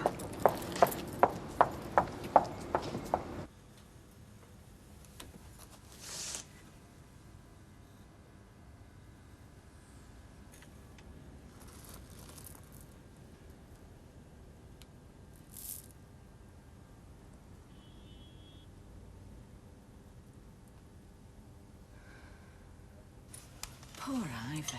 Well, poor Dawn. Gail must be going spare. Oh, I've just seen her. She's got to open up the cafe, and what with Alma being away on honeymoon, she's not sure she'll even get to the hospital at all. So I said you might pop down later on, love. Well, I'd love to, but how can I? I'm working from 10:30. She wouldn't have time to get there and back. I'll call her and see her later. What about you, Steve? Do you fancy giving up some of your time, son? Not really, no. Oh, come on, Steve, just for a couple of hours. Just because I'm unemployed doesn't mean I have to become everybody's dog's body. I thought you'd welcome the opportunity to do something worthwhile. Most of my life's not worthwhile, is that it? In the name of God, Steve, we're talking about someone who's at death's door. I'll do it if she pays me. What have I reared? Only joking. I'll do it. Well, will you make sure you tell her how sorry I am I can't make it? How did she look? Oh, she looked at pictures. What about him? How did he look? Relieved. Well, I'm right pleased for her, because it just goes to show that us older women still have a bit of romance in our lives. I assume that were aimed at you, Percy. I'm sorry, but I'm in no mood for fun and games. Yeah, well, I've got to get back to the shop anyway. I'm sorry I can't help you, love. Bye. You know your problem, Percy? You give too much of yourself to others. What you want is someone to give a little bit of themselves to you, if you know what I mean. No, I don't know what you mean, and furthermore, I've no wish to know what you mean. I've bid you good day. Phyllis, I'm trying to run a cafe here, not a pensioners dating agency. Do you mind getting on with it? Oh, what's up with her? You think she'd just lost her pet goldfish? My mum couldn't make it this morning, so well, I do. Well, that's very good of you. Very thoughtful. Well, the thought was my mum's. Well, as long as you're here. Do you think you can go? If Phyllis can do it, I can do it. That's all right with you? Listen, Donald Duck would be all right with me. At the moment, I'm going crazy here. I shouldn't be too long. Take as long as you like. Got nothing better to do, as people keep telling me. Oh, thanks a lot, Steve. Does Phyllis know? No, to be honest. Well, I won't say anything then. Okay. What's going on here? Oh, she just asked me to cover for her for a couple of hours. You'd think she'd know better than to leave me on my own with a handsome young man. I hope she doesn't think I'm going to concentrate on fried egg and sausage with you around. Put your arm in there. Now then, when you got this on, I'm going to take you down to Sally's. And then I'm off to hospital. What's up with Grandad? Well, at the moment, he's just asleep. You see, he can't wake up himself, so he's going to have to get the doctors to help him. When Sleeping Beauty come to wake her up, someone kissed her and then she did.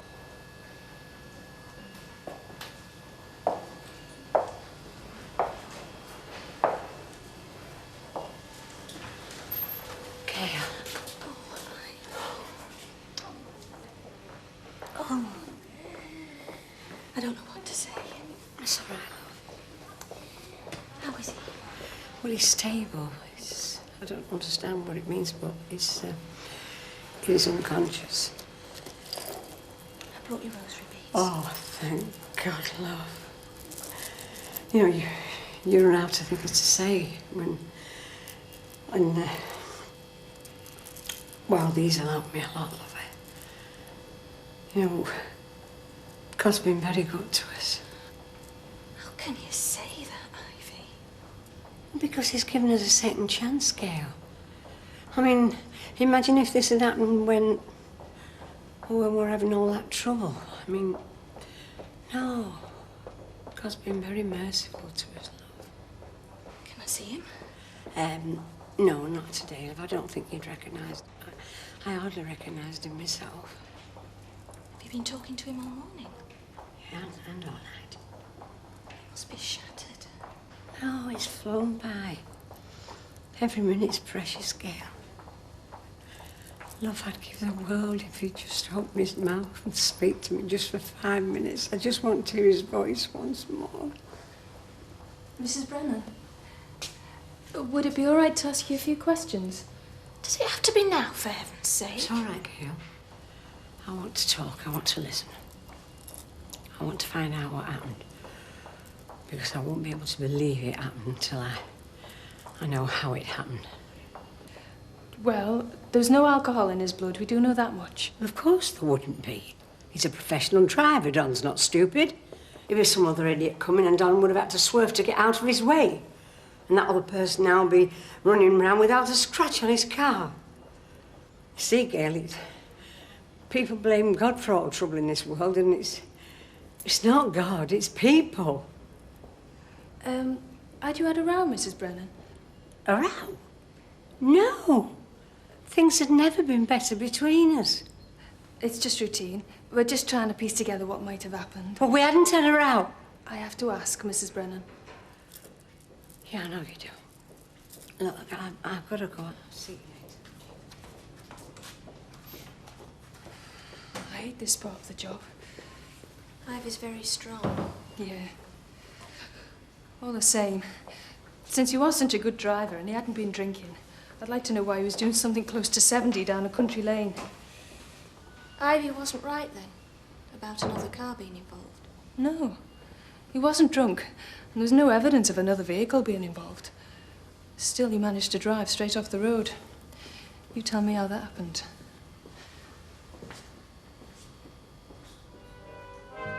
If there'd been any change, we'd have heard about it, wouldn't we? We'd have phoned Ivy straight away. Yeah. I suppose so. Heaven knows what sort of night she had. Look, they're doing all they can. He's in the best place. I know. Doesn't stop you worrying, though, does it? No. I mean, if he does pull through, what sort of state's he gonna be in? I don't know. Don't reckon anyone does till he comes round. One thing I do know is, though, he couldn't be in better hands, could he? You ready, you two, then, or what? Coming! Oh! Well, if you finish off here, I'll go round and see how Ivy is. Right. Sally should be round soon. She said she'd come round a bit earlier. Right, well, you just get gone, then, OK? Me and the champion can handle it, can't we? Eh? Oh, about time, and all. Where are you going? I'm going round to see how Grandma Ivy is before she goes to the hospital. Is Grandad better? He's, Well, he's still sleeping. Can I go see him, then? Well, maybe when he's a bit better. Can I see Grandad? Yes, you can go too. Where? To school? Well, maybe not today. When? I don't know. But we all hope it'll be soon. Very soon. Tracy, great bank. You're not inviting her, are you? She was on my course. Still about as much fun as toothache. Well, that won't bother you, will it? Soon as she's seen Dave Peters, and if you so much as look at her, he'll have you for breakfast. Yeah, all right. Just as long as you make it clear she's one of your mates and not mine. So who have you got coming then, Steve? Michelle Pfeiffer, Julia Roberts? Yeah, just have to wait and see, won't you? So there's nobody special, then? All my mates are special. You see the time? Yeah? You be down the calf? I'm all right for another 5 minutes. I think you'd better be on your way, Steve. You don't want to be late. Not today. Gail's got quite enough to worry about. All right, we're going. Don't know why you're getting on at me, though. At least I'm working for a living. Hey, that's enough. Well, see ya. See you, mate. Bye, love. And what have you got planned for today, then? Oh, don't know. See what Paula's doing. Probably planning her trip round Europe. She's still thinking of going, then, is she? Yeah, why not? Just because I can't go, don't mean to say she has to give up the chance of a lifetime. What time did you get to bed? Oh, I don't know. I might have gone too. I just sat there looking at the phone. I can imagine. And what did they say exactly when you got through this morning? No change, that's it. He's not getting better. And he's no worse, neither, Ivy. Just I feel so helpless, Gail. Look, I know it's not easy, but you've got to be positive, Ivy. He's alive. He's getting the best care possible. And he's a fighter, he's done. Thanks, love. Thanks for coming round. Martin will be round to collect you just as soon as Sally arrives. Thanks. And if there's anything you need me for, anything at all, you know where I am. Yes, I do, love. And if there's any change, you'll let us know. Yes, I will. Mind you, he's going to be all right, isn't he? He won't just leave me like that, would he? Please, God. Not like that. Not my Don.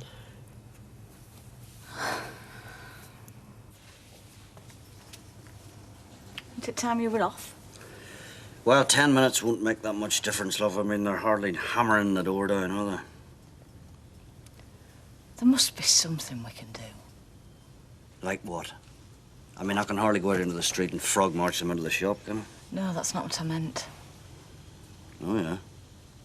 Steve and Andy. I can't help feeling we're letting them down. Well, don't go letting Andy get to you, love. He'll get over it.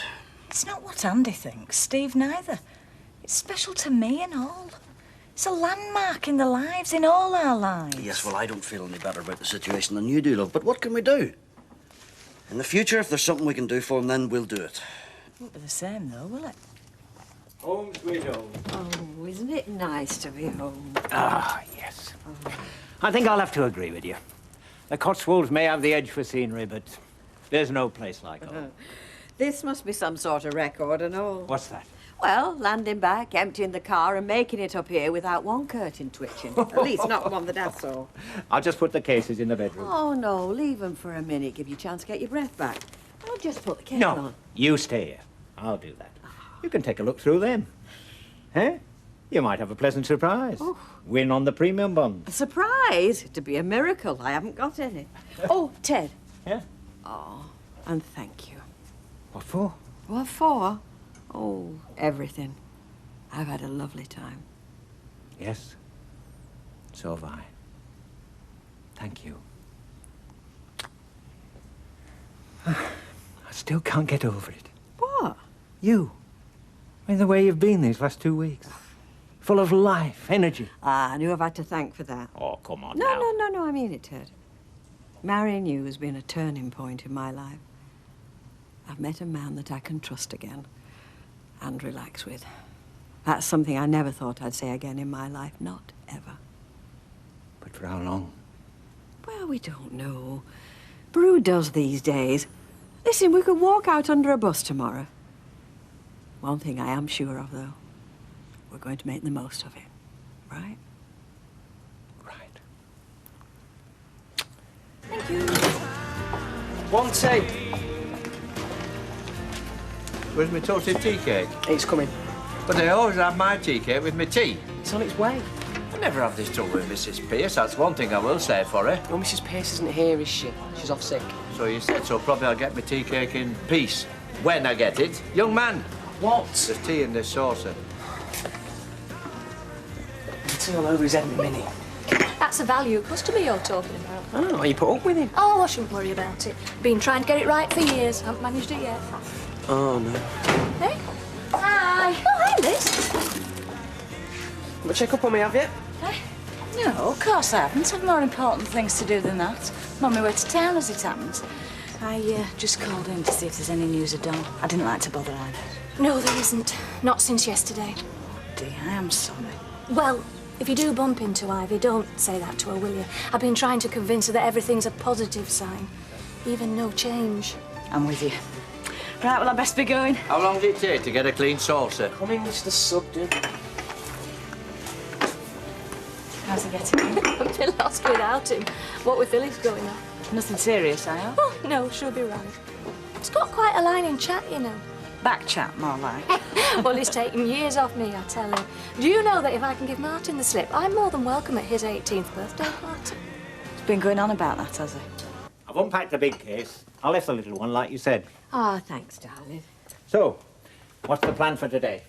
Well, I think I better show my face downstairs. I don't want Mavis throwing a tantrum because she thinks I'm neglecting her. Oh, no chance. They'll be as happy as pigs in muck while you've been away. Well, happen you're right. If they hadn't have been, I'm sure we'd have heard from them. Well, they don't know we're back yet, do they? Oh, don't you kid yourself. Mavis has a sixth sense about these things. And, of course, there is the odd clue, like the car being parked outside. Ah. So what are you going to be doing? Well, I like to nip over to my place, see everything's all right, pick up the mail. All right, well, we'll go straight after lunch if you like. Whenever it suits you. I better give you time to catch up on all the local gossip. See who's been making the headlines while we've been away. What, around here? Oh, you must be joking.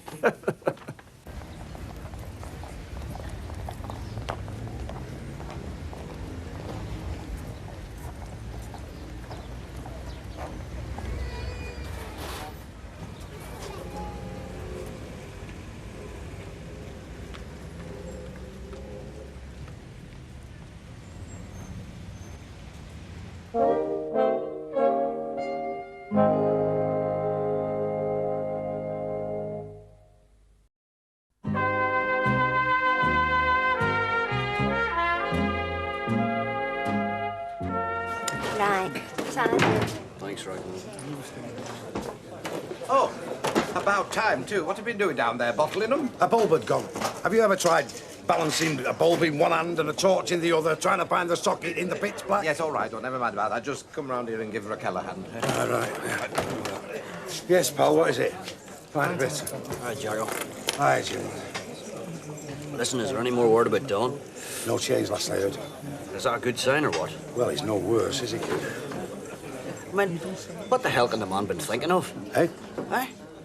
Well, I mean, we both know he was no mug behind the wheel of a car, come on. But I heard he was doing a hell of a lick. Is that what the police said? We sure they didn't have to. I mean, I know that road. And to take off where Don did, he must have lost control completely, so he must. Yeah, well, nobody will know till Don comes round, will they? And Lee said, best mended, you know, for Ivy's sake. Right. Yes, Mrs. Roberts? Lovely. Gin and tonic Raquel, please. Percy, Mrs. Roberts. how's Emma? Well, to be honest, I really don't know, but I've heard that she's coming on fine. Oh, you've not been to see her then? No, not yet. It ought to be better if she had a complete rest, you know, for a few more days anyway. Man, it was me. I don't think I'd say no to seeing a friendly face.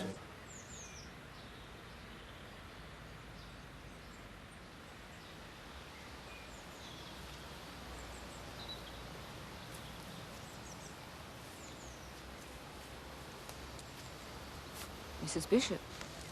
Oh, hello, Doctor. You look a bit brighter today. You slept well, I believe. Yes, I did. Good. A few more days' rest, and we'll see a world of difference in you.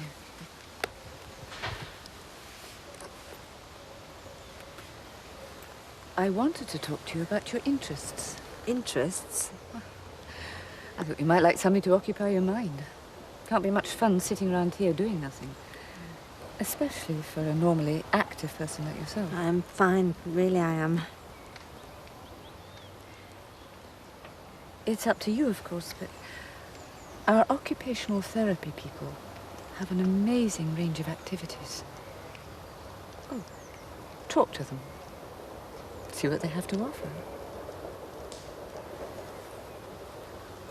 Have you ever been interested in painting? I've never had the time. Well, you see, there's one thing you could be thinking about. It might open up a whole new opportunity for you. Give you something to continue when you leave here. Look, Doctor, don't think I'm not grateful for what you're doing for me. I am. But I really should be thinking of getting home. I do have Mr. Sugden to think about. Your lodger? He's not a young man, you see. From what you've told me about Mr. Sugden, he seems more than able to take care of himself, Mrs. Bishop. So you just put Mr. Sugden right out of your mind. The most important thing is for you to have complete rest and relaxation. Do you fancy a cup of tea? No, I'm fine, really. I've taken up quite enough of your time. Please yourself. But I'm going to have one. And I'd much rather talk to you than spend the next 20 minutes discussing case histories with my colleagues. Well, if you're sure I'm not taking up too much of your time, milk and sugar. Just milk, thank you.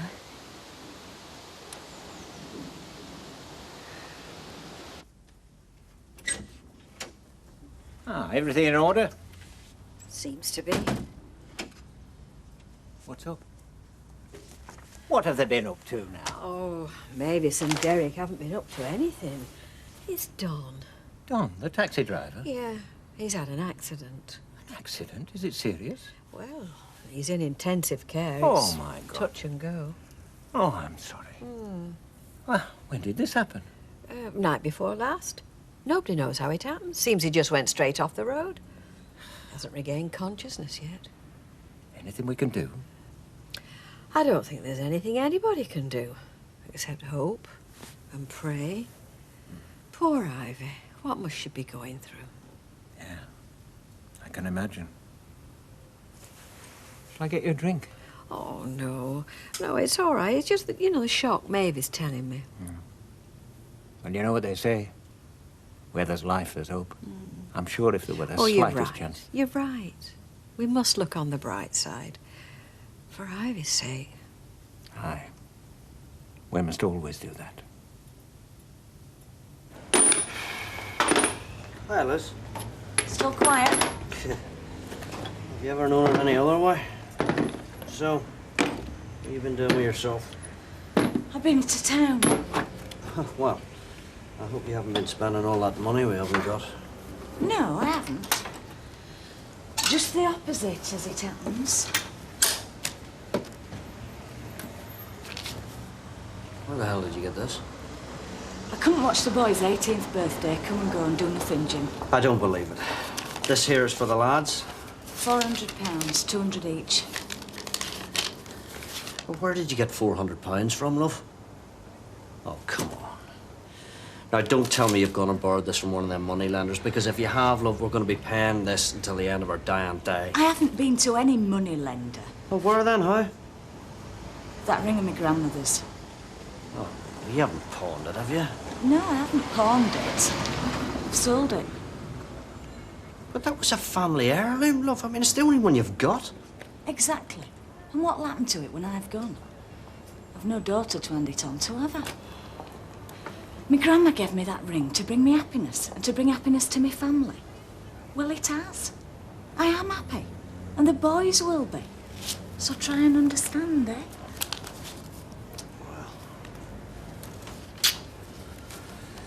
As long as that's what you want, love. It is. I just hope they appreciate it. Everything all right for you? Oh, fine, yes. What's up? See ya.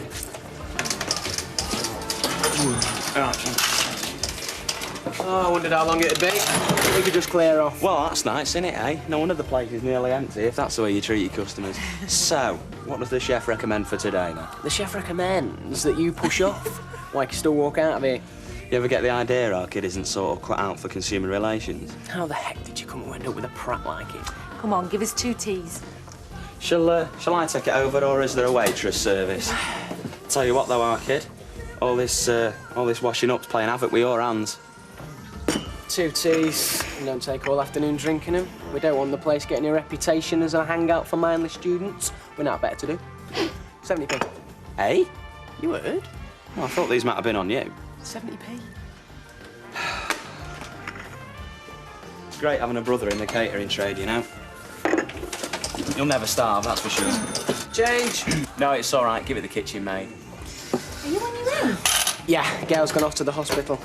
Wish she couldn't have done unless I was here. So, at least I'm doing something useful with my life. Which more can say for some round here.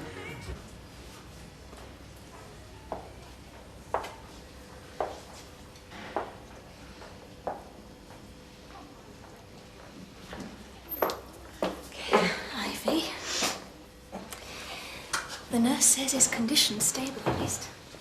Yeah, but he's still unconscious now. Yeah, well, any improvement's better than none, Ivy. Yeah, I suppose you're right. It's just sitting there, talking to him, Not seeing any difference. Have you been with him all morning? Yeah, I don't know. Have they said what might have happened yet? What caused it? No, they haven't. And nobody's come forward? Nobody saw anything? Seems not. Seems the only one that can tell us is Don. That's if he gets the chance, God. Come on, Ivy. I think it's time you came home. No, he might want me, Gail. Then you can be back here in 2 minutes. We know where to get hold of you. Come on. Come on with me, eh? Come and have some tea. No, I can't get on like this. I can't let the kids see me like this. All right. All right, I understand that. But at least let's drive you home, eh? You look worn out. It's what Don would want. Now, come on. I'll tell the nurse I'm taking you home. All right. I'm just going to say goodbye to him, all right? You do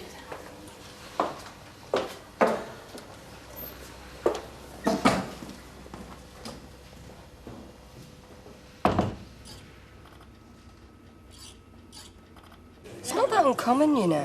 What isn't? Well, these breakdowns, especially women. Oh, now that I can believe. My Auntie Joan would have been about the same age as Mrs. Bishop. Your Auntie Joan? They caught up with her in the fish shop, in a nightie. We didn't see much of her after that. They told us that she'd moved to Wales, but if you ask me, I think she was put away. Yeah, well, I don't think it's quite the same thing with Emily. Nothing that a good rest won't put right, and the right sort of care and attention when she comes back. Yeah, well, she's lucky there. Why? Well, my Auntie Joan had nobody, and at least Mrs. Bishop's got Mr. Sugden. You know, she's got somebody to come back to. Are you all right? Me? Well, yes. Why shouldn't I be? But you look miles away. Oh, I was merely reflecting on life's fickle nuances. Eh? Twists of fate. Oh. Like, what is it that makes the good Lord, in his wisdom, give me a keen business brain, and you, well, you know, compensates for our shortcomings, makes up for what we're lacking in one department by endowing us in others. Oh, I see. Hi, Jago. Pint, please, mate. Yeah. I hear Terry's got a date for his trial, then. You heard right, sir. So when is it? July the 15th. Ah, well, sure, that's something, you know. I mean, once they get that out of the way, they'll know what they're doing, you know. Young Lisa and Terry, they might be able to plan things for the future, you know what I mean? Hello. No, I think it's going to be some time before he has any future to plan for, believe me. Oh, hello. I'm sorry. I just wanted to see if Ivy were all right. Have you done to eat? No, I was waiting for you, but I mean, if you want to stop with her, I can fix myself something at home. Oh, no, love. She'll be all right. I think she just wants to be on her own for a bit. Still no change? Well, I'm still unconscious, but things look more promising than they did last night. I still can't believe it's happened. I don't think anybody can. I don't think it's Ivy yet properly. When you think what that woman's been through. Oh, you can say that again. Bert, then there Brian. Yeah, if it happened to Don, well, don't bear thinking about. Oh, love, whatever's happening to us?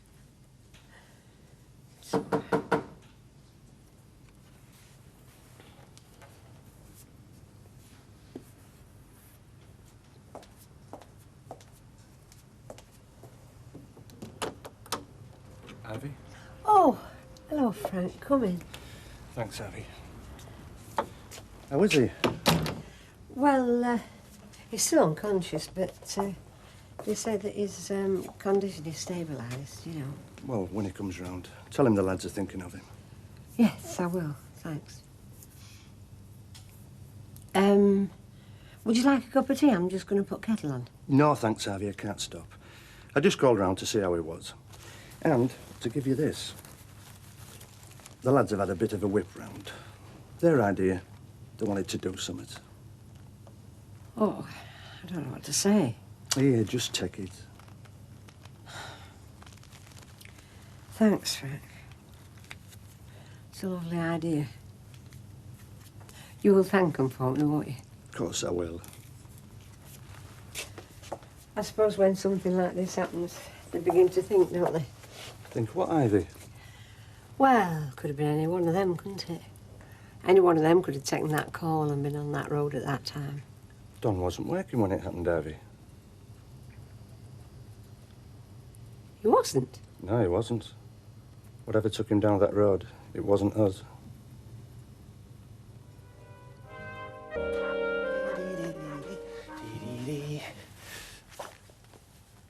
I mean, I know I'm not going to get a first. I'm not even asking for a 2-1. Just a nice little 2-2 and I'll be happy. You don't fancy dropping in on Ivy Brennan, do you? Why? Well, you know, just to see how Don is. You mean you've got to go around to see her and you're too scared to go on your own? No, no. I just thought we might show a bit of neighbourly solidarity, that's all. Well, I'll show it later. After I've got my results. Which is going to be 2 o'clock on the dot. Yeah, you've said. They come out and they pin a list up and you look at it and then you either have the most wonderful moment of your life or else you realise you've been a complete and utter failure. No competition, I'd say. No, you're still getting the teeny bopper vote, I'll give you that. Hey, it's not meant to be a competition. And, I can't see one from Paula. Well, you won't, will you? Not until you see Paula. As for all these that have sent you cards, I reckon they'll all be staying well away. Do you mind if your mother and I get a word in edgeways? Yeah, sure. Well, we've got your card, haven't we? Yeah, but you haven't got our present, have you? So, with all our love and very best wishes to both of you, that's for you, Andy. And that's for you, Steve. Happy birthday, son. Cheers. Yeah, happy birthday. Cheers, Dad. Yeah, and happy the rest of your life after that. Well, thanks. This is great. Yeah, well, you're not supposed to count it, Steve. I'm not doing. Well, I'll save you the bother. There's 200 quid there for each of you. Yeah, and we're sorry it's not more, but that's about all we could run, so... No. It's, well, it's more than we expected, isn't it, eh? Didn't expect anything. No, that's what I mean. Well, that's why it's more. You didn't think we weren't going to manage a prezi on your 18th birthday, did you? And now at least we know where to come to when things get really tough. Well, thanks again. It's much appreciated, honest. I just thought this family was meant to be on the breadline with the business going down. Well, never you mind about that, son, all right? And that's our problem, not yours. You just put that money in your wallet and enjoy your birthday. But I've just been telling Vera Curly, there's no change. It looks as if he's asleep, you know, except that there's wires and things. Oh, I don't know. Happen they know more than they're letting on. Well, you'll have to ask him then. I do ask them, Vera. I've done nothing else but ask everybody that's come near. Well, you'll have to go on at him. Make a nuisance of yourself. Yeah, anyway, I just popped round to tell you, I've had a word with Mr. Holdsworth and we understand if you feel that you're still not able to come back to work. Oh, I should think so and all. Yeah, but I just popped round to say... Oh, with her husband laid there in a coma. We know, Vera. Thanks, Curly, but I won't be going back into work, love. I'm going to go back into hospital because they say if I sit and talk to him, it might help him, you know. But you begin to wonder when it keeps going on and on and on, and there doesn't seem no sign of him coming round. Do you want some company, eh? Because nobody's stopping me having time off. Not if I'm needed to sit with my best friend when her husband's state he's in. No, Vera, it's ever so good of you, but I'm better off on my own, honest I am. Well, you only have to ask. Have they told you any more about what caused the accident? Well, if they know any more, Curly, they aren't letting on about that either. But don't taxi firm know all? Taxi firm know nothing, Vera. He wasn't even on taxi business when it happened. Well, what were he doing then? I wish I knew. I keep thinking and thinking and thinking, and I can't make any sense of it. No. We'll just have to wait till he opens his eyes and he tells us himself.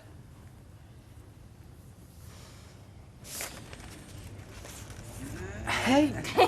We didn't know what to get you, so we thought you might as well get it yourself. Well, thanks. It's very nice, yeah. Only don't be telling your brother, else he'll be down here wanting one, won't he, eh? Well, here I am then. Hi, Phyllis. How are you? Right as rain. Didn't even have to go to the doctor's. I just give myself a good rest, drank plenty of my beetroot wine, got up this morning. I said, right, back to work for you.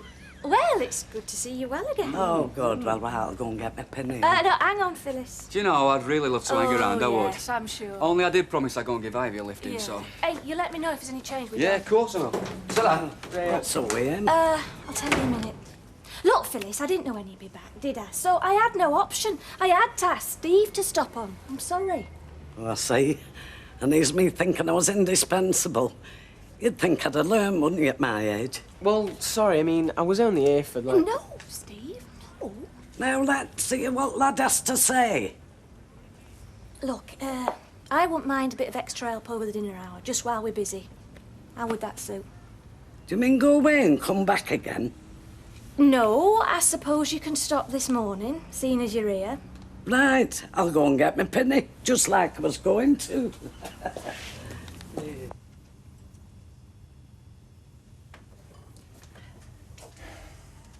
I feel I need to get out. Well, we can go wherever you like. No. Something... I think I'll have a go at that garden. We haven't got a garden. At my house. Oh. Well, you must have a million things you want to do. And to be honest, I'd quite enjoy getting out there for a bit. Getting my hands dirty. Are you still planning on selling it? Yes, of course, as soon as I can, but... Well, I've looked after it all my life. I can't just sit back and let it go to rack and ruin. Well, why don't you pay somebody then? There must be some lad who'd be glad of the chance to earn an extra few quid. Pay somebody? I don't want to pay somebody. I want to do it myself. Well, all right. Though I can't see the sense in going to all that trouble when you don't have to. Can you not? Well, you don't have to, do you? I'm not asking you to come. I'm not asking you to help me. Ted, is there anything the matter? No, why should there be? Well, all I'm saying is Well, that... I know what you're saying, all right. Do you? Well, you haven't actually come out and said it, but I know what's behind this, all right. Oh, you do you? Well, perhaps you can tell me then. But gardening is for the future, isn't it? You tend a garden because you think you'll be around to enjoy the fruits of your labour, whereas I won't be. That's what's behind this. That's not what's behind anything. I didn't think that for a moment, as if I ever would. Oh, you regard me as an invalid, which comes to the same thing. You think I should be resting. You think I shouldn't be going out. I shouldn't be out exerting myself. I never said any of them things. You may not have said them, but I didn't think them either. I just can't see the point in you wasting your time on a garden when you're going to be flogging it to somebody else. Well, you don't have to see the point, do you? I'm not asking you to. But something you are going to have to see is that I'm not one of them men who asks permission to step outside his own front door. Oh, I see. Right. Well, if it should occur to you to wonder where I am today, I shall be gardening. You may not like that, but that's what I shall be doing. Right. Well, I'll be back sometime this afternoon. That is, of course, if I'm still in the land of the living. So I thought I might visit Emily. Yeah, of course. Not till later on, you know, I just need to finish, say, an hour early. Yeah, she can have visitors now then, can she? Only, well, I were under the impression that she was, like, cut off from the world. Well, I rang the hospital this morning and they seem to think it'd help her to start seeing people again. Yes, Jack? Oh, a packet of fags, please. Well, let's hope it's us then. 2.20, I think so. Is that Emily you're talking about? Yeah, I mean, you know she's in the psychiatric ward at the General. Is it one of them padded cell jobs? Oh, I don't know. Oh, come on. Emily's had a nervous breakdown. She just needs a bit of peace and quiet, that's all. Well, it could be a straitjacket or something. Well, I hardly think so. Or one of them iron masks. I mean, did you see that film Silence of the Lambs? No. Where they're pushing him about on that trolley and he's got this steel muzzle on his face. Yeah, well, I'm sorry to disappoint you, Jack, but I shouldn't think Emily's being treated anything like that. No, well, I shouldn't think so anyway. I mean, you've got to go private to get that kind of thing, haven't you? Yes, yeah. I'll see you, girls. Bye-bye, Jack. Oh. Can you believe it? What? Is she in a straitjacket? Is she in a padded cell? I mean, you don't know, do you? Oh, come on, Audrey. It's just ignorance, is that? Yes, it might be, but I mean, it's an ignorance we all share, isn't it? I mean, do you know what goes on in a psychiatric hospital? Oh, no, not exactly. No, neither do I. I mean, all right, you're going to visit Emily this afternoon, but, well, do you know what you're going to find when you get there? Well, I mean, I was twiddling my thumbs over there, so I thought I might as well get back over here and do it in comfort. I'll make some dinner. I mean, if I go down the boozer, sure, I'm only spending money anyway. Right, I'm going. How are you? I'm just going to pop down to Paula's, OK? Oh, well, don't you want to talk to eat before you go? No, not really. Oh, listen, about that money. What about it?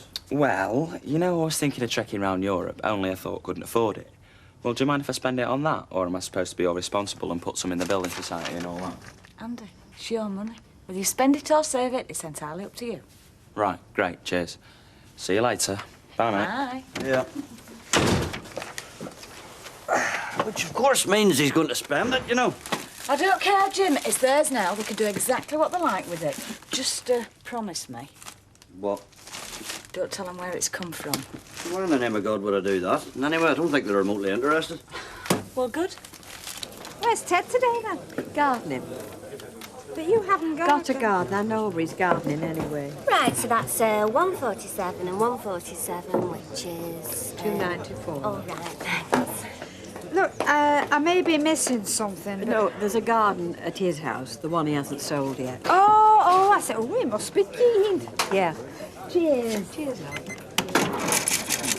Jack, has Raquel said anything to you about finding fresh digs? Oh, is she? No. No, I didn't know. Well, I don't. That's why I'm asking. Oh. Only she's the sort of woman, you know, who likes to spread herself about a bit. You know what I mean? Yeah. No, not really.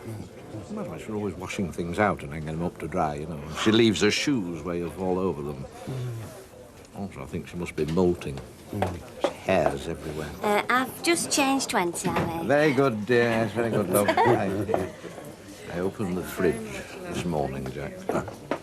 She's got her tights in there. Tights? In the fridge? She reckons it stops them lathering. And the scent. It's everywhere. Yeah. Between her and Bet, my nasal passages are in rags. Absolute rags. The customer wants... Oh, right. Right, please, Jack. Right, love it. And are you having another one, Mr. Sugden? No, I'm all right with this, thank you. Get my results today. Aye. Find out whether I've been a success or a failure. Well, none of us will know that, will we, till we're called to account on the day of judgment? I thought I'd come in here first, you know, cheer myself up. It comes to us all sooner or later. Glad I did, really.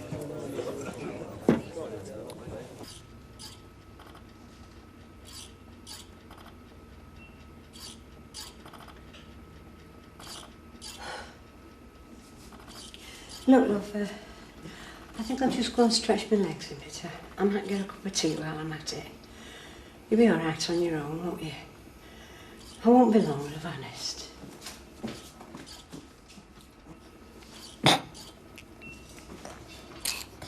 Don! Don? You're... Oh, wait, love, wait. I'll get a nurse.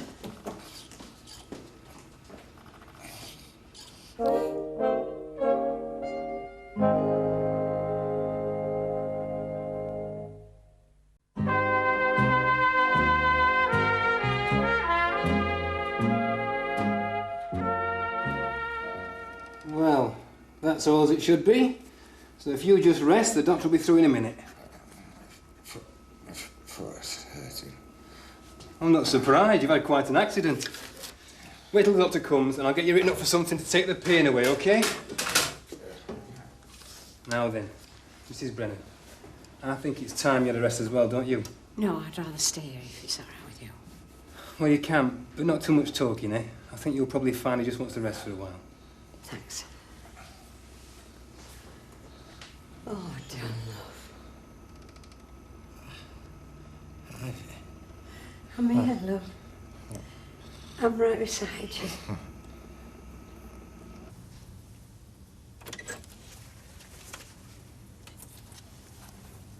I made a start. Lot died off, though. Good. Well, I think I'll nip over to the garden centre, see what they've got. Do you want me to come with you? Oh, do you want to? I don't mind. If you want me to, then... No. Why should you? I'm quite capable of choosing a few plants myself. Right, well, I'll stop here then. Right, well, when are we eating? Every time you like. Well, just tell me. Give me a time and I'll be back. I've just told you whatever time you like. 6 o'clock, midnight, makes no difference to me. All right. Between 6 o'clock and midnight, I'll be back. Right. Bye. Well, where were you going, love? Can't you even remember that? I don't want to talk about it. Well, was there a car coming or the way or something? Because you're a careful driver. I mean, that's what I said to police. I said, there's got to be a reason. It's only me. Hello, love. Hey, Don. You're back with us, mate. How you doing? Not bad, mate. Not bad. You came round about an hour ago. Oh, well, that's great, isn't it? Yeah, it's it is. marvellous. So, well, anyway, I was just passing and I wondered if there's anything I can get for you, you know? Or if you wanted a lift home. No, love, I'm stopping here. Well, let him give you a lift home. No, I won't stay here. Ask him, take her home. Oh, yeah, sure. No, I'm stopping here. Martin Platt. You should know the rules if anybody does. Yeah, Charge. I was just passing and I thought I'd just... Is giving my wife a lift home? No. Oh, yeah, but he still shouldn't be here. But I do think it would be a good idea if we all give Mr. Brennan a chance to have some rest, eh? You can ring any time you like, and then come again when he's had a sleep, eh? Well, all right, if you say so. Bye, love. Well, I'd spend most of the day doing very little. I felt guilty at first, but you soon slip into the routine. I'm sure. Then there's this psychiatrist who comes to see me and we talk. Well, I do. Goodness me. The things I've talked about. Things I didn't even know I could remember. About Arnold and Ernest, and we even talked about Mr. Swindler the other day. Of course, you wouldn't remember him. No, I've heard the name. Apparently, I've been suffering from some sort of depression. I didn't even know there were different sorts, but it seems there's quite a variety. Oh, but... What? Mr. Sugden. Don't tell me he's a variety all on his own. I can't help thinking of how he tried to help me and the way I acted. I mean, I can't remember all of it, but, oh, I behaved terribly. I know I did. I more or less blamed him for everything. Emily, you weren't well. Oh, goodness knows what he must think of me. I don't know how I'm ever going to face him. On the house. Well, your mother working down the boozer and you in here, I shouldn't have to put my hand in my pocket ever again, should I? Shall I stop and help you clear up a bit? No, Phyllis, please, go. Ah, but you want me tomorrow, don't you? 12 o'clock. Not a minute before. Hiya. Hey, listen, Don's come round. Oh, has it? Yeah, so I've taken Ivy home. Oh, well, you can go and see him and I'll look after the shop for you. No, Phyllis. It's just you keep saying we haven't got any money and then you go giving us £400. Oh, I see. You want to give it back? Is that the idea? Oh, I just don't know if we can afford it. Look, we're not church mice, Steve. I mean, it's your 18th birthday. It's meant to be special, you know. Yeah. OK, right. You want me to tell you where we got the money from? Is that it? Well, I will then. But don't you breathe a word to your mother, because if she knew I was telling you, my life wouldn't be worth living. Hello. Oh. Oh. You got your results then? Oh, no. Oh, no, what? Well, you failed. Well, thanks, Curly. What? What? I got a 2-2. Well, that's great. I mean, that's what you said you wanted. Yeah. Well, great. I didn't mean it. I wanted a 2-1. Oh. Well, then why did you say that you wanted... Because I was trying to convince myself. I was trying to convince myself that I'd be happy with a 2-2. It didn't work, did it? Well, even so. Even so what? Well, a 2-2. Pretty good, pretty good. Pretty good? Very good, very good. No, not very good, no. Not good enough. Not good enough to get me a job. Oh, come on. Oh, come on, what? Well, it's not the degree that matters, is it? No, it's your designs. It depends how good your designs are. Oh, so we know all about design now, do we? This is a world we're an authority on, is it? Well, no. No, well, I am. That's the difference between you and me, Curly. I know what I'm talking about. The world's full of designers with 2 2s. The trouble is, the ones that get work are designers with 2 1s. Have you had anything to eat? Nope. Tell you what, I'll make us both something. You stay there, don't do a thing. What do you want? Nothing. Oh, come on, Angie. Nothing. Angie. Nothing! Well, this is just great, isn't it? Let's have a look. Yeah. Hey, you get everything but the kitchen sink in that. Do you like it? Yeah, of course I do. Cheers. He likes it. I just thought, in case you were planning on going anywhere. Yeah. Oh, it's me that's going somewhere, and I should have been gone 10 minutes since. Now, listen, all of you. Have a great time and look after one another, OK? Yeah, sure, Mum. We're big boys now, Mum. I know. Right. See you, Paula. Bye. Cheers, love. Bye. Right, time I prepared myself for all those young ladies. No, you're not having the bathroom. Oi, Not having the I thought bathroom. you two were meant to be adults now, eh? Only just. Well, it's going to be a week. Hey, you can talk. So, listen, what time does this here hoolie start, then? About 9, 9:30. Not before. So, why don't the pair of you pop down the Rovers? I'll get your mother to pour you a few jars, and who knows, I might even put my hand in my pocket and pay for them, eh? Yeah, OK. Yeah, great. Good. Hey, just think, a real live pub, won't that be interesting? Never been in one of those before. Away on with you.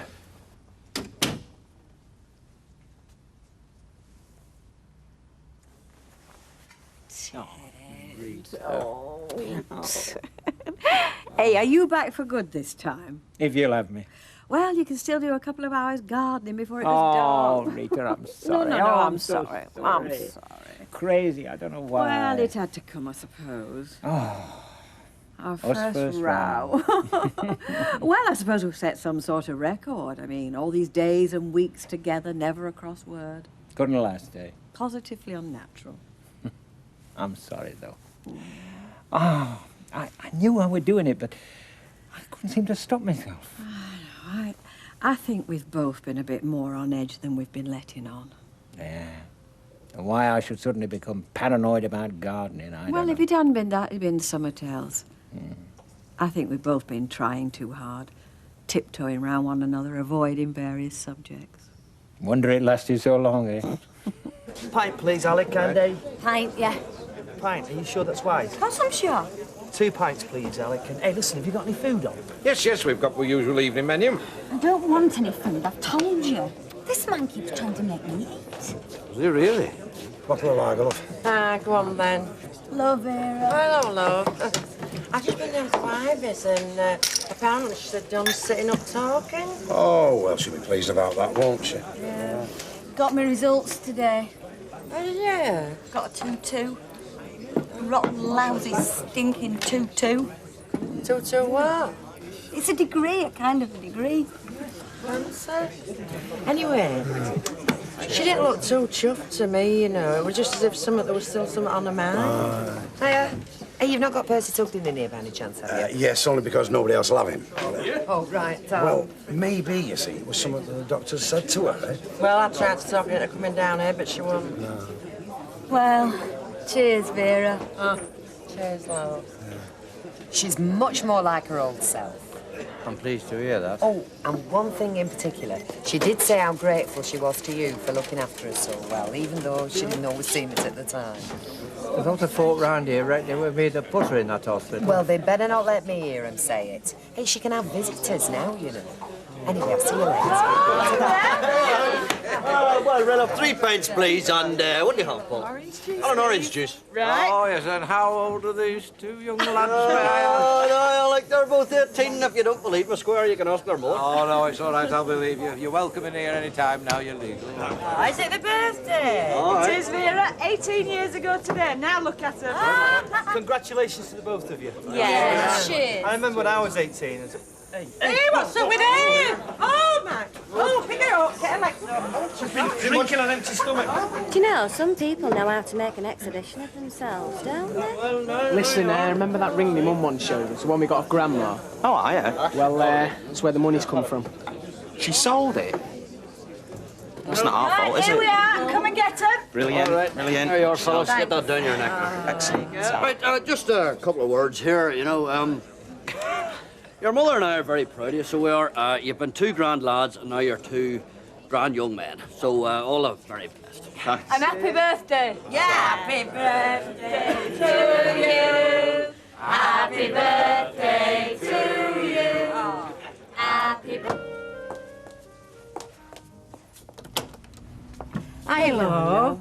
I was just on my way to work, so I thought I'd call and see how you are. Oh, I'm fine, Vera. Listen, I've been on to hospital. Oh, yeah? Yeah, and they've taken Don off a ventilator and they've put him on an ordinary ward. So he's out of danger then? Yeah. Well, he must be, mustn't he, love? Oh, smashing. You must be relieved. Oh, I am, love. I've been worried out of my mind these last few days. Oh, I know you have, love. Oh, what with Bert and then Brian. I mean, if it would have happened to Don, I don't... Well, it hasn't, has it? Because he's on men now, isn't he? Yeah, thank God. Should be me that's crying, having to go into work for little littler. Don't worry, I'll be back to work in a day or 2. Yeah, well, I might have brained him by then. Do you know, I went delicate last Saturday, and if he'd have said to me one more time about learning from German efficiency, he'd have got one of them sausages right where it hurts. Morning. Shouldn't you be at work? No, I'm going in later. I'm working tonight, staff training. One of Reggie's efficiency drives.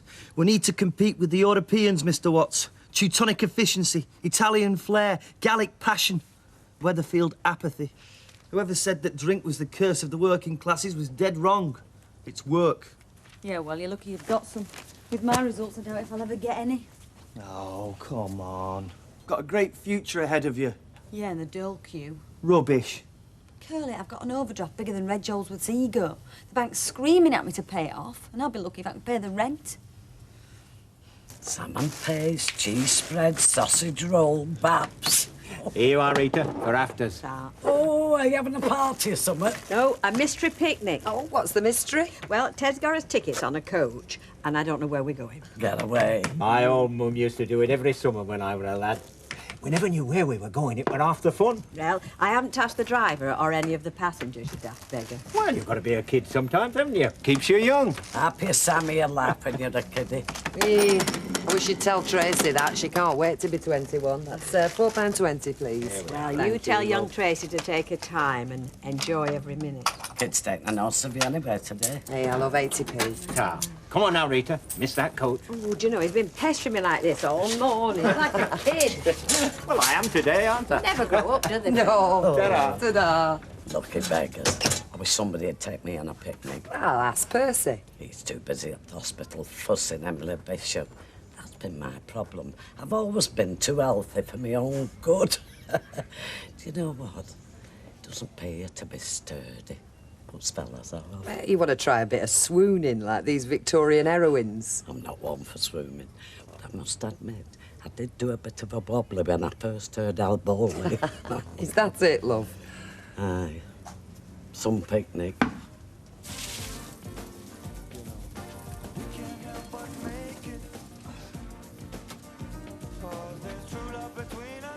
I thought this was breakfast, not the Chelsea flower show.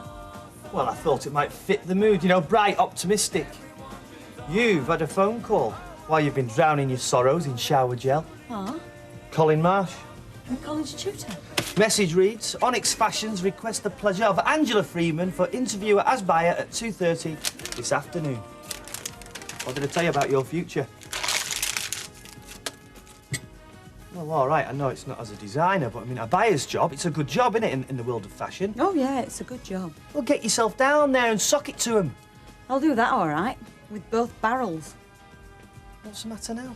Onyx Fashions was the merchants who bought my stolen designs from last year's show. Ah. So, I'll sock it to them all right. And then I'll take great pleasure in telling them where to stick their rotten job. Afternoon, Percy. Good afternoon, Mrs. Barlow. Can I help you? Well, I was looking to buy a box of chocolates. Chocolates, oh, lovely. Here you go, a lady friend, Percy. Does Phyllis know? Actually, they're for Mrs. Bishop. Oh, you're going in to see Emily then? Yes, I thought I'd pop along there this afternoon. Have you not been to see her yet? She's been in days. Yes, well, the doctor said, well, she had to have a complete rest, you know, for a while. I wonder who from. Any particular kind of chocolates, Percy? Milk, plain? Well, plain, I should think. I'm not a chocolate man myself. I like mints. Percy, do you think this is wise? I mean, visiting us so soon. I beg your pardon. Well, I mean, you wouldn't want her to have a relapse, would you, if she needs complete rest? There you are, Percy. I think Emily will like these. They've got nice gooey scents. £2.50, Yes. just what I've got. That's right, love. It might interest you to know, Mrs. Roberts, that Mrs. Bishop's especially requested that I go along and see her. Yes, that's right. Emily said so last week. Oh, yeah, well, she's got to face it sometime, hasn't she? She can't hide away forever. Mrs. Bishop's not the sort to hide from anything. Or anybody. Give Emily my love, will you, Percy? Tell her I'll pop in and see her tomorrow. I'll do that, and thank you very much. Thank you very much. Okay, love. Well, that was well offside. Pardon? Well, practically accusing the poor old soul of driving her in there. Oh, well, it wouldn't be the first time, would it, Deirdre? I mean, last year he practically drove her to sell up and move to Ross-on-Sea If it hadn't been for Percy, Emily could have finished up a good deal worse. He's been running around for weeks trying to perk her up and protect her from things. Well, I can imagine what that must have done for her depression. It and all. might have saved her from doing something stupid. Or drove her to it. And what about us, eh? What were we doing while he was running around dropping hints and worrying himself sick? Nothing. We didn't even notice. And we're supposed to be her friends and neighbours. Oh, Deirdre, love, now let's face it. How on earth is Emily going to get better with him under her feet all day, chuntering on in his balmy way? No, believe you me, she will be back in 6 months. Yeah, well, I'm no medical expert, Audrey, but I do know that Percy isn't responsible for her losing her job at the hospital or any of the other awful things that have happened to poor Emily over the years. And I also know that she's very grateful to him for the way he's looked after her. And it's up to us to make sure he doesn't have to shoulder the burden again when she comes out. I'm going for my lunch.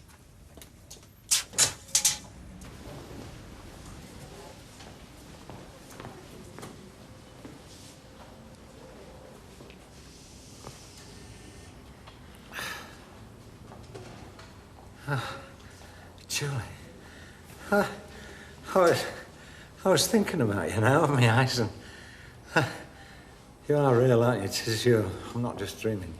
No, you're not dreaming. I'm as real as I'll ever be. I only heard about it last night. From one of the drivers from your firm. He dropped me off after the club. I didn't know whether I should come, but I'm glad you did. I'm very glad. I needed to know how you were. I'm fine. I'm fine. You look it. Yeah, well, I felt worse after hangovers. You hadn't been drinking, no, had you? No. But you must have been driving pretty fast. Yeah, well, I thought I could take this bend, yeah. I must have lost it. Next thing, in here, tubes up every orifice. It was that night, wasn't it? After you left my place. Yeah, but it wasn't because of you, if that's what you're thinking. What happened? No? No, I swear. Because if I thought it was Don Brennan, I'd never speak to you again. I'd better go. I got them to let me in early in case... No, don't go just yet, please. Oh, Don.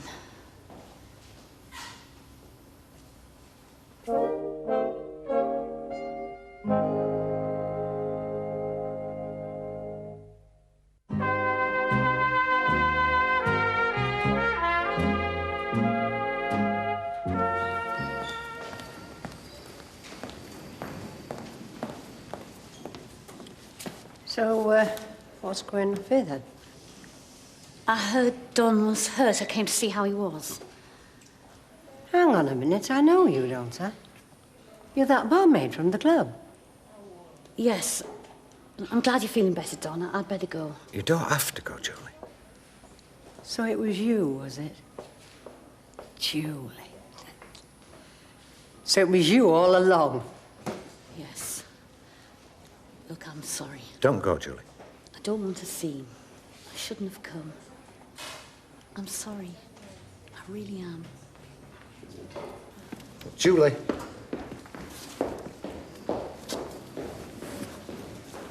So it was her, was it?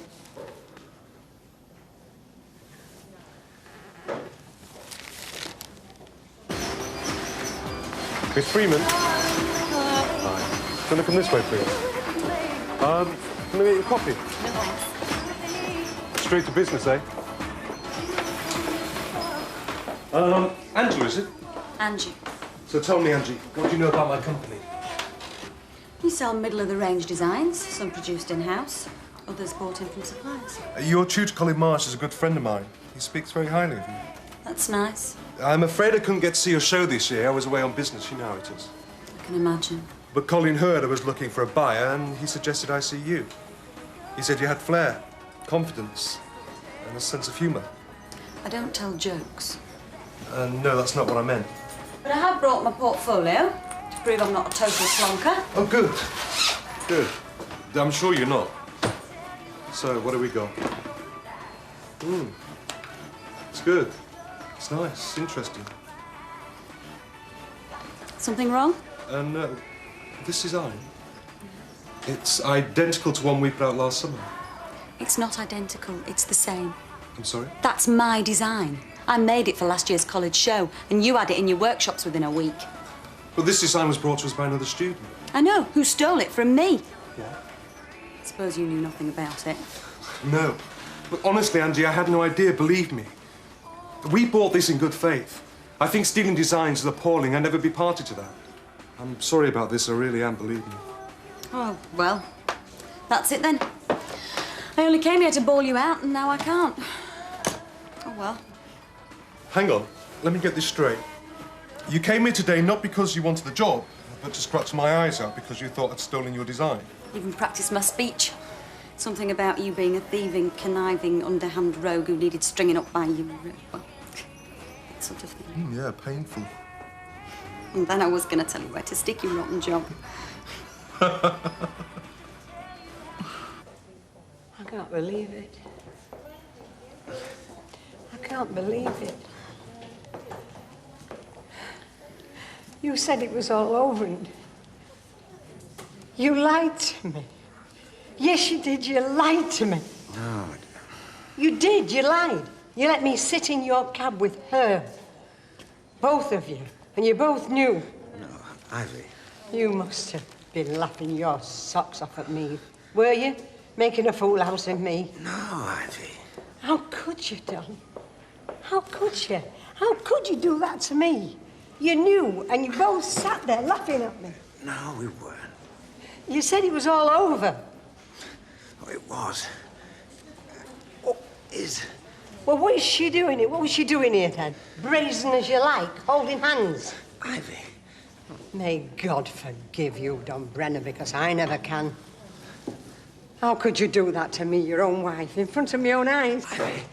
Was that where you were that night? Did it happen, the smash? Had you gone to see her? Ivy, please, Ivy. Get a nurse. Look, my foot. I need painkillers. Look, it's not an excuse.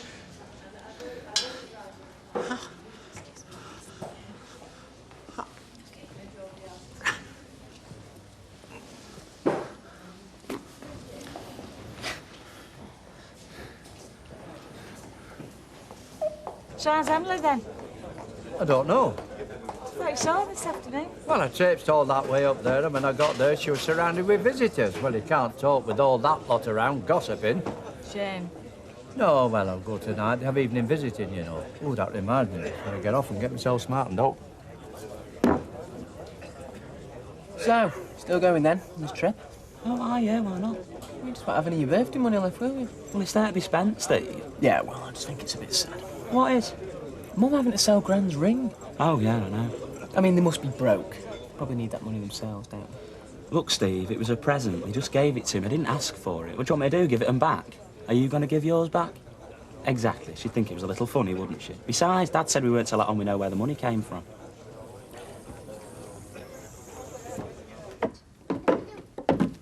Mum, when we having tea? I've told you a dozen times. When Grandma Ivy comes. Right. I'm hungry. Can I start? No. Here's Martin. Well? Well, there's no sign. Rang the doorbell for ages, even went round the back. She's not in. She said she'd be here at 6:30. I hope everything's all right. Oh, now, don't go jumping to conclusions. She'll probably be here in a minute, won't she? Might be having tea with Grandad. Yeah, well, I hope she turns up soon. I said I'd go out to Tony's later. Got some coursework I want to go over with him for tomorrow. I'm starving. Hey, I tell you what, we'll shout for her, shall we? Hey, see if she hears us. Hey? Grandma, come on, we're starving! Come on, all together. Grandma, come on, we're starving!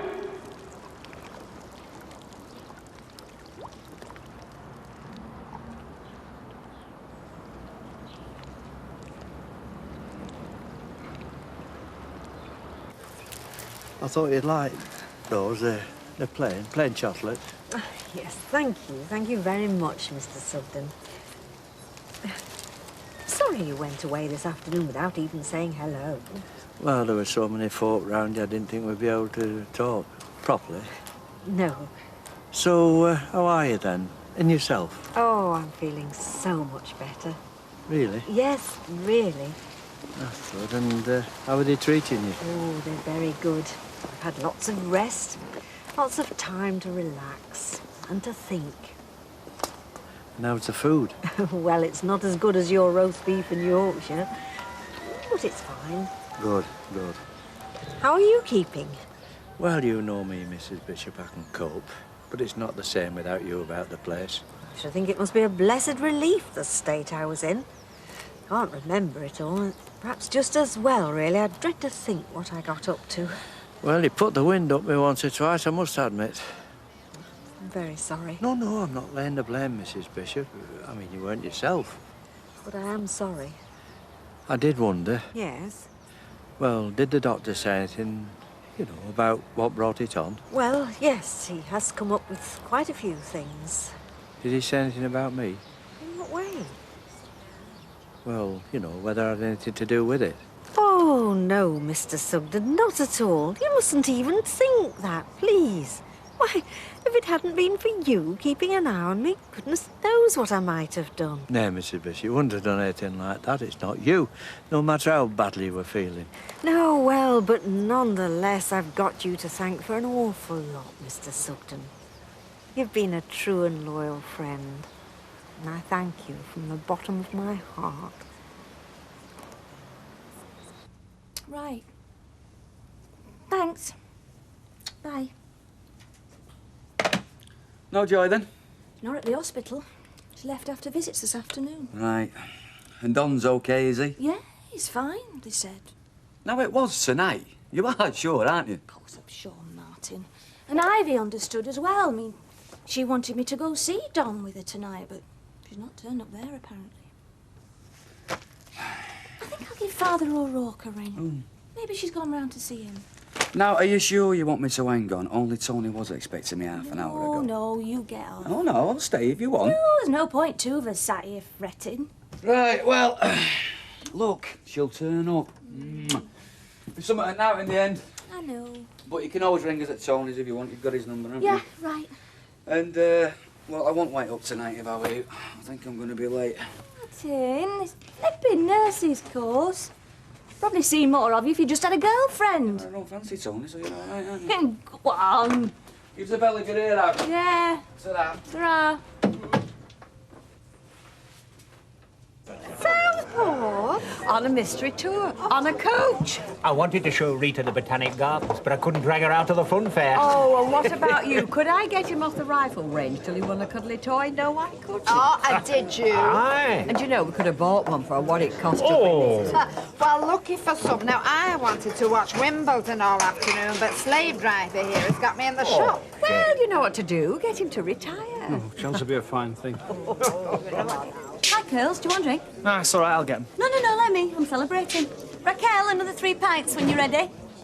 You celebrating? Judging by last time, must be a passing out parade. Giving this rag trade Wally a piece of a mind, apparently. That's right. Well, it's one thing getting it off your chest, but it hardly calls for a celebration now, does it?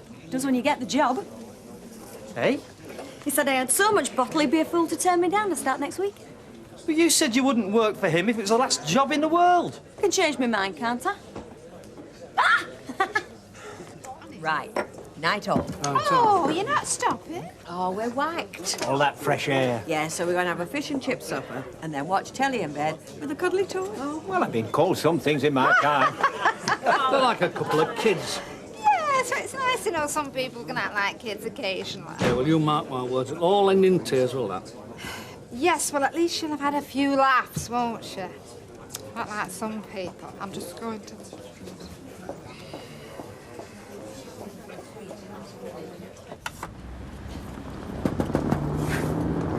Pardon me, Mrs. Barry, not closed, are you yet? Oh, come in, Percy. You just caught me. Well, I've just come back from visiting Mrs. Bishop and, you know, I clear forgot I haven't got any bread or butter. Oh, right. How is Emily? Oh, she's ever so much brighter. Oh, good. Aye, they're building her up with vitamins and that sort of thing, you know, because she's not been eating. I know. She told me all about it when I went to see her. Well, that's one of the symptoms, you see, not eating and sleeping a lot. Yeah. They call it clinical depression. They do. I mean, as far as I'm concerned, I'm not the one to get depressed, am I? Oh, but Emily's had a lot to cope with this last few months. What with losing a job at the charity shop and then losing a job hospital visiting, you know. She said to me she suddenly felt useless. Nobody needed her anymore. Can you imagine that? Well, it happens to a lot of folks when they're getting on. Well, I said, that's nonsense. I said, look at me, I've had a minute to spare, what with me neighbourhood watch and me bowling committee. Sometimes you just can't take advice from friends. They're just too close. She said that and all.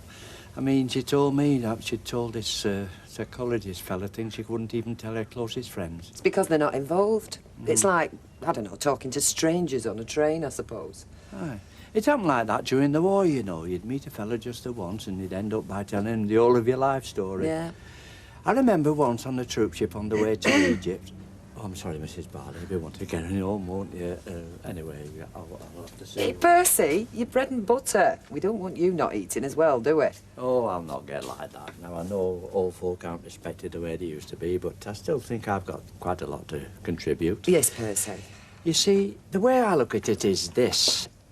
I'd like the number of Weatherfield Police Station, please.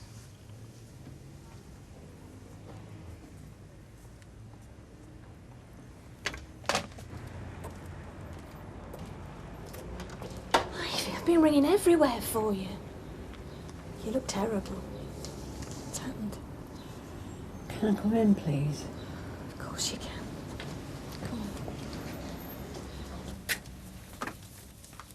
Well, I've just got to tell somebody, Gail. What is it, Ivy? Sit down. Do you want a cuppa? I've been walking and walking miles and miles. I don't even know where I've been. My mind's racing, girl. It's churning up and churning about. I can't even think straight. What is it, Ivy? What's wrong? It's Don. What about him? Well, that accident. Yeah? I don't think it was an accident, love. I think he did it on purpose. Out of guilt. Guilt? What about? Ivy. He's been seeing another woman, Gail. He's been seeing her all along. And I don't know what to do, love. I think he tried to kill himself because he couldn't face me. I'm frightened, Gail. I don't know what's going to happen. I'm so frightened. Oh.